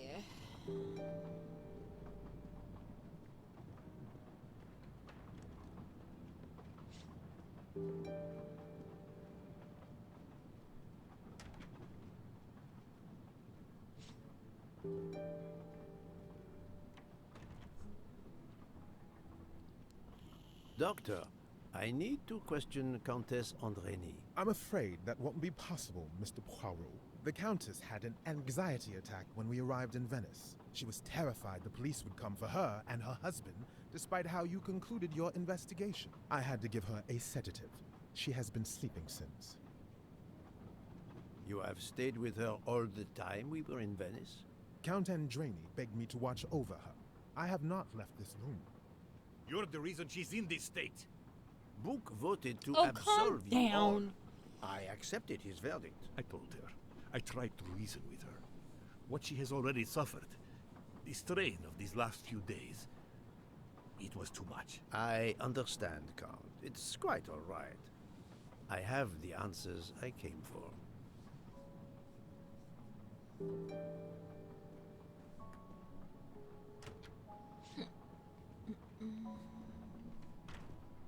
Ah, Michel, I have a few more questions to ask you, if you will allow me. Anything, Monsieur Poirot. We are in your debt. Please tell me your movements when we were stopped at Venice Station. Once the compartments were cleaned and the linen refreshed, I stayed in my quarters. Did you notice anything special? Comings and goings? Monsieur Bouc had asked everyone to stay in their compartments. I would occasionally walk the train to ensure everyone was comfortable. Oh, I saw Monsieur Maury was all alone loading his crates of provisions. A great chef like that, reduced to petty labor, I would have helped him. But Monsieur Bouc had ordered me not to leave the train for any reason. So, Monsieur Maury was forced to labor alone. Let us review the actual timeline of the night of Ratchet's murder, not the one manufactured to hide your crime. I left the train in Minkowski for a smoke. Then I resumed my post. That was the truth. The train departed on schedule. But then, of course, an avalanche of snow blocked the tracks. At 12:45, Madame Hubbard and I met in her compartment to discuss how to adapt our plan. Due to the snow and Poirot. The little play we had staged for you had to be rewritten. I left her compartment at approximately 1:15. Then the curtain went up. Calls in the night, the red kimono, all for my benefit. And all for nothing, as it turned out. Do not blame yourself, Michel. I am the theater critic no playwright wants to see in the audience.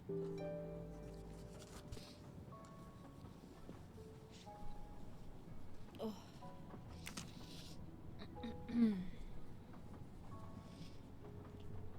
Hi.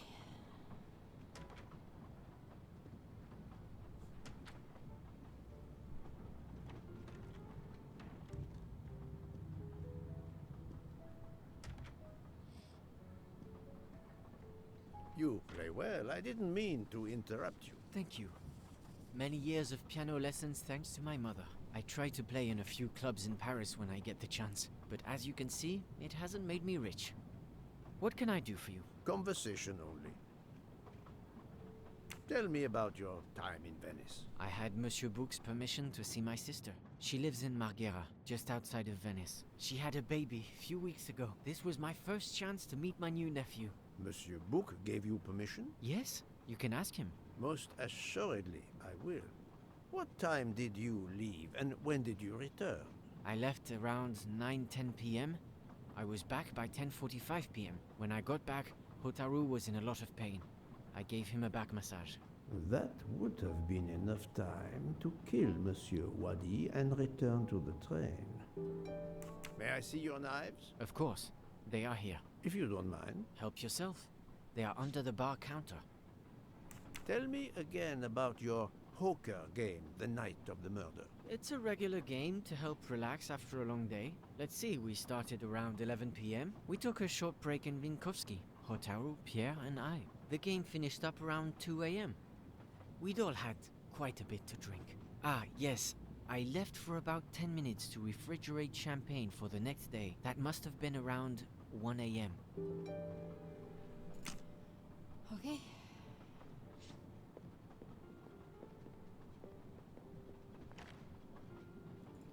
None of these come close to the wounds on either body.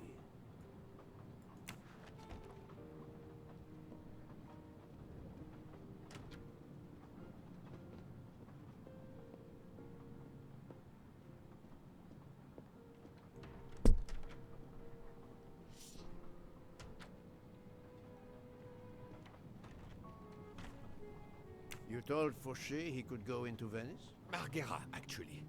not so far away. It was his only chance to see his sister. He's been working every trade for weeks. There is never time to see the new baby. Enough, Book. Your heart does you credit, but your common sense, it... I know. But it's fine. Isn't it? He did come back. Oh, it's fine, as you say. Unless he saw the baby, then killed someone else and returned to the train. But that's monstrous. Murder is always monstrous, my friend.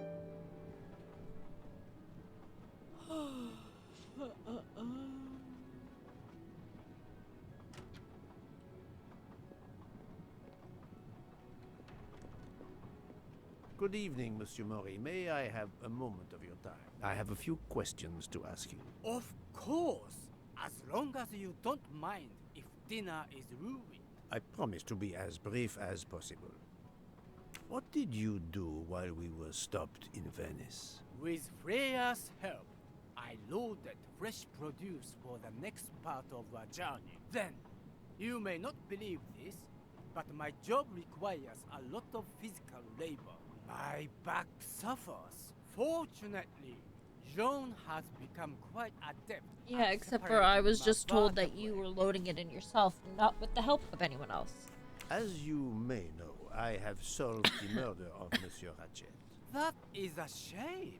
I beg your pardon? The bastard sent my steak tartar back, telling Joan I was to burn it. I will add it to the list of his crimes. One wound on Monsieur Ratchet's body was struck by a very sharp, thin-bladed knife. We haven't found it yet. You think one of mine was used? I'd like to have a look, if you don't mind. In that drawer. An impressive set of knives. But their blades are too wide to have been used for the crime. Tell me about your poker game the night of the murder. We started around 11 p.m. When John finished his shift. We played until around 2 a.m. From what I remember, it's a bit vague. You played without a break? Actually, we did break once for a smoke. John, Pierre, and I. When we stopped in Vinkovsky. When was that? Around midnight.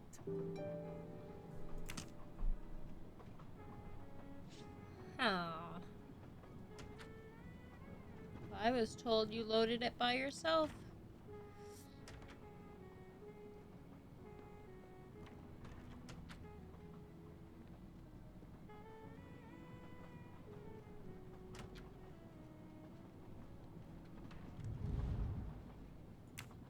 The box is secured by some sort of locking mechanism. The design is formed by 3 commas. What is the word in Japanese? Tamoe. And it's obviously missing a piece.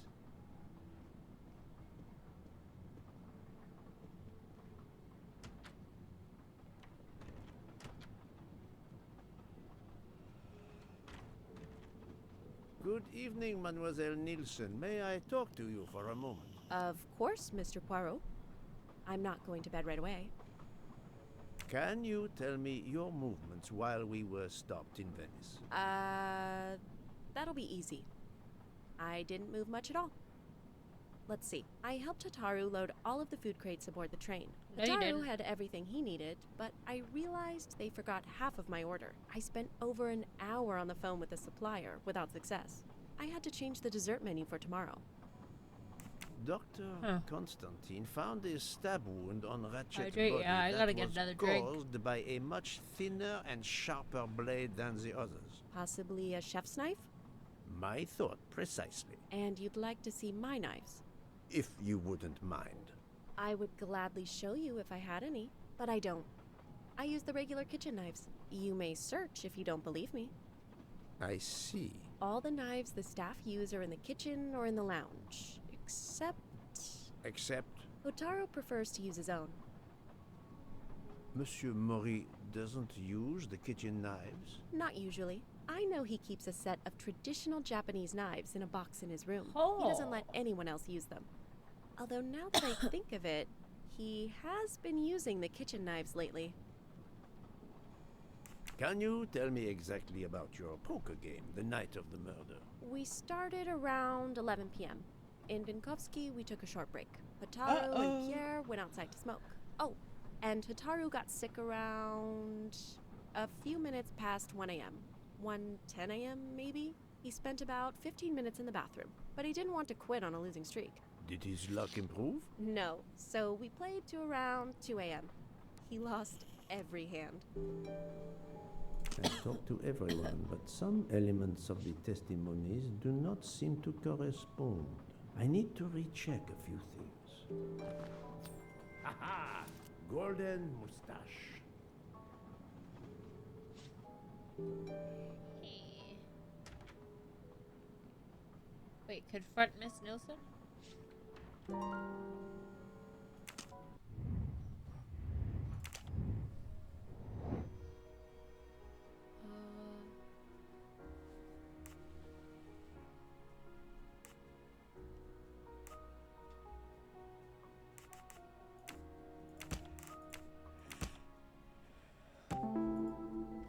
Okay.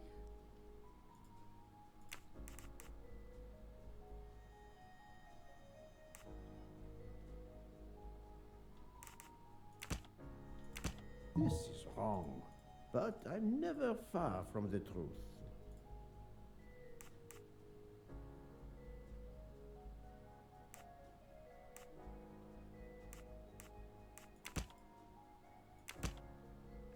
Okay.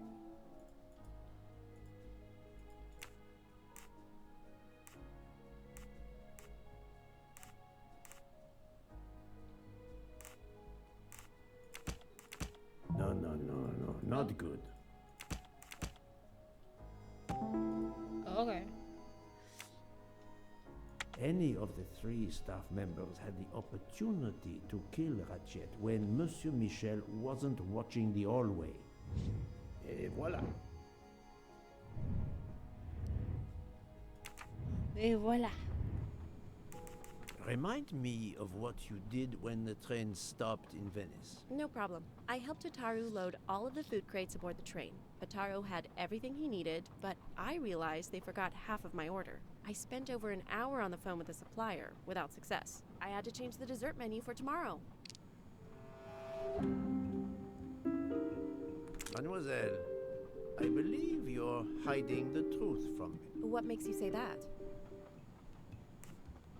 Michel saw Monsieur Mori carrying the crates of food alone. You weren't on the platform. I did help Hotaru. The entire time? He carried so many crates, his back was sore. I'm sorry about that. Okay, I'm guilty. I did leave him before we were finished, but I had to. There was no saffron he needed for a recipe. I volunteered to go into Venice and get him some. The Rialto market would be open late because of the carnival. He gave me money. I knew we weren't supposed to leave the train, but I only wanted to help. Mr. Mori can confirm this. Ask him. I saved dinner.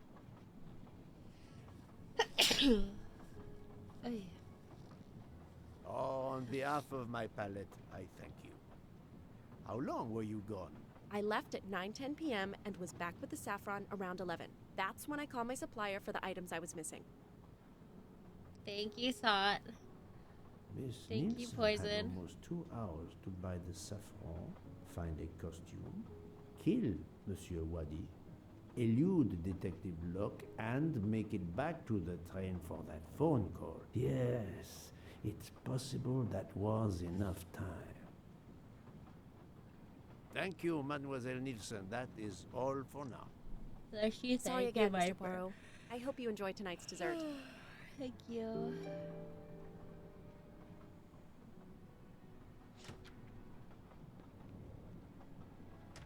I need to somehow...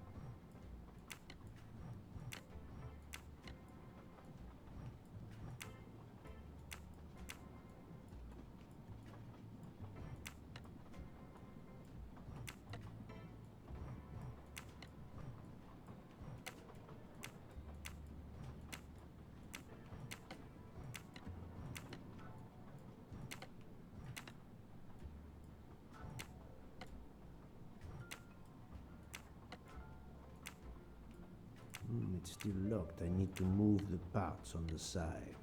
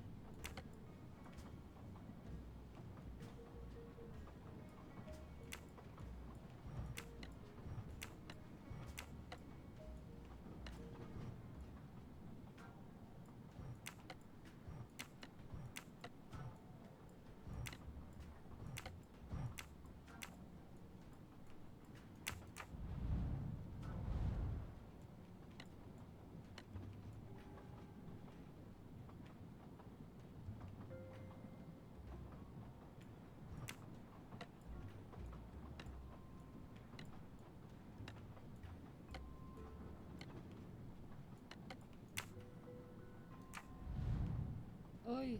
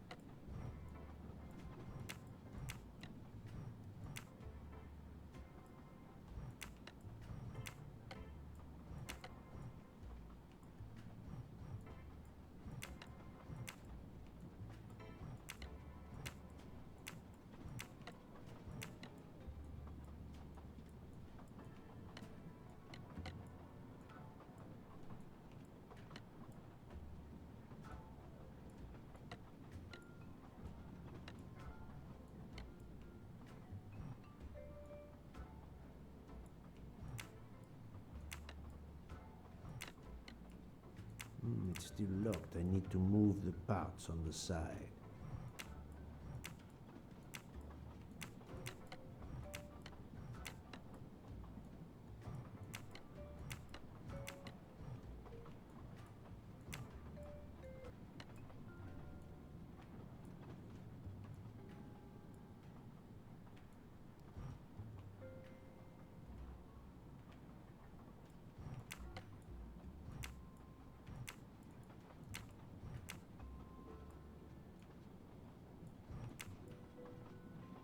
Oh.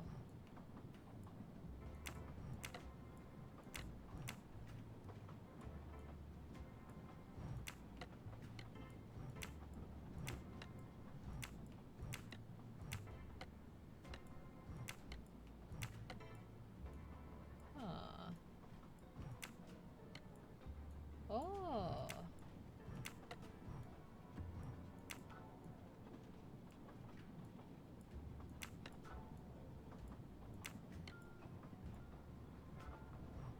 Huh.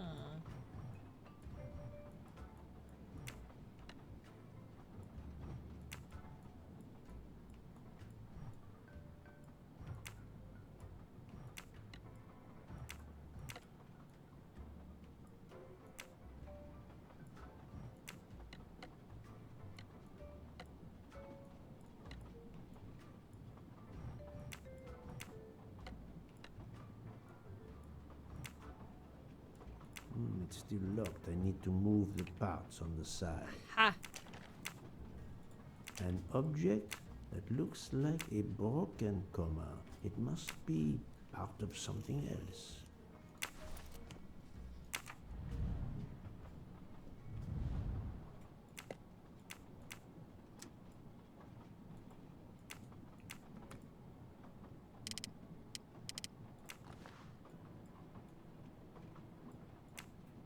Colteria Venezia. Sushi knives, razor sharp. Sushi knives. Sushi knives.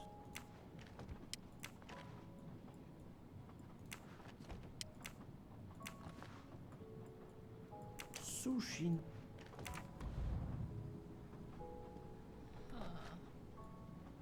A black feather. That reminds me of something. Huh.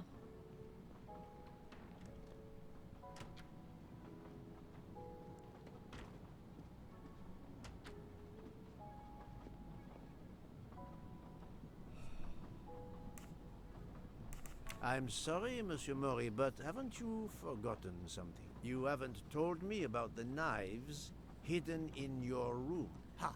Yes, indeed. I forgot to tell you about those. They are my personal knives. I only use these knives. There are none better. I bought them all in Japan. No one is allowed to touch them except me.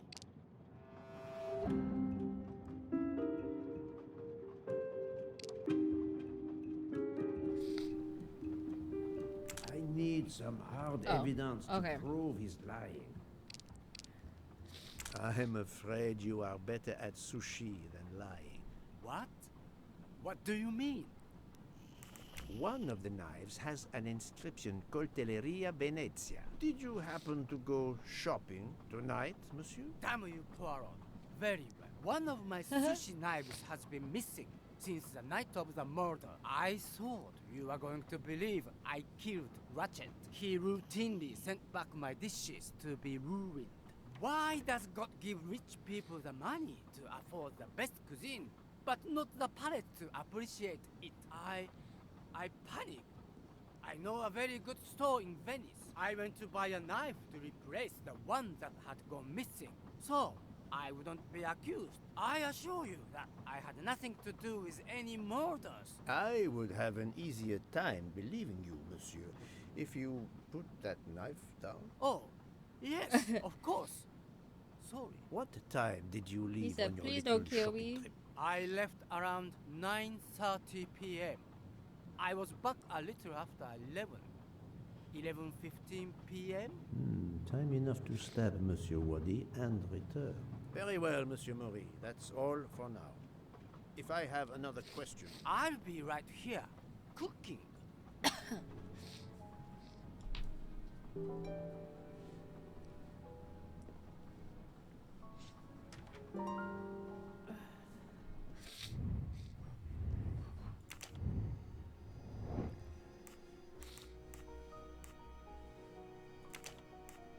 I do not Oh, think that's no. the right answer.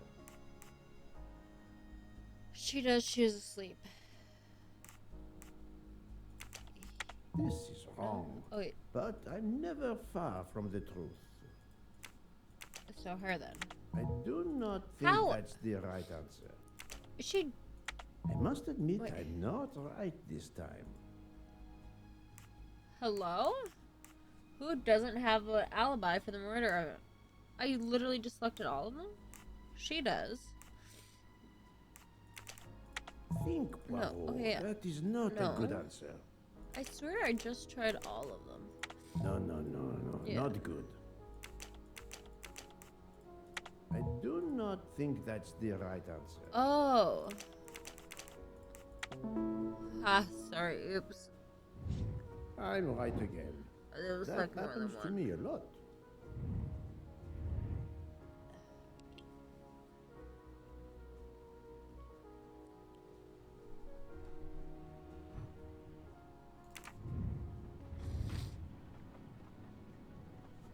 Oy.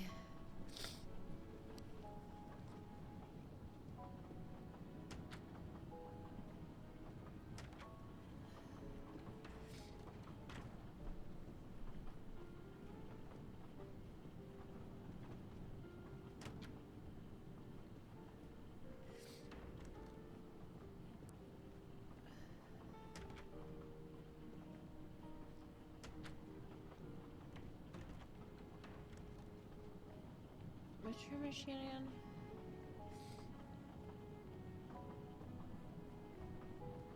No, not 205. Not 202, because that's fine. She's in this one.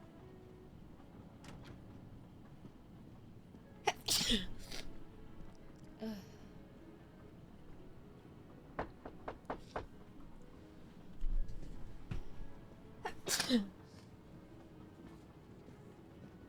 What have you been doing, Poirot?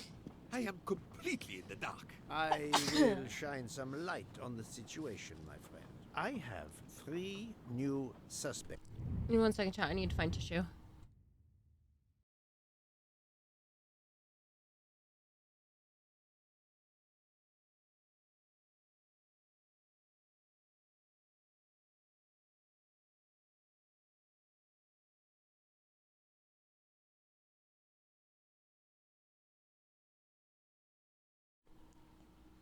Okay. Bless you, thank you. I found my who tissues. could have killed Ratchet and Monsieur Wadi. Miss Nielsen, Oh, yeah. Monsieur Fauché, and Monsieur Maury. They all had periods of time during both murders to commit the deed, and their alibis are weak.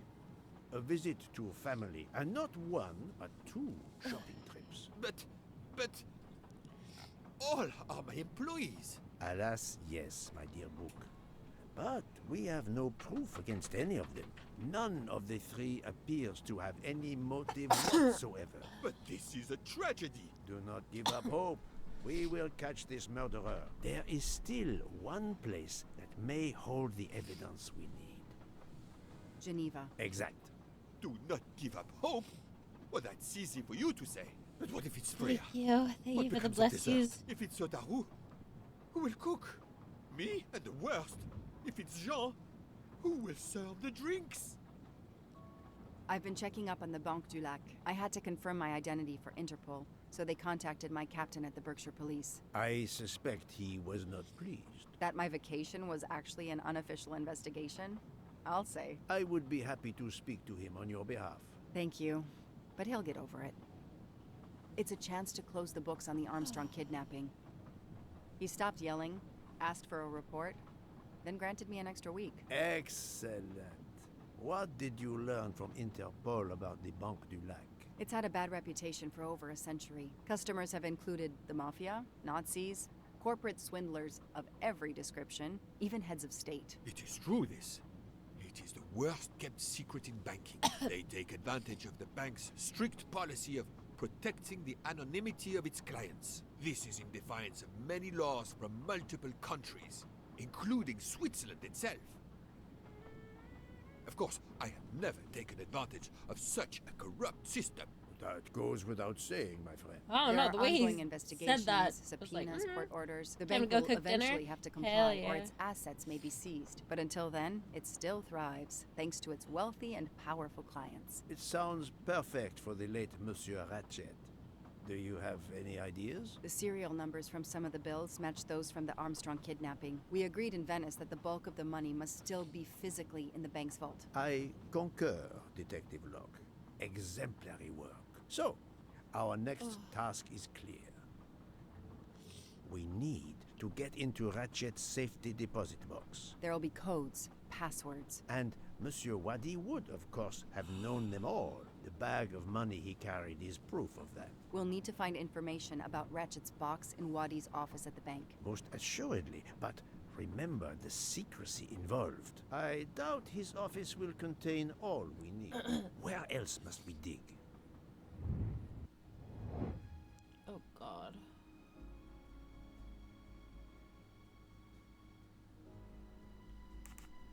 I must admit I'm not right this time. Mr. Mac... Yeah, that makes sense. Et voilà.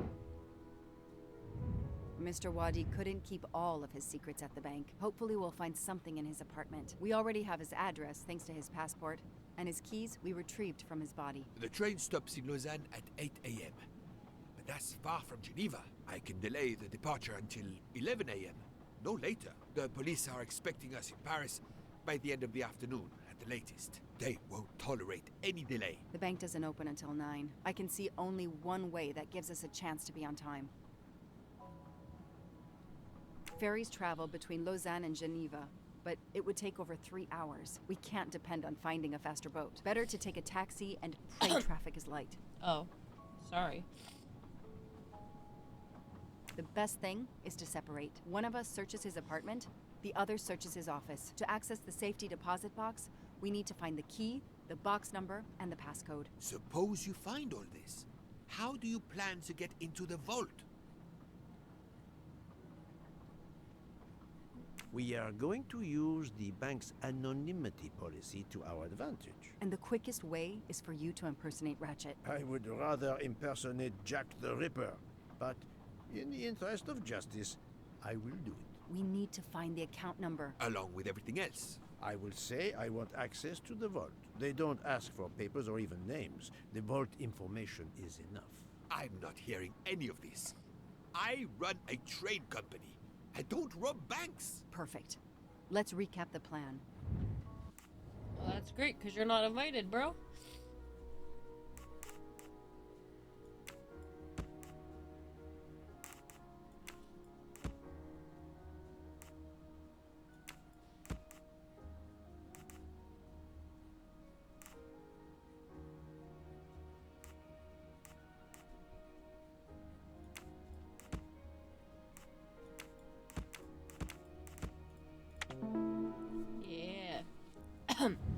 That's the right answer. To sum up, we're going by taxi to Geneva. Then we'll split up. You're going to search Mr. Wadi's apartment. I'll search the office at the bank. When we have all the information we need, you pretend to be Ratchet, and we can finally find out what Ratchet is keeping hidden in his safety deposit box. It sounds impossible. Not for Detective Joanna Locke and Hercule Poirot. We should get some rest. You are right, Detective. We face our greatest challenge tomorrow. Together.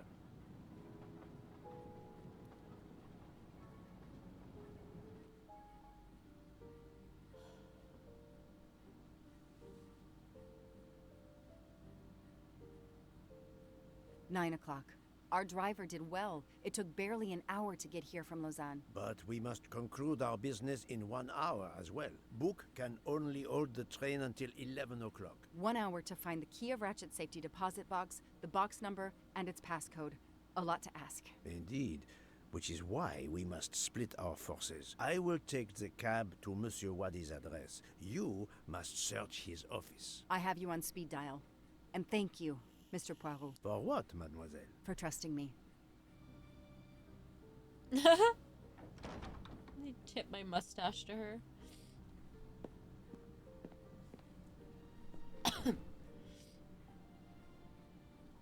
Let me make sure I don't miss anything. It's gonna go into the, plague time now, right? Okay, perfect. Okay. Give me 1 second. I'm gonna grab a drink.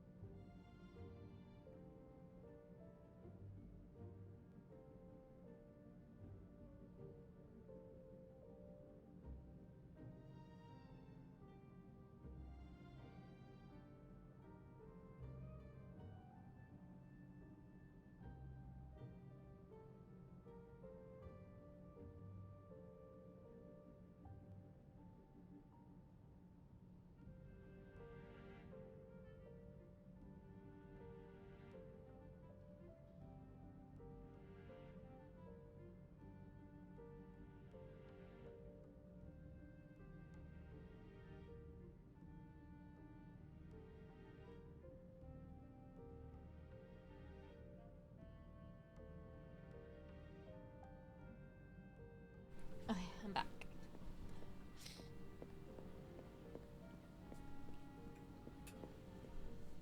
You there. I have an appointment You with there. Mr. Wadi. Let me check. I'm sorry, I don't see any appointments this morning at all. Mr. Wadi hasn't even arrived yet.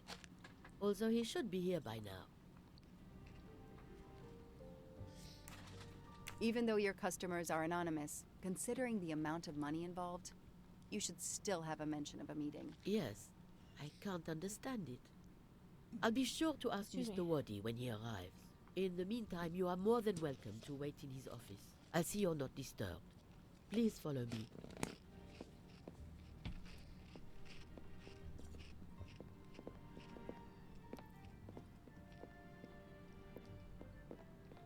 Hurry up, Lady God.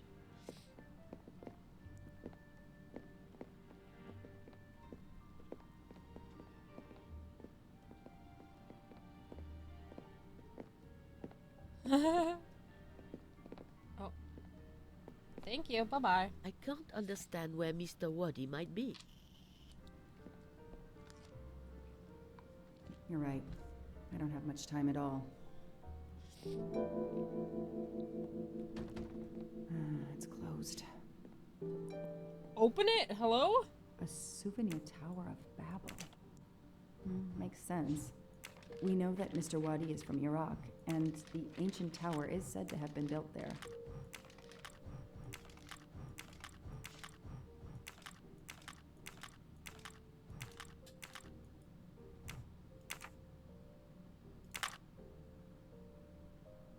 Alice in Wonderland, again.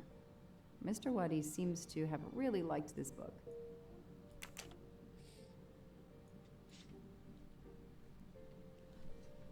About 2 feet high. 2, 3, 3, 4, 9. 2, 3, 3, 4, 9. 6. 2, 3, 3, 4, 9, 6. Oh my god, 2, 3, 3, 4, 9, 6, 2.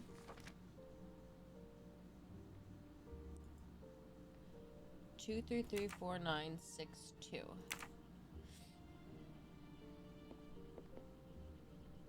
Locked. I need the password. Maybe Poirot can help me. 2, 3, 3.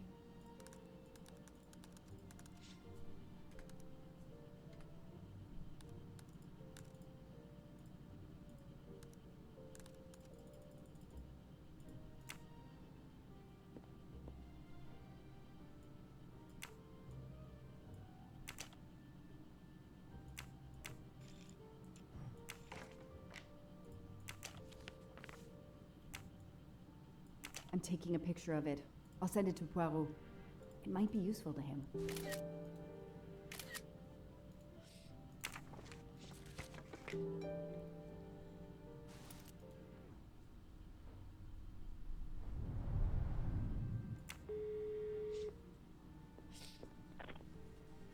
I managed to get into Waddy's office. I did a quick preliminary search. Everything is locked, including his computer.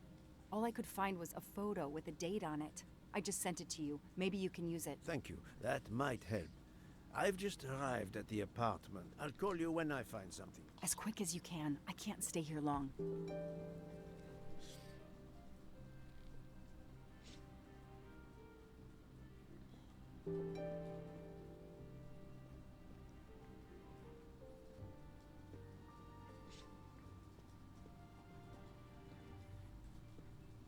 Ah, here we are.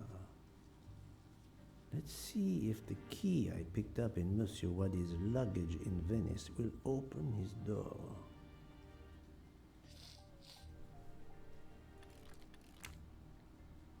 Great. Great.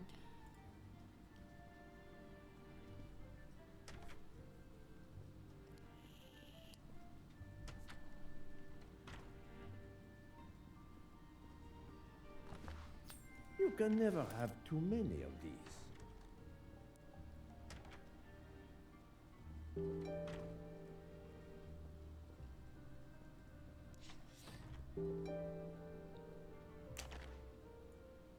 A dart. A familiar projectile found in any pub in England.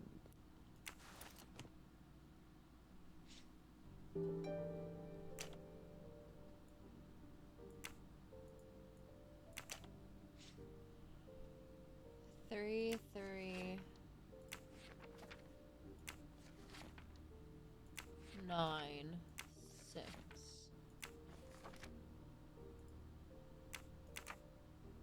3, 3, 9, 6.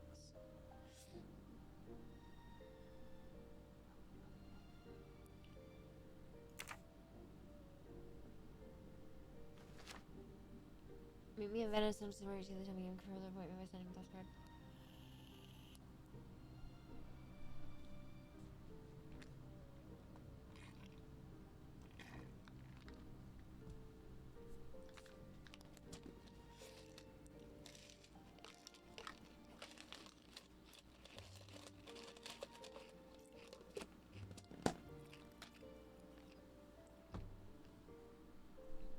91, 94, 96, 98.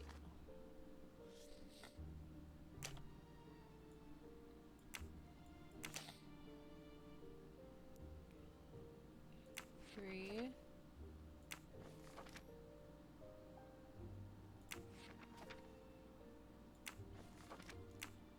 Oh, yeah. Oh, wait, hold on. Okay, okay.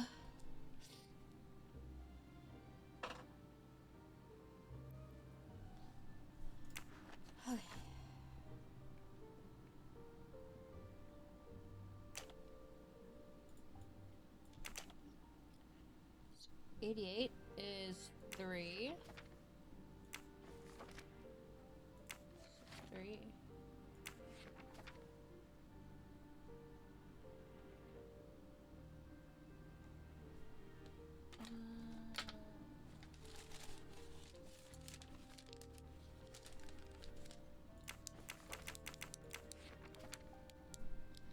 Okay, so it's 88, 91. Sorry, I'm leaning over because I'm writing this shit down. I didn't realize there was so much to this.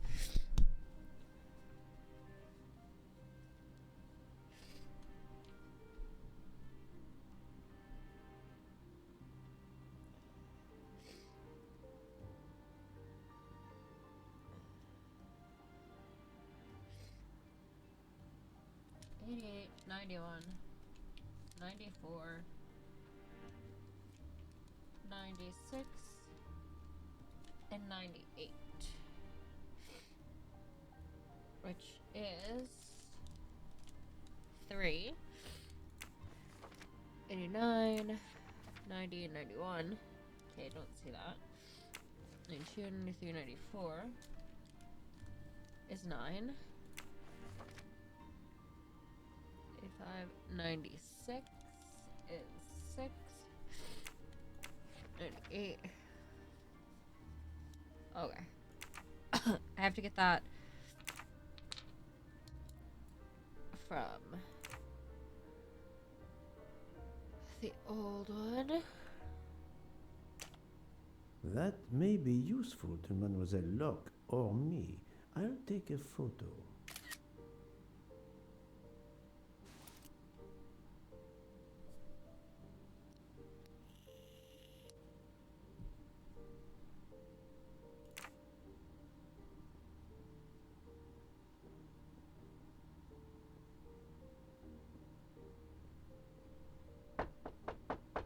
Oh.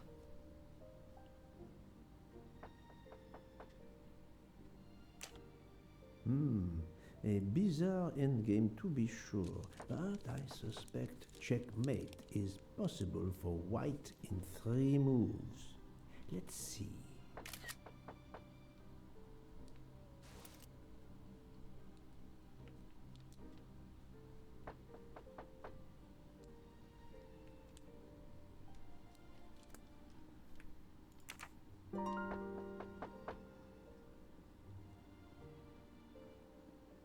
Should I answer?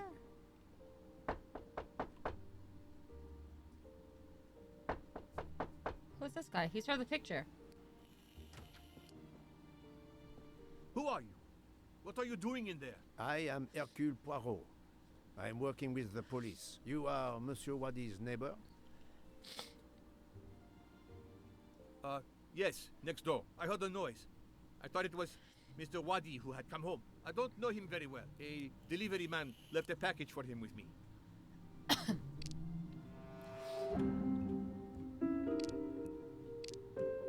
You don't know your neighbor. Then why do you have a very well. picture together? Yes, what of it? How is it that Monsieur Wadi has a picture of you on his desk? There is quite a family resemblance. You wouldn't be his brother by any chance? Why are you going through his things? As I told you, I am working with the police. All right, yes. I'm his brother, Mehdi Wadi. Do you know where he is?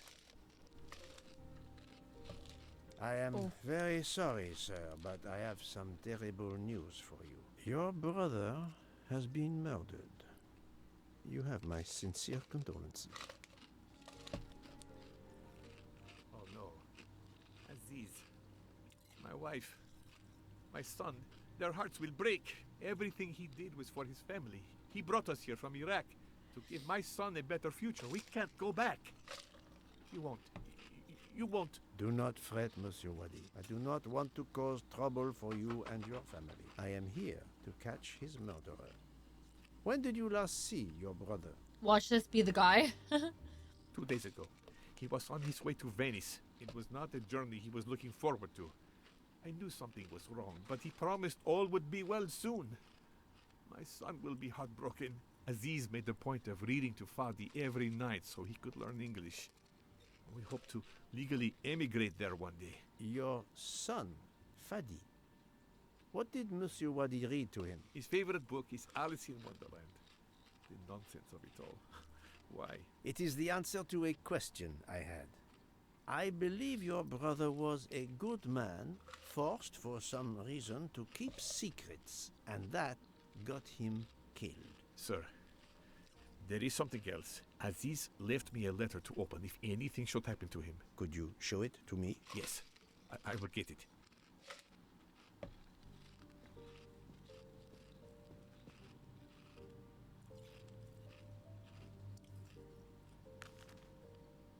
Brother, naming Ratchet found me at the bank. He threatened to kill you and your family to force me to do illegal things. Mehdi, if I die violently, this man will be responsible. Send an anonymous message to the police. Tell them of his safety deposit in the Bank de Lac. His bank account number is 82664. They will know what to do. Goodbye, brother. Goodbye, my brother. Give my love to Aisha and Fadi. I wish you all a good life. It all makes sense. It's horrific. But to Ratchet, it would be just business as usual. At least I have Ratchet's account number, 82664. It all makes at least... Thank you for giving me this letter.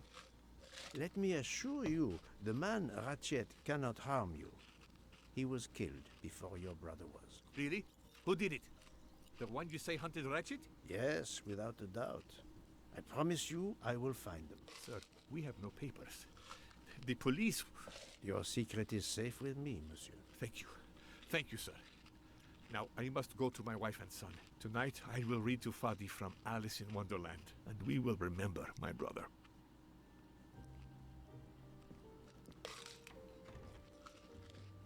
I need to notify Mademoiselle Locke that I have Ratchet's bank account number.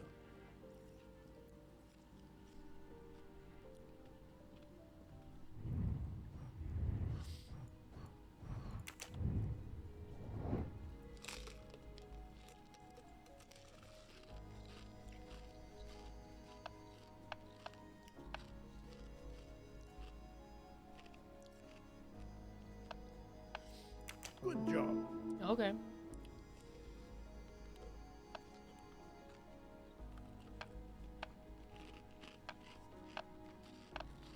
I must admit I'm not right this No. time. This is wrong. No. But I'm never far from the truth. Fantastic.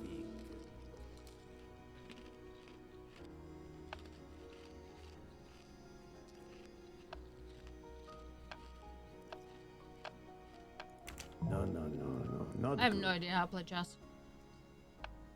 This is wrong. Nope. But I'm never far from the truth. Great.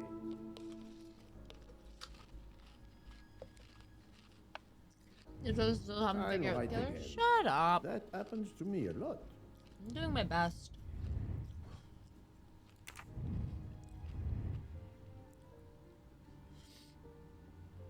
I'm doing my damn best. Staring at the clock won't help. Wow. This computer won't give up its secrets easily. A Swiss and Arabic keyboard.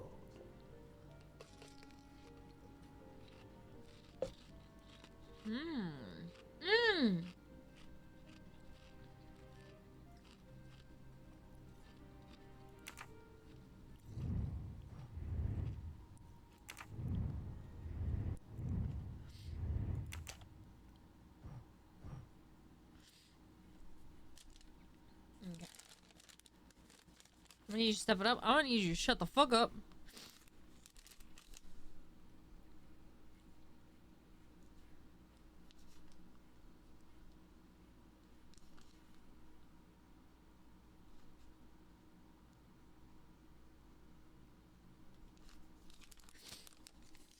Okay.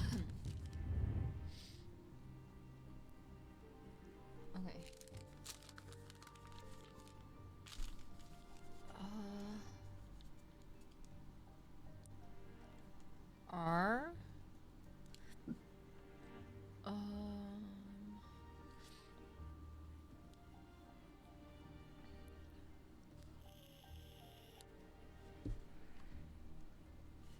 H.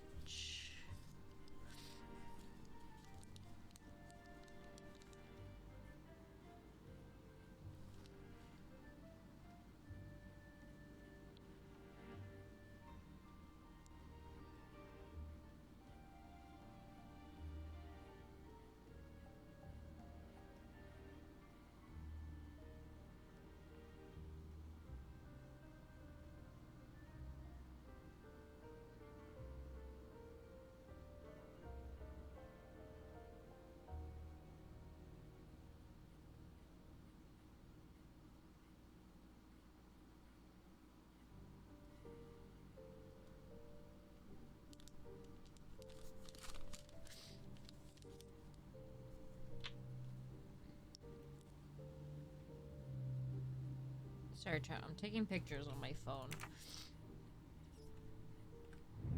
so that I can.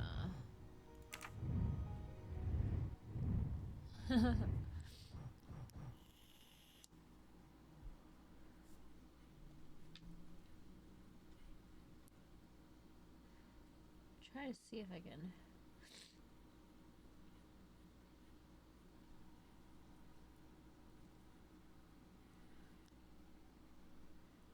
Oh.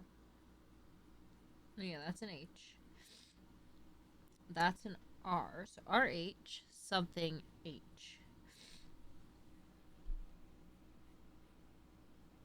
Oh, hold on. Okay.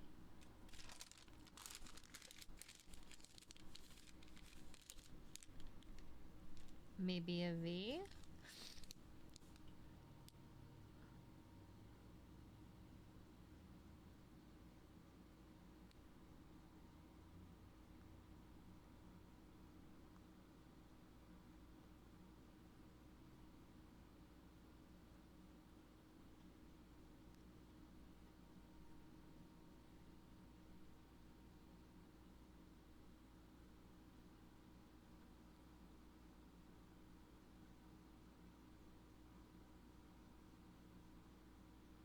Um.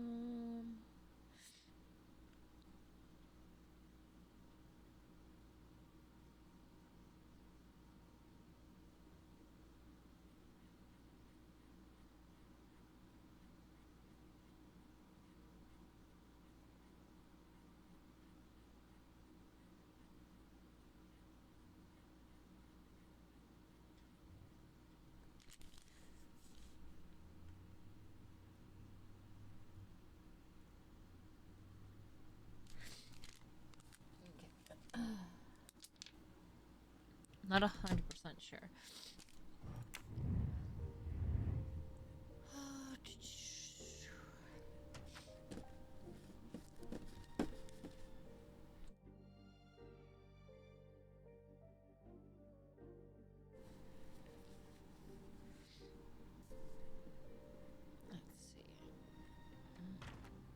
Staring at the clock won't help, Wow.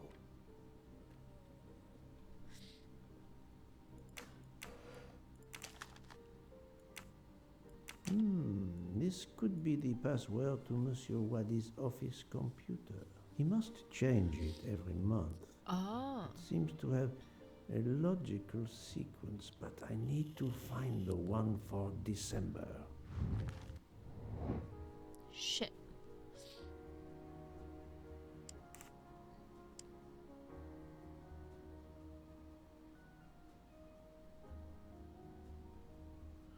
Well, so 3 and then 6.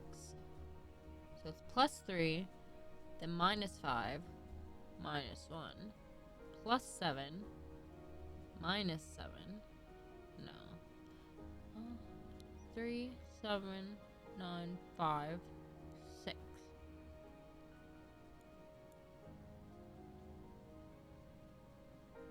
Okay. So 4. So that'd be 5.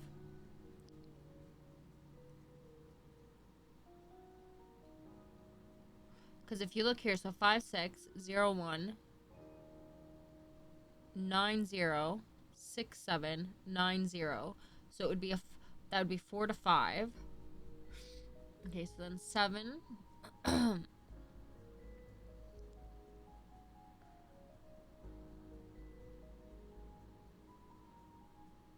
7, 4, 7, 2, 1, 8.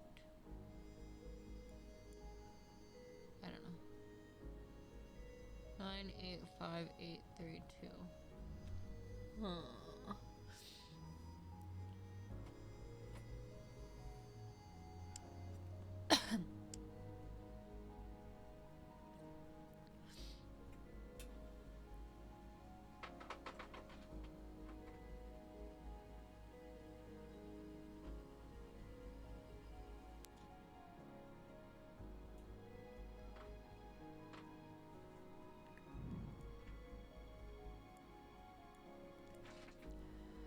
Okay.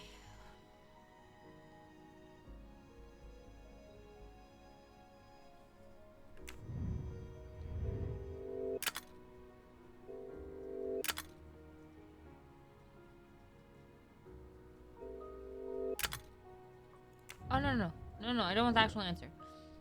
Diagonally? Oh, 3, 4, 5, 6. 1, 2, 3. Okay. So 3, 4, and then 5, and 6, and 7, 8. Okay, hold on. 4, 5, 6. 1, 2. So 3 for the last one.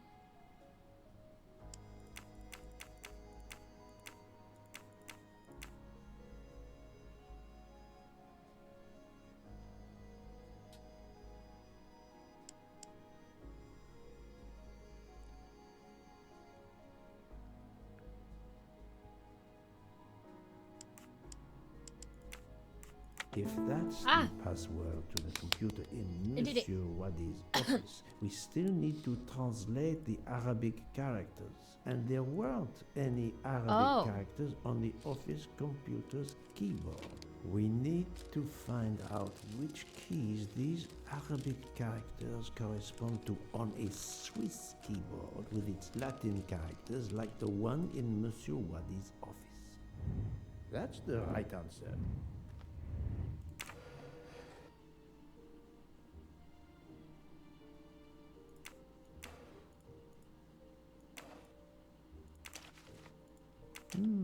This could be the password to Monsieur Wadi's office computer. He must change it every month.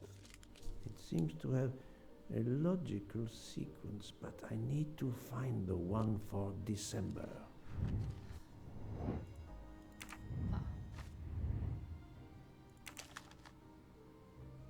Alright, so that. And then it was 5.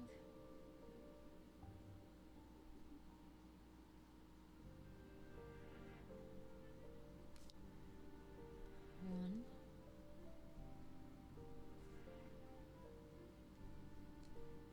9. 5.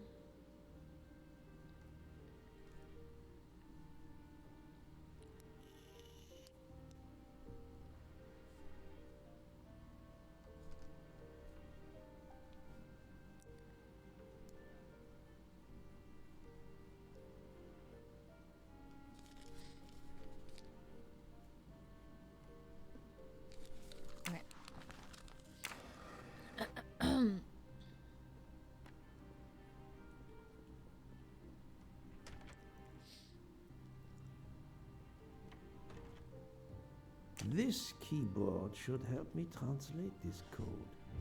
Oh, okay, well. I did not have to write all that down then.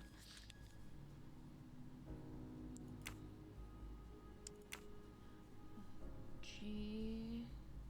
That one is. Okay, R. I was right about the R. So. R5. It's like that, but with the 3. A. 1.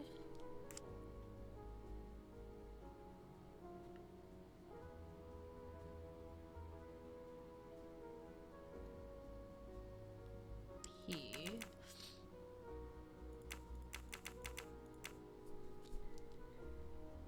P9.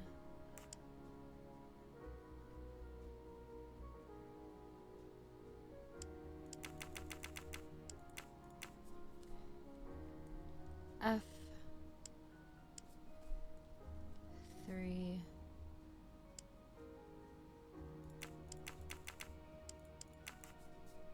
Arabic is read from right to left, so the password must surely be read that way too.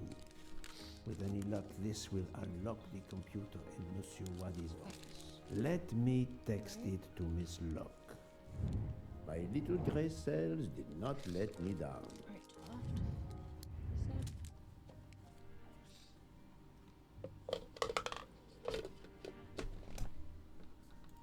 Okay.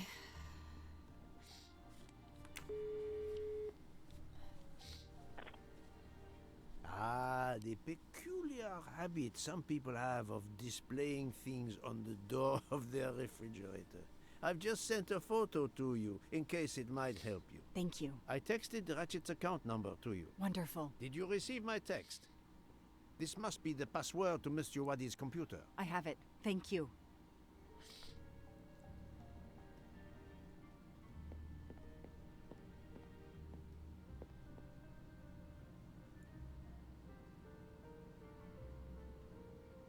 Still haven't figured that out yet.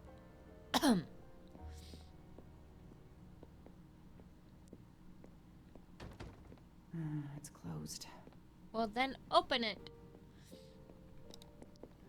Okay.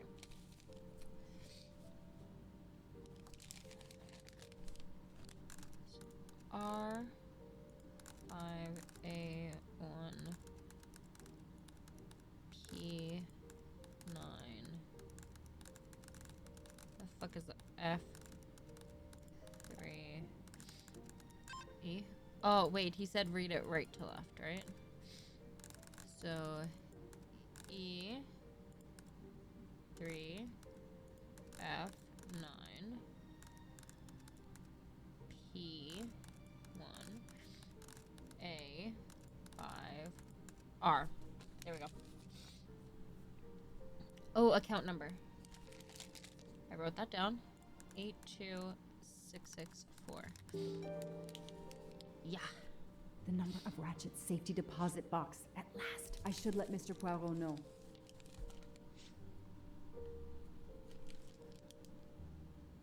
Four, 3, 4, 6.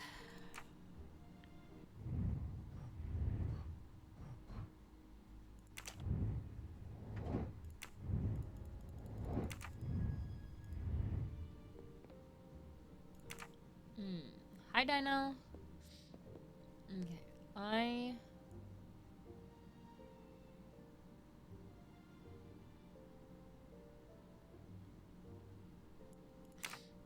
I still need to figure that out.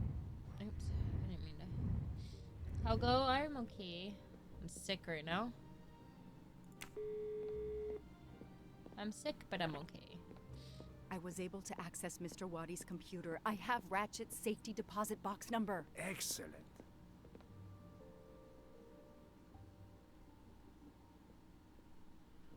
Okay.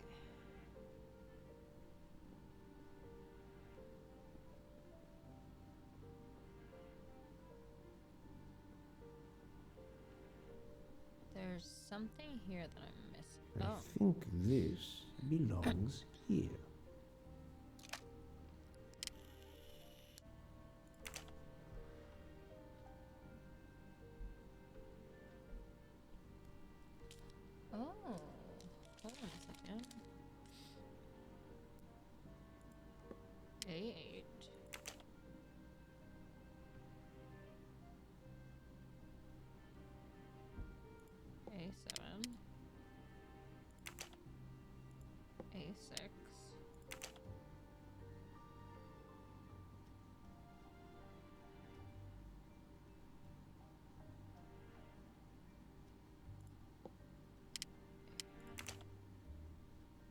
D5.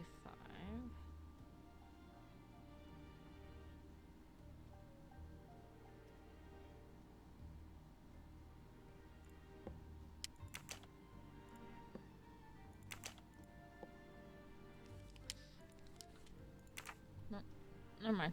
Hold on.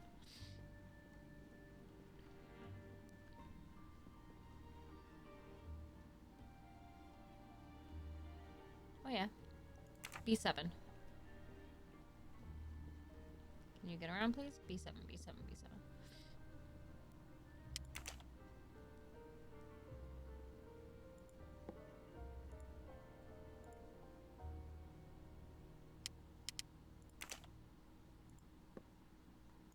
Oh, okay. Okay, hold on, hold on, hold on, hold on, hold on. I got this. 1 second. So black and white. I've got A8.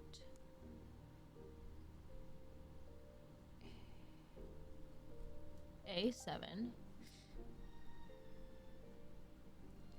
B7. And then I've got D8.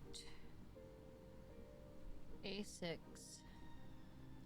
and D5. Okay. Hope it gets well soon. Thank you. I appreciate it.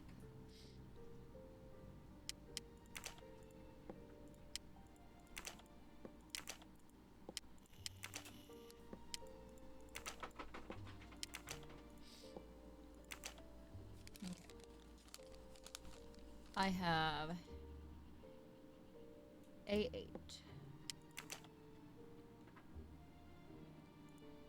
A7. And B7. I've got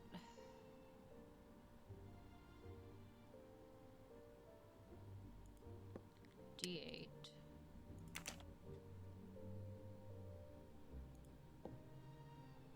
A6. D5. Yeah.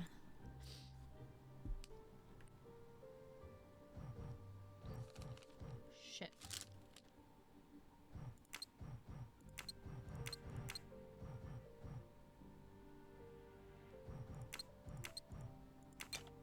One, two, there's 7 numbers. Okay, fuck.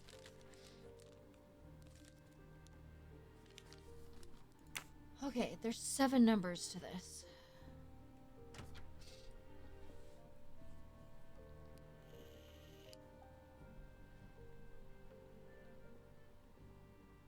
Staring at the clock won't help, Poirot.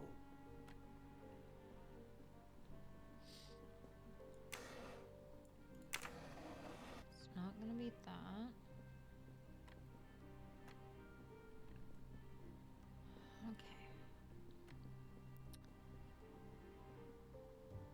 It's a lion. That. How many things am I missing here? No, okay. I need 2 more things from there. And 2 more things from here, apparently. Fuck. Oh, hold on. There was things here. Oh! Oh, this is the pattern. Okay, square, square. 1 square. 2 circles. 1 square. And up.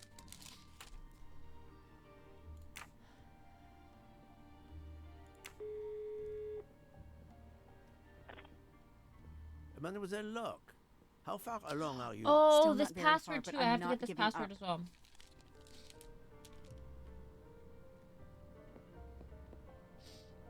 Okay. So square, square. That. Circle, circle, square.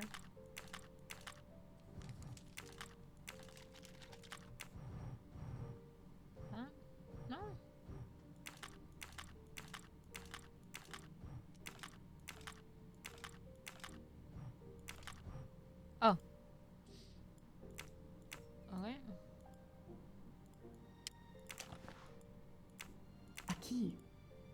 wonder if it will fit the desk drawer.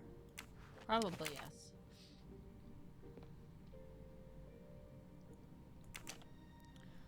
All right.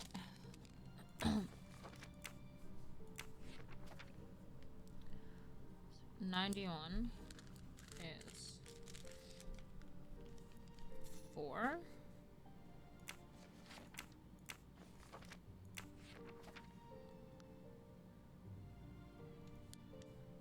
And 98. But there's no number on 98.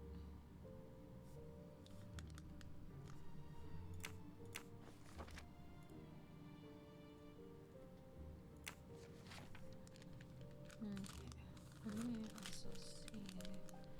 So there's 2.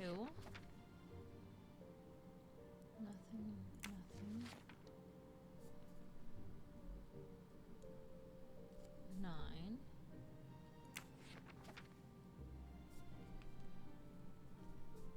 4. 3. 3.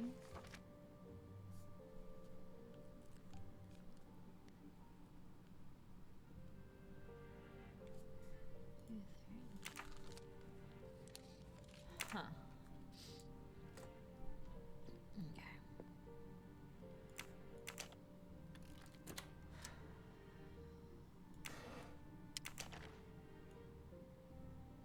Wow, a pencil. Oh.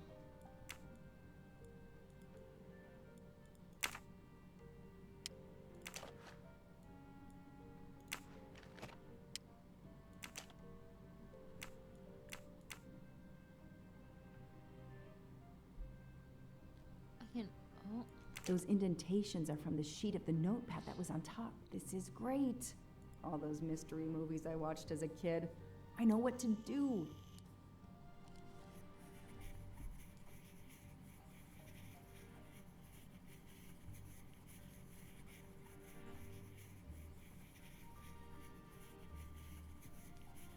I'll send a picture of this to Poirot. What the fuck does this mean? Oh. Oh.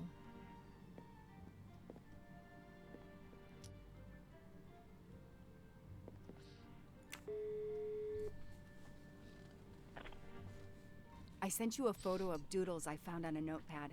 I hope it can help you. I hope so as well. I understand it.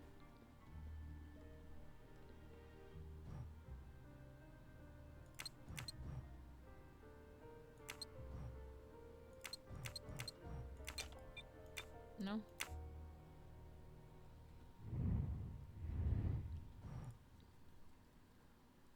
One, 2, 3, 4, 5, 6, 7. 1, 2, 3, 4, 5, 6. Okay. 1, 2, 3, 4, 5, 6, 7. Aha! It looks like a safe key to me. We finally found it.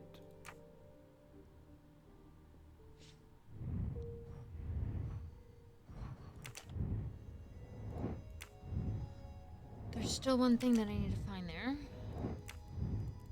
There's still one thing I have to find there. Huh.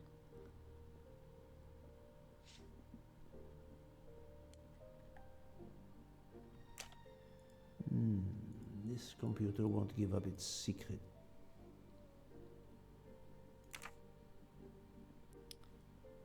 I didn't see anything else that I could do in here. You know what? I'm gonna...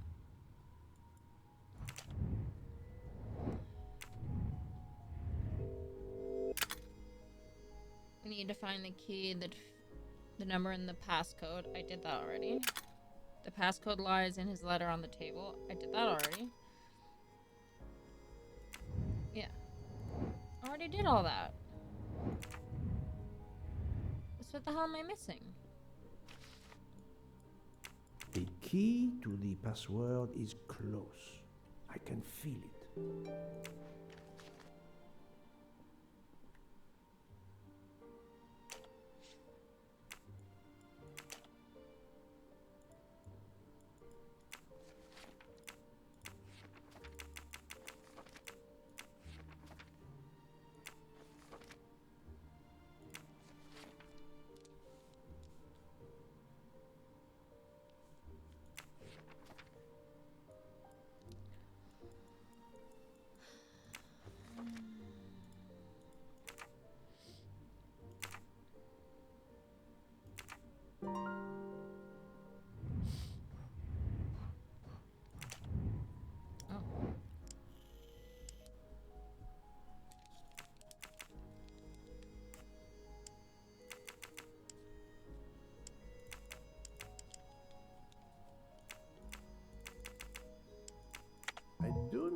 think that's the right answer. I've got to guess because the last number.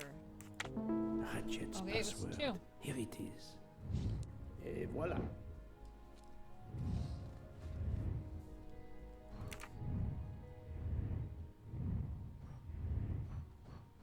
I finished the search department in the office, right? Okay.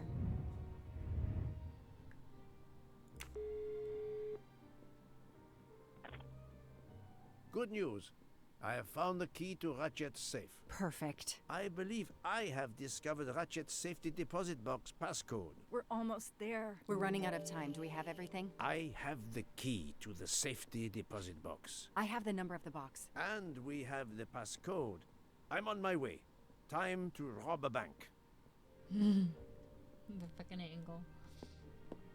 Sorry to keep you waiting. I haven't heard from Monsieur Wadi. You'll have to reschedule with him. This is quite annoying. I'll have to reschedule. Absolutely. I hope I have been of service. You have no idea.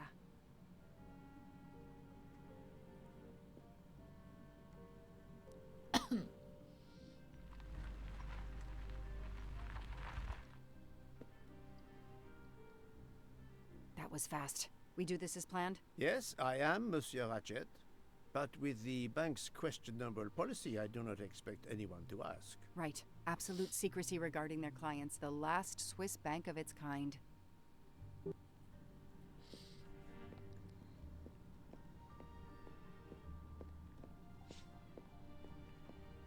Madame, I still haven't heard from Mr. Wadi. Well, we'll have to make do without him, now that my friend is here. It's his box we want to access. And the clock is ticking. I trust there is no problem. No problem at all. May I have your safety deposit box number? 4346.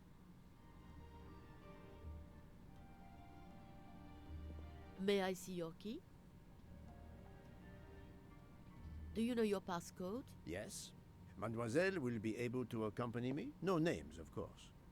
Of course. I'll open the door. Go down the stairs. The guard will accompany you.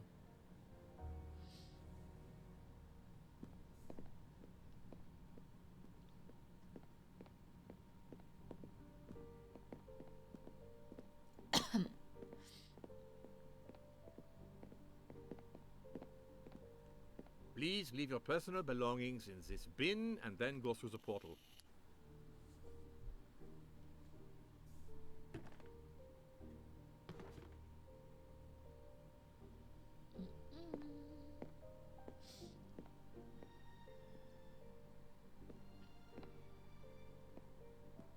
I'll open it for you.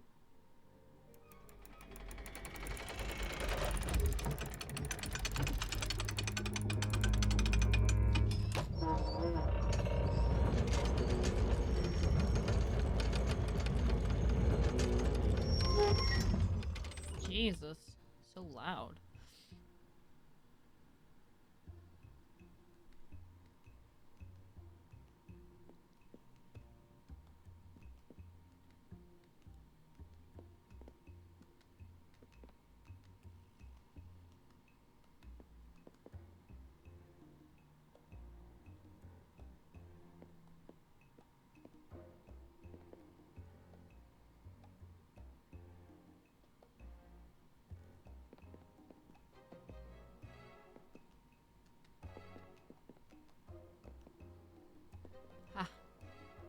There. At last, we reach our goal.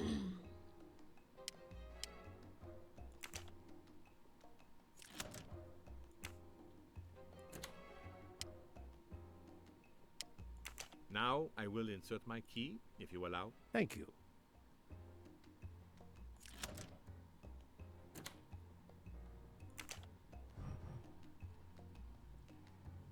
Shit.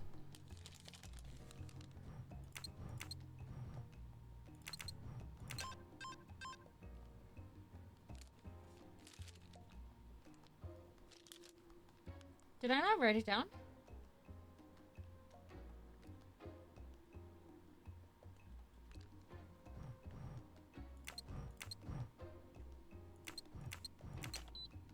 Oh, thank God.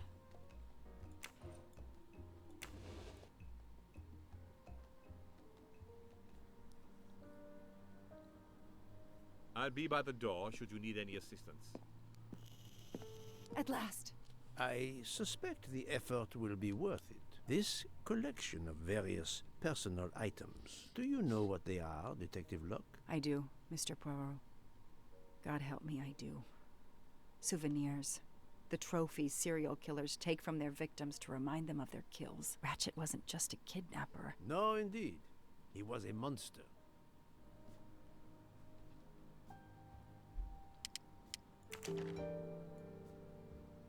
Another trophy.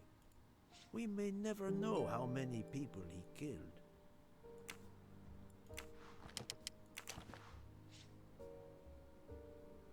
For every soul Ratchet claimed, even more are suffering.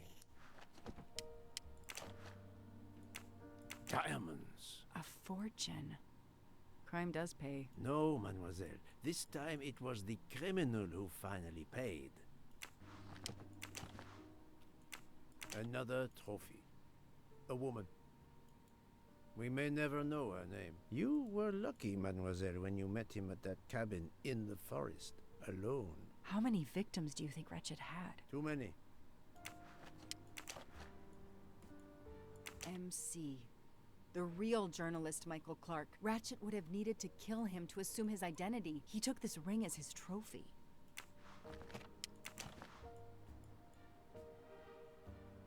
Another victim.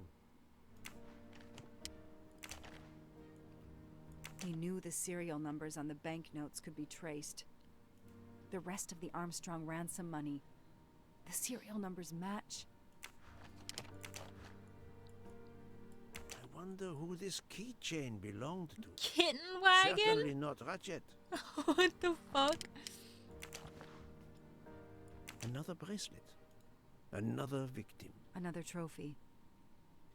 And then there's the one that we already found. Suzanne's red glasses. The one on the left. Ratchet. Whoever he is with, their friendship seems over. The build. The hair. It could be Noah, his partner in Daisy's kidnapping. It appears they had a falling out. 4 years of investigation.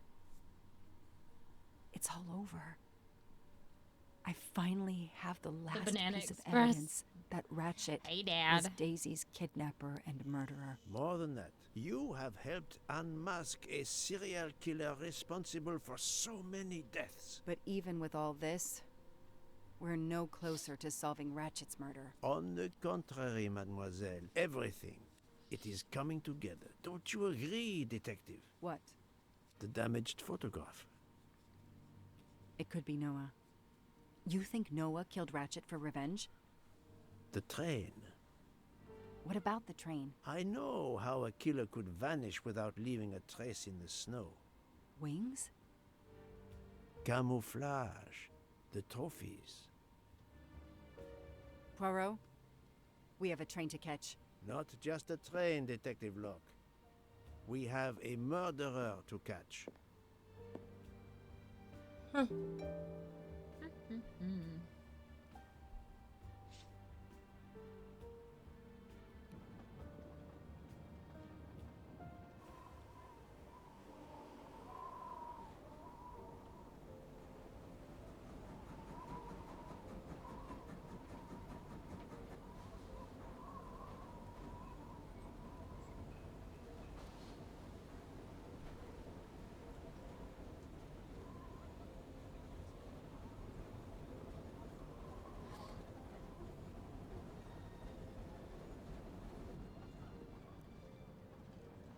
Poirot, enough!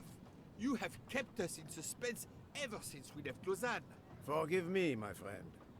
Detective Locke and I needed the time to put the last pieces of the puzzle in their proper places. I'll fill in where I can, but this is Mr. Poirot's show. I confess I can't help, but I feel a certain déjà vu. You are correct, Doctor. We have been here before.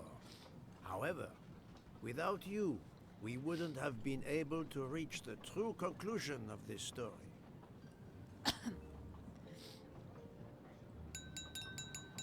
My friends, your attention, please. I hope you have finished your dessert. You have every right to think the solution to the murder of Ratchet is a closed book. You are wrong. I, Poirot, admit that I was wrong. There is a final chapter. What in bloody hell? What does he mean? Perhaps if we are silent, Monsieur Poirot will explain.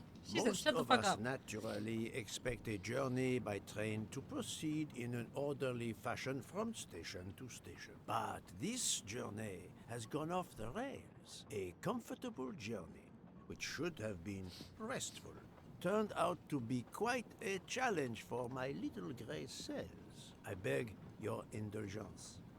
I know it will be painful, but I must update you on the strange turn the Ratchet murder investigation has taken. I had two hypotheses, as you recall. A stranger boarded the train in Vinkovsky, killed Ratchet, and then exited the train unobserved.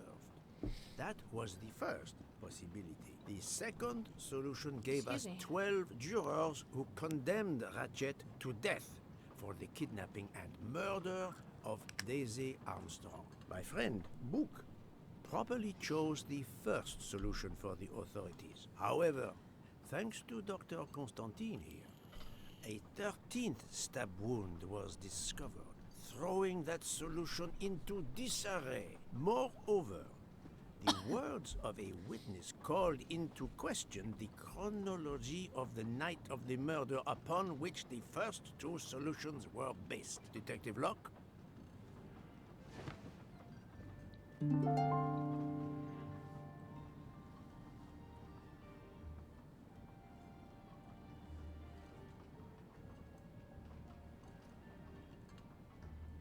Give me 1 second, guys.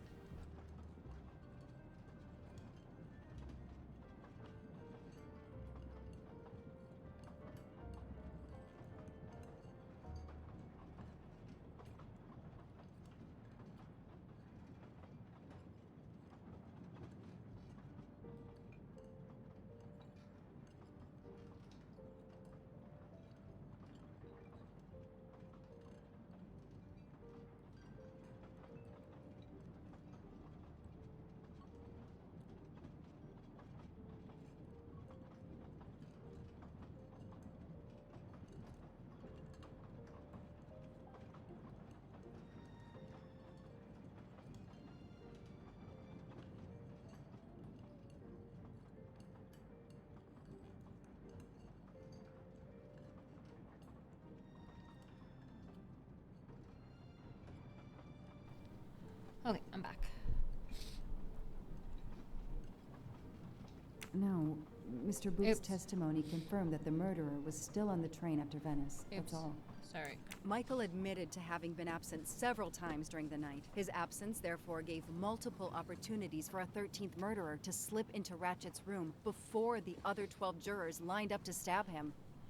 You are saying the man Ratchet was when we... Yes. You executed a man who was already dead. But there were other suspects that night. Other suspects? Who? They stand before you.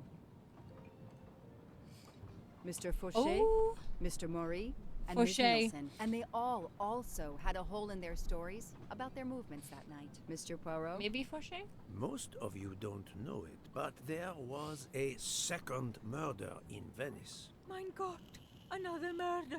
The victim was a man named Aziz Wadi, a banker in Geneva who was on the payroll of Ratchet. He looked after the money Ratchet obtained from the Armstrong ransom. Ratchet needed money and arranged... I'm saying him because... Oh, it doesn't show us the stuff anymore. That picture in the box... it looked a lot like the hairline. He had dark hair. I feel like it could be him. To meet Mr. Wadi in Venice. One of these three knew about that money. Now, each of them had an alibi. My God, the second murder. If any of their alibis was a lie, that person had time to murder Monsieur Wadi, Monsieur Fauché, Mademoiselle Nielsen, and Monsieur Maury. One of you murdered Ratchet and Monsieur Wadi. Are you kidding? I pour drinks for our guests. I don't murder them. It's nonsense. You are accusing me because of my knives? But why would one of my employees kill Ratchet? No. Think, Joanna. The killer's motive for killing Ratchet was revenge, but not for Daisy's death. The motive for Aziz Wadi's murder was also revenge. Mr. Wadi was helping Ratchet. Ratchet had an accomplice in the kidnapping named Noah. They kidnapped Daisy together. Ratchet stored the ransom money in a Swiss bank that protected anonymous clients. He forced Monsieur Wadi to watch over the money. Once enough time had passed, Ratchet felt it was safe to have Monsieur Wadi bring him cash whenever Ratchet needed it. The serial numbers of the bills would still be in a file, but no one would be actively checking it. Precisely. But Ratchet didn't just keep the ransom in his safety deposit box. There was something much worse. There was something much worse than Daisy's ransom money in that You safety just said that. deposit box. During her investigation, Detective Locke found evidence proving that Ratchet was what is known as a trophy killer. He kept souvenirs of his crimes. We found trophies in the safety deposit box. There were others in a cabin Ratchet used in the Berkshire Mountains, including a beloved toy of little Daisy's. If I'd have known that, I would have cut the bastard's head off.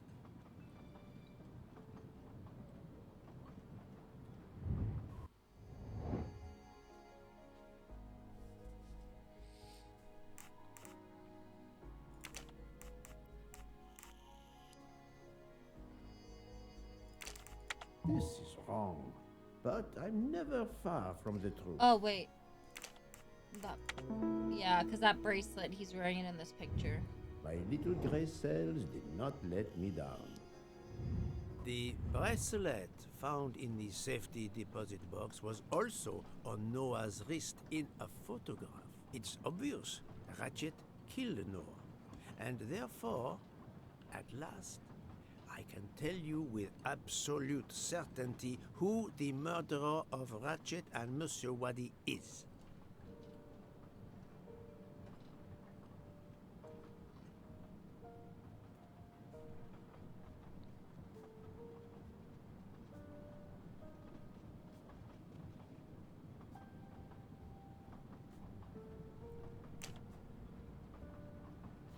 Oh! Mademoiselle Oh! Nielsen has the same bracelet as the one found in the safety deposit box in Geneva. A trophy from a victim of Ratchet.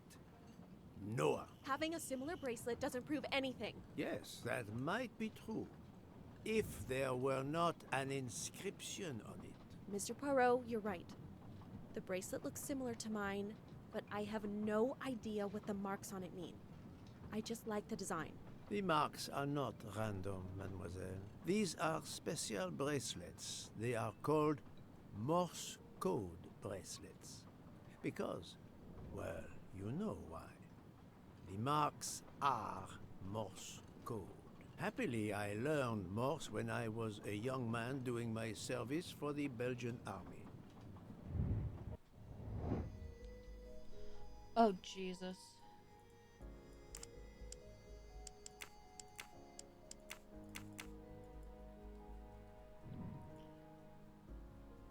Okay.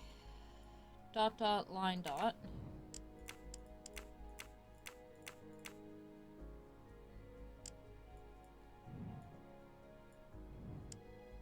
Dot, line, dot.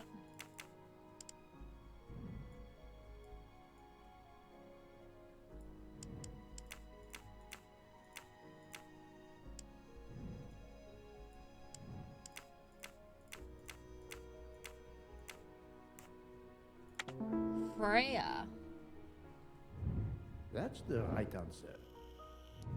On the bracelet found in Ratchet's safety deposit box was the name Freya in Morse code. Your first name. It belonged to your father, Noah. Noah Nielsen. Let's stop playing this little game, mademoiselle. What does yours say? Noah? It says father. Ratchet. That bastard. He kept my father's bracelet as a trophy. Thank you. I have to admit your timing for Ratchet's murder was perfect. Do you mind if I continue? Would it matter? Go ahead. You've earned the right to crow. I do not make bird sounds, mademoiselle. I take no pleasure in this.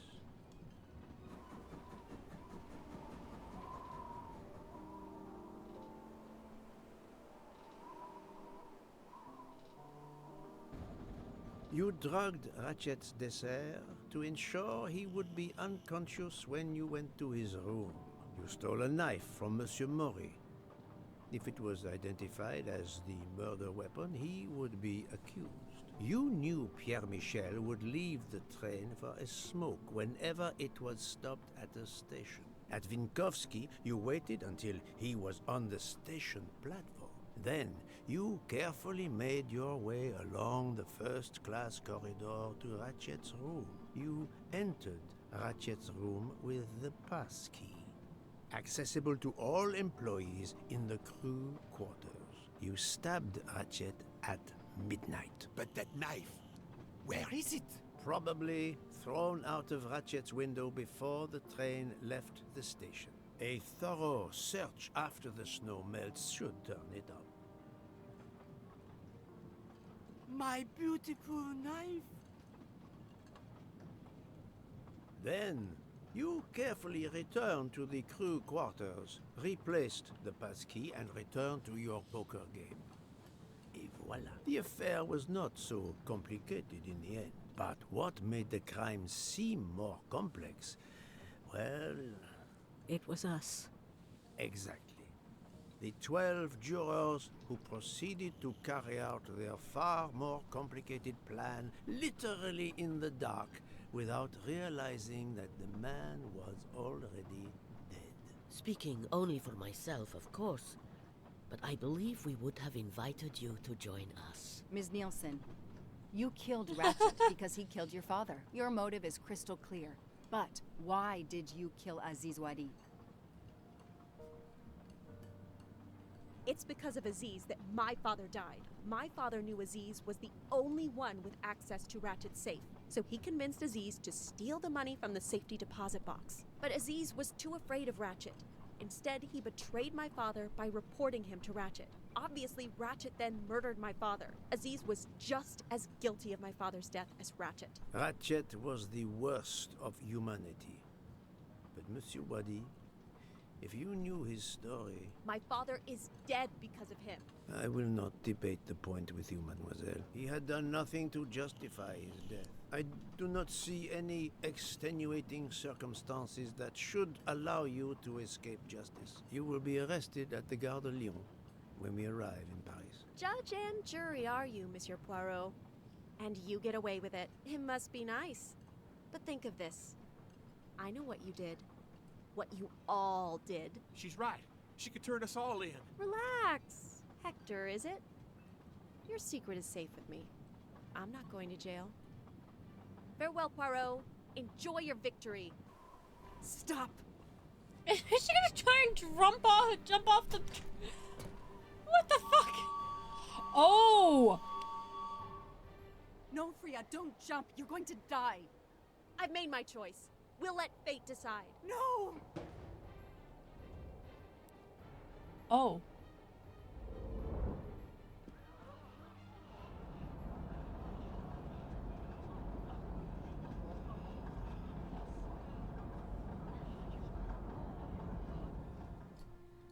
Well. She jumped off the train. Even if she hit the water, considering the height, I doubt she survived. And with this tunnel, either way, she's gone, Poirot.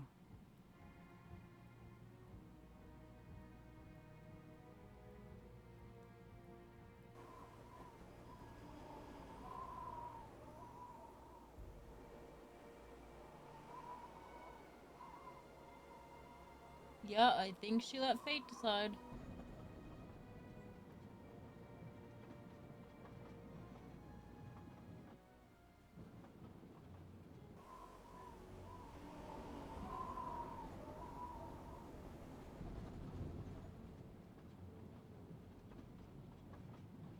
I still can't believe what happened. 13 people took revenge on the same person. This investigation is so incredible. It almost looks like a detective story. It would surely be a bestseller. It is true that this case will remain as one of the most important investigations of my career. My only regret will be that I couldn't bring Ratchet to justice, but I can finally close this chapter of my life. Your determination paid off. You can be proud of yourself. I think we'll be arriving in Paris soon. If you will pardon me, Detective Locke, I have to settle a few details with Monsieur Bouc before we arrive. Please, go ahead.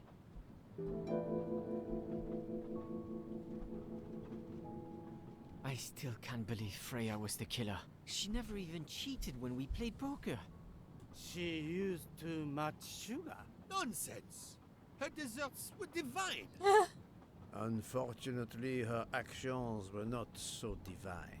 There you are, my friend. Bouc, I have a favor to ask. Anything. When we arrive in Paris, will you speak to the police? I would rather keep a low profile. But why? Bouc, my first solution was incorrect. Nonsense. The nuttier the mystery became, the greater your brilliance. Please. Very well, if you insist. I want to thank you, gentlemen, for your service. The cuisine. Under difficult conditions, you surpass the reputation of the Orient Express. That is true. I look forward to seeing you again abroad, Monsieur Poirot. I promise, not all of our trips are this eventful. Princess Dragomirov would like a word with you, Monsieur Poirot. It is important. She is waiting for you in her compartment. When a princess summons me, how can I refuse?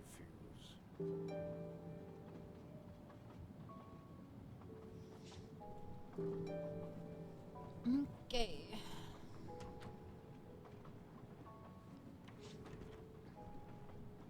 Ah, Mademoiselle Debenham et Captain Arbuthnot. Allow me to congratulate you on your upcoming nuptials. I hope you won't be too disappointed if you're not invited. Archie, really? Thanks to Mr. Poirot, there will actually be a wedding. As you say, my darling. Sorry, Elban, and thanks for everything, including finding my train ticket.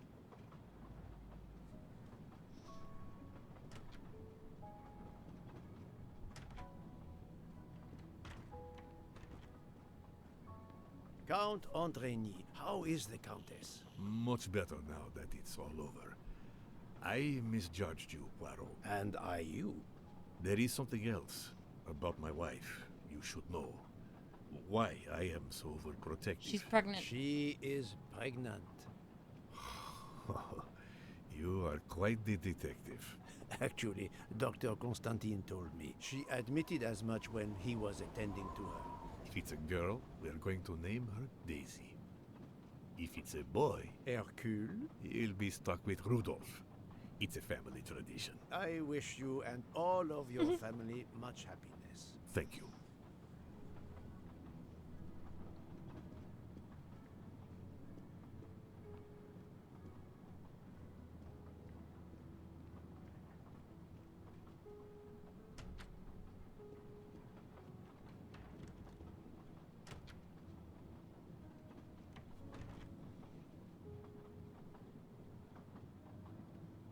My daughter, my great friend, and I wanted to talk to you one last time.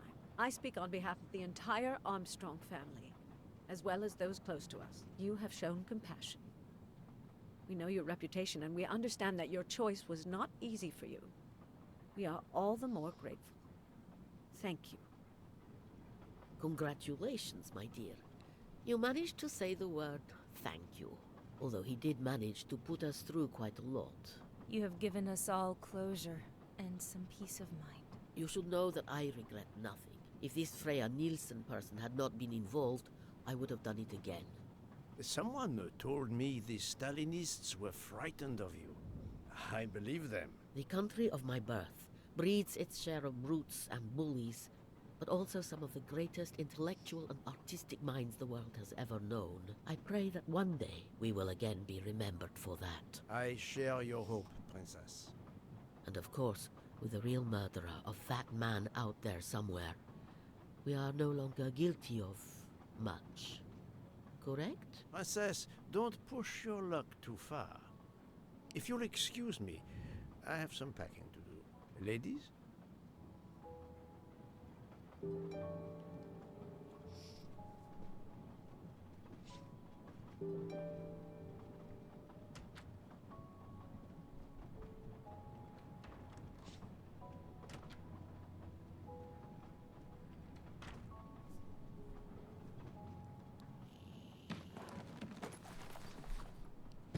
At the end of this investigation, I still have my doubts. Did I make the right choice with the 12 self-proclaimed jurors? Yes, it was the right thing to do.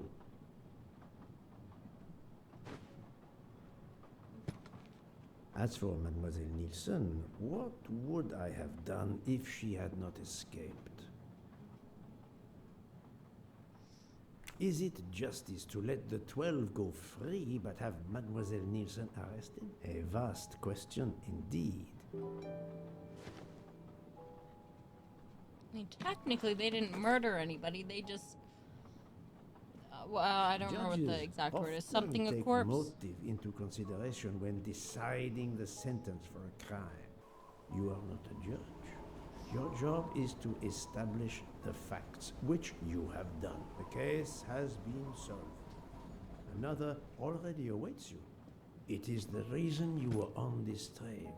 It is time. Time to move on. The game is done here. I hope there's another one. I really liked this.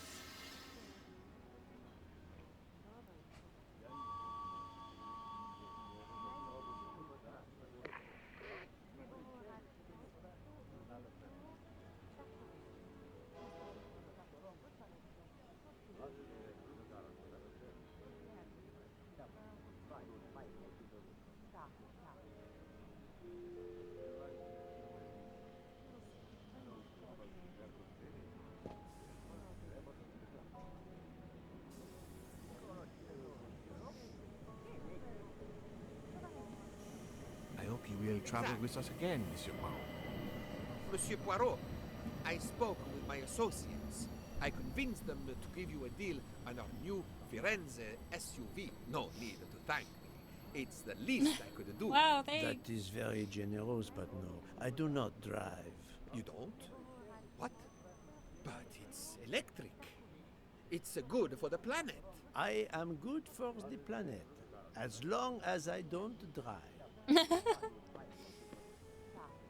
don't understand. He refused.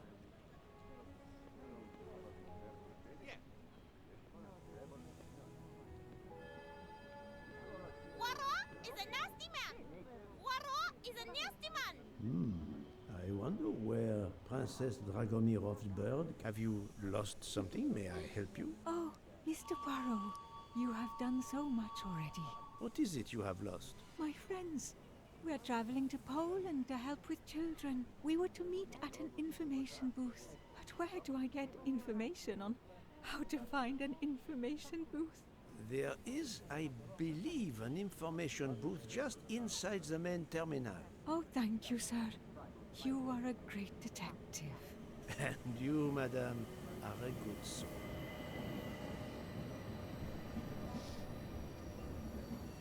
I will miss this train.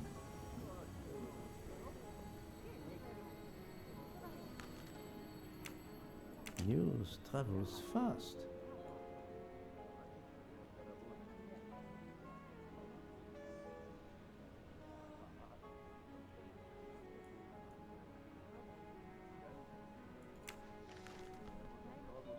Poirot? Say, have you seen a scruffy little guy in a green trench coat? I cannot say I have. Why? He's my next case. Another case?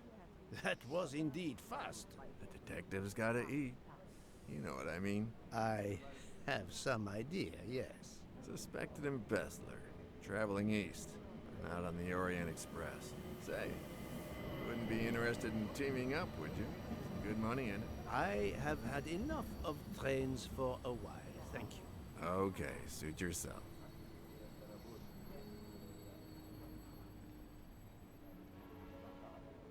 Mr. Poirot, Mr. McQueen here thinks he may know an attorney in the Berkshires who might need a gentleman's gentleman. He's old school English. I think the clock stopped for him in 1934. I hope it works out for you, Monsieur Masterman. What about you, Monsieur McQueen? Well, back to law school for me, following my father's footsteps. We can take the train to St. Pancras, then the Piccadilly line to Heathrow, and check out some flights. Might as well. We're already packed. Oh, that's I funny. wish you both bonne chance. Heathrow, because one of the shows I was watching recently mentioned Heathrow in it. That's funny. Ah, Poirot. Mission accomplished. I have reported to the police that Freya Nielsen killed Ratchet and that she escaped. They're issuing an international arrest warrant. There's a canal that runs alongside the tracks where she jumped from the train. But Hi, they say Christian. there's little chance she survived. The police have questioned all of the passengers and crew, so for now, they are free to leave. I gave them the results of my preliminary autopsy, and they have the report from the Venetian authorities. They were arguing about jurisdiction when I left. Thank you, Doctor. You have been of inestimable help. A fascinating case. I'm pleased I could assist you. Mr. Poirot, it seems our paths part here. It was an honor and a pleasure to work with you. And I am with you, Detective Locke. The case would have been impossible without your tenacity and dedication to finding the truth. You also proved to be an able con artist in Geneva. You too. Back at the Beauty and the Beast game. Thank you for everything. I'll never forget you. Yeah, the detective game I was playing the other day. I think it's finished though now. I think I just finished it.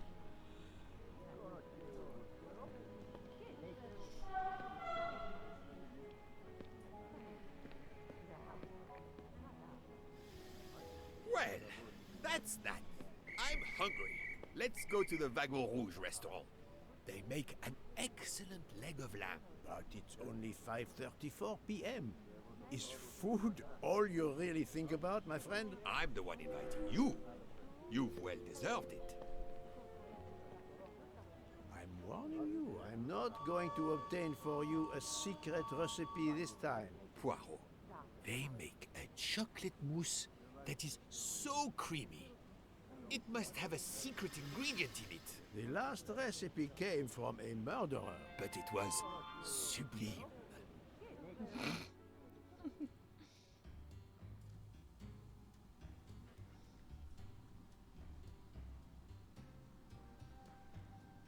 You got a point. Why you complaining about free food? Yeah.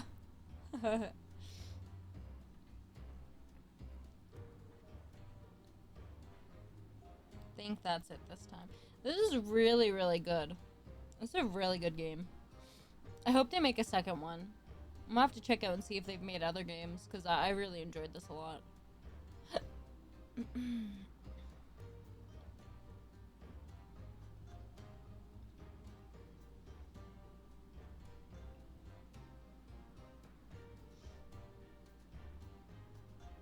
a hella good game.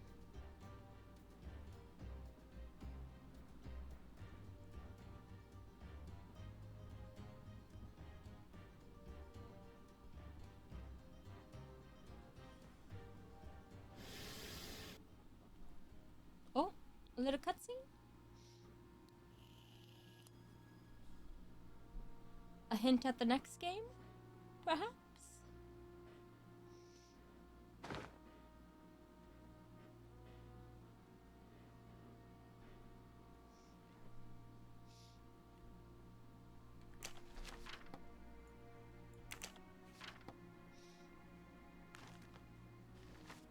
Dear Poirot, I didn't really have time to say goodbye when we parted. I thought I had beaten the greatest detective in the world. But you unmasked me. I still had my revenge, though. I even managed to help myself to a small amount of cash from Waddy's bag before you interrupted me in Oh, Venice. shit. It will be enough to settle somewhere in a quiet little town where I will create delicacies for appreciative clients. You won't hear from me again, nor will Book get any more of my recipes. Oh, and one last thing. You may not think so, but I truly believe Ratchet and Waddy got their just desserts. Regards, F. You, mademoiselle, are entirely too pleased with yourself.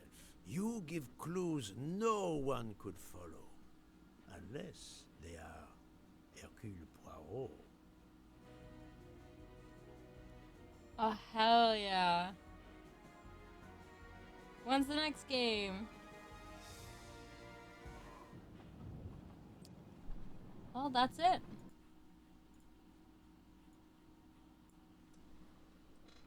That is the end of the game.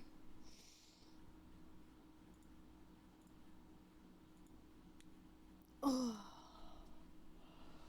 I've tried Kingdom Come because now that's a great game. I'll have to look it up. I'll go to check out. But for now, this is where I will be ending stream. I need some rest because I'm tired and I think I'm getting sick, so I'm gonna get some soup. And then I'm gonna lay down and probably nap. No, I know, but I've been live for 6.5 hours and I'm not feeling the best. But I'll be alive again soon. I'll be live again soon. Possibly tomorrow. We'll see how I'm feeling. It depends on if how sick I'm feeling. But yeah. Well, we're gonna raid Irish. I'm gonna raid him. Good night. Thanks, Dad. Yeah. Well, have a good one, Anna. Thank you, Christian. I'll see you guys soon. And thank you for hanging out with me. I appreciate you guys. I'll see y'all later. Have a good night.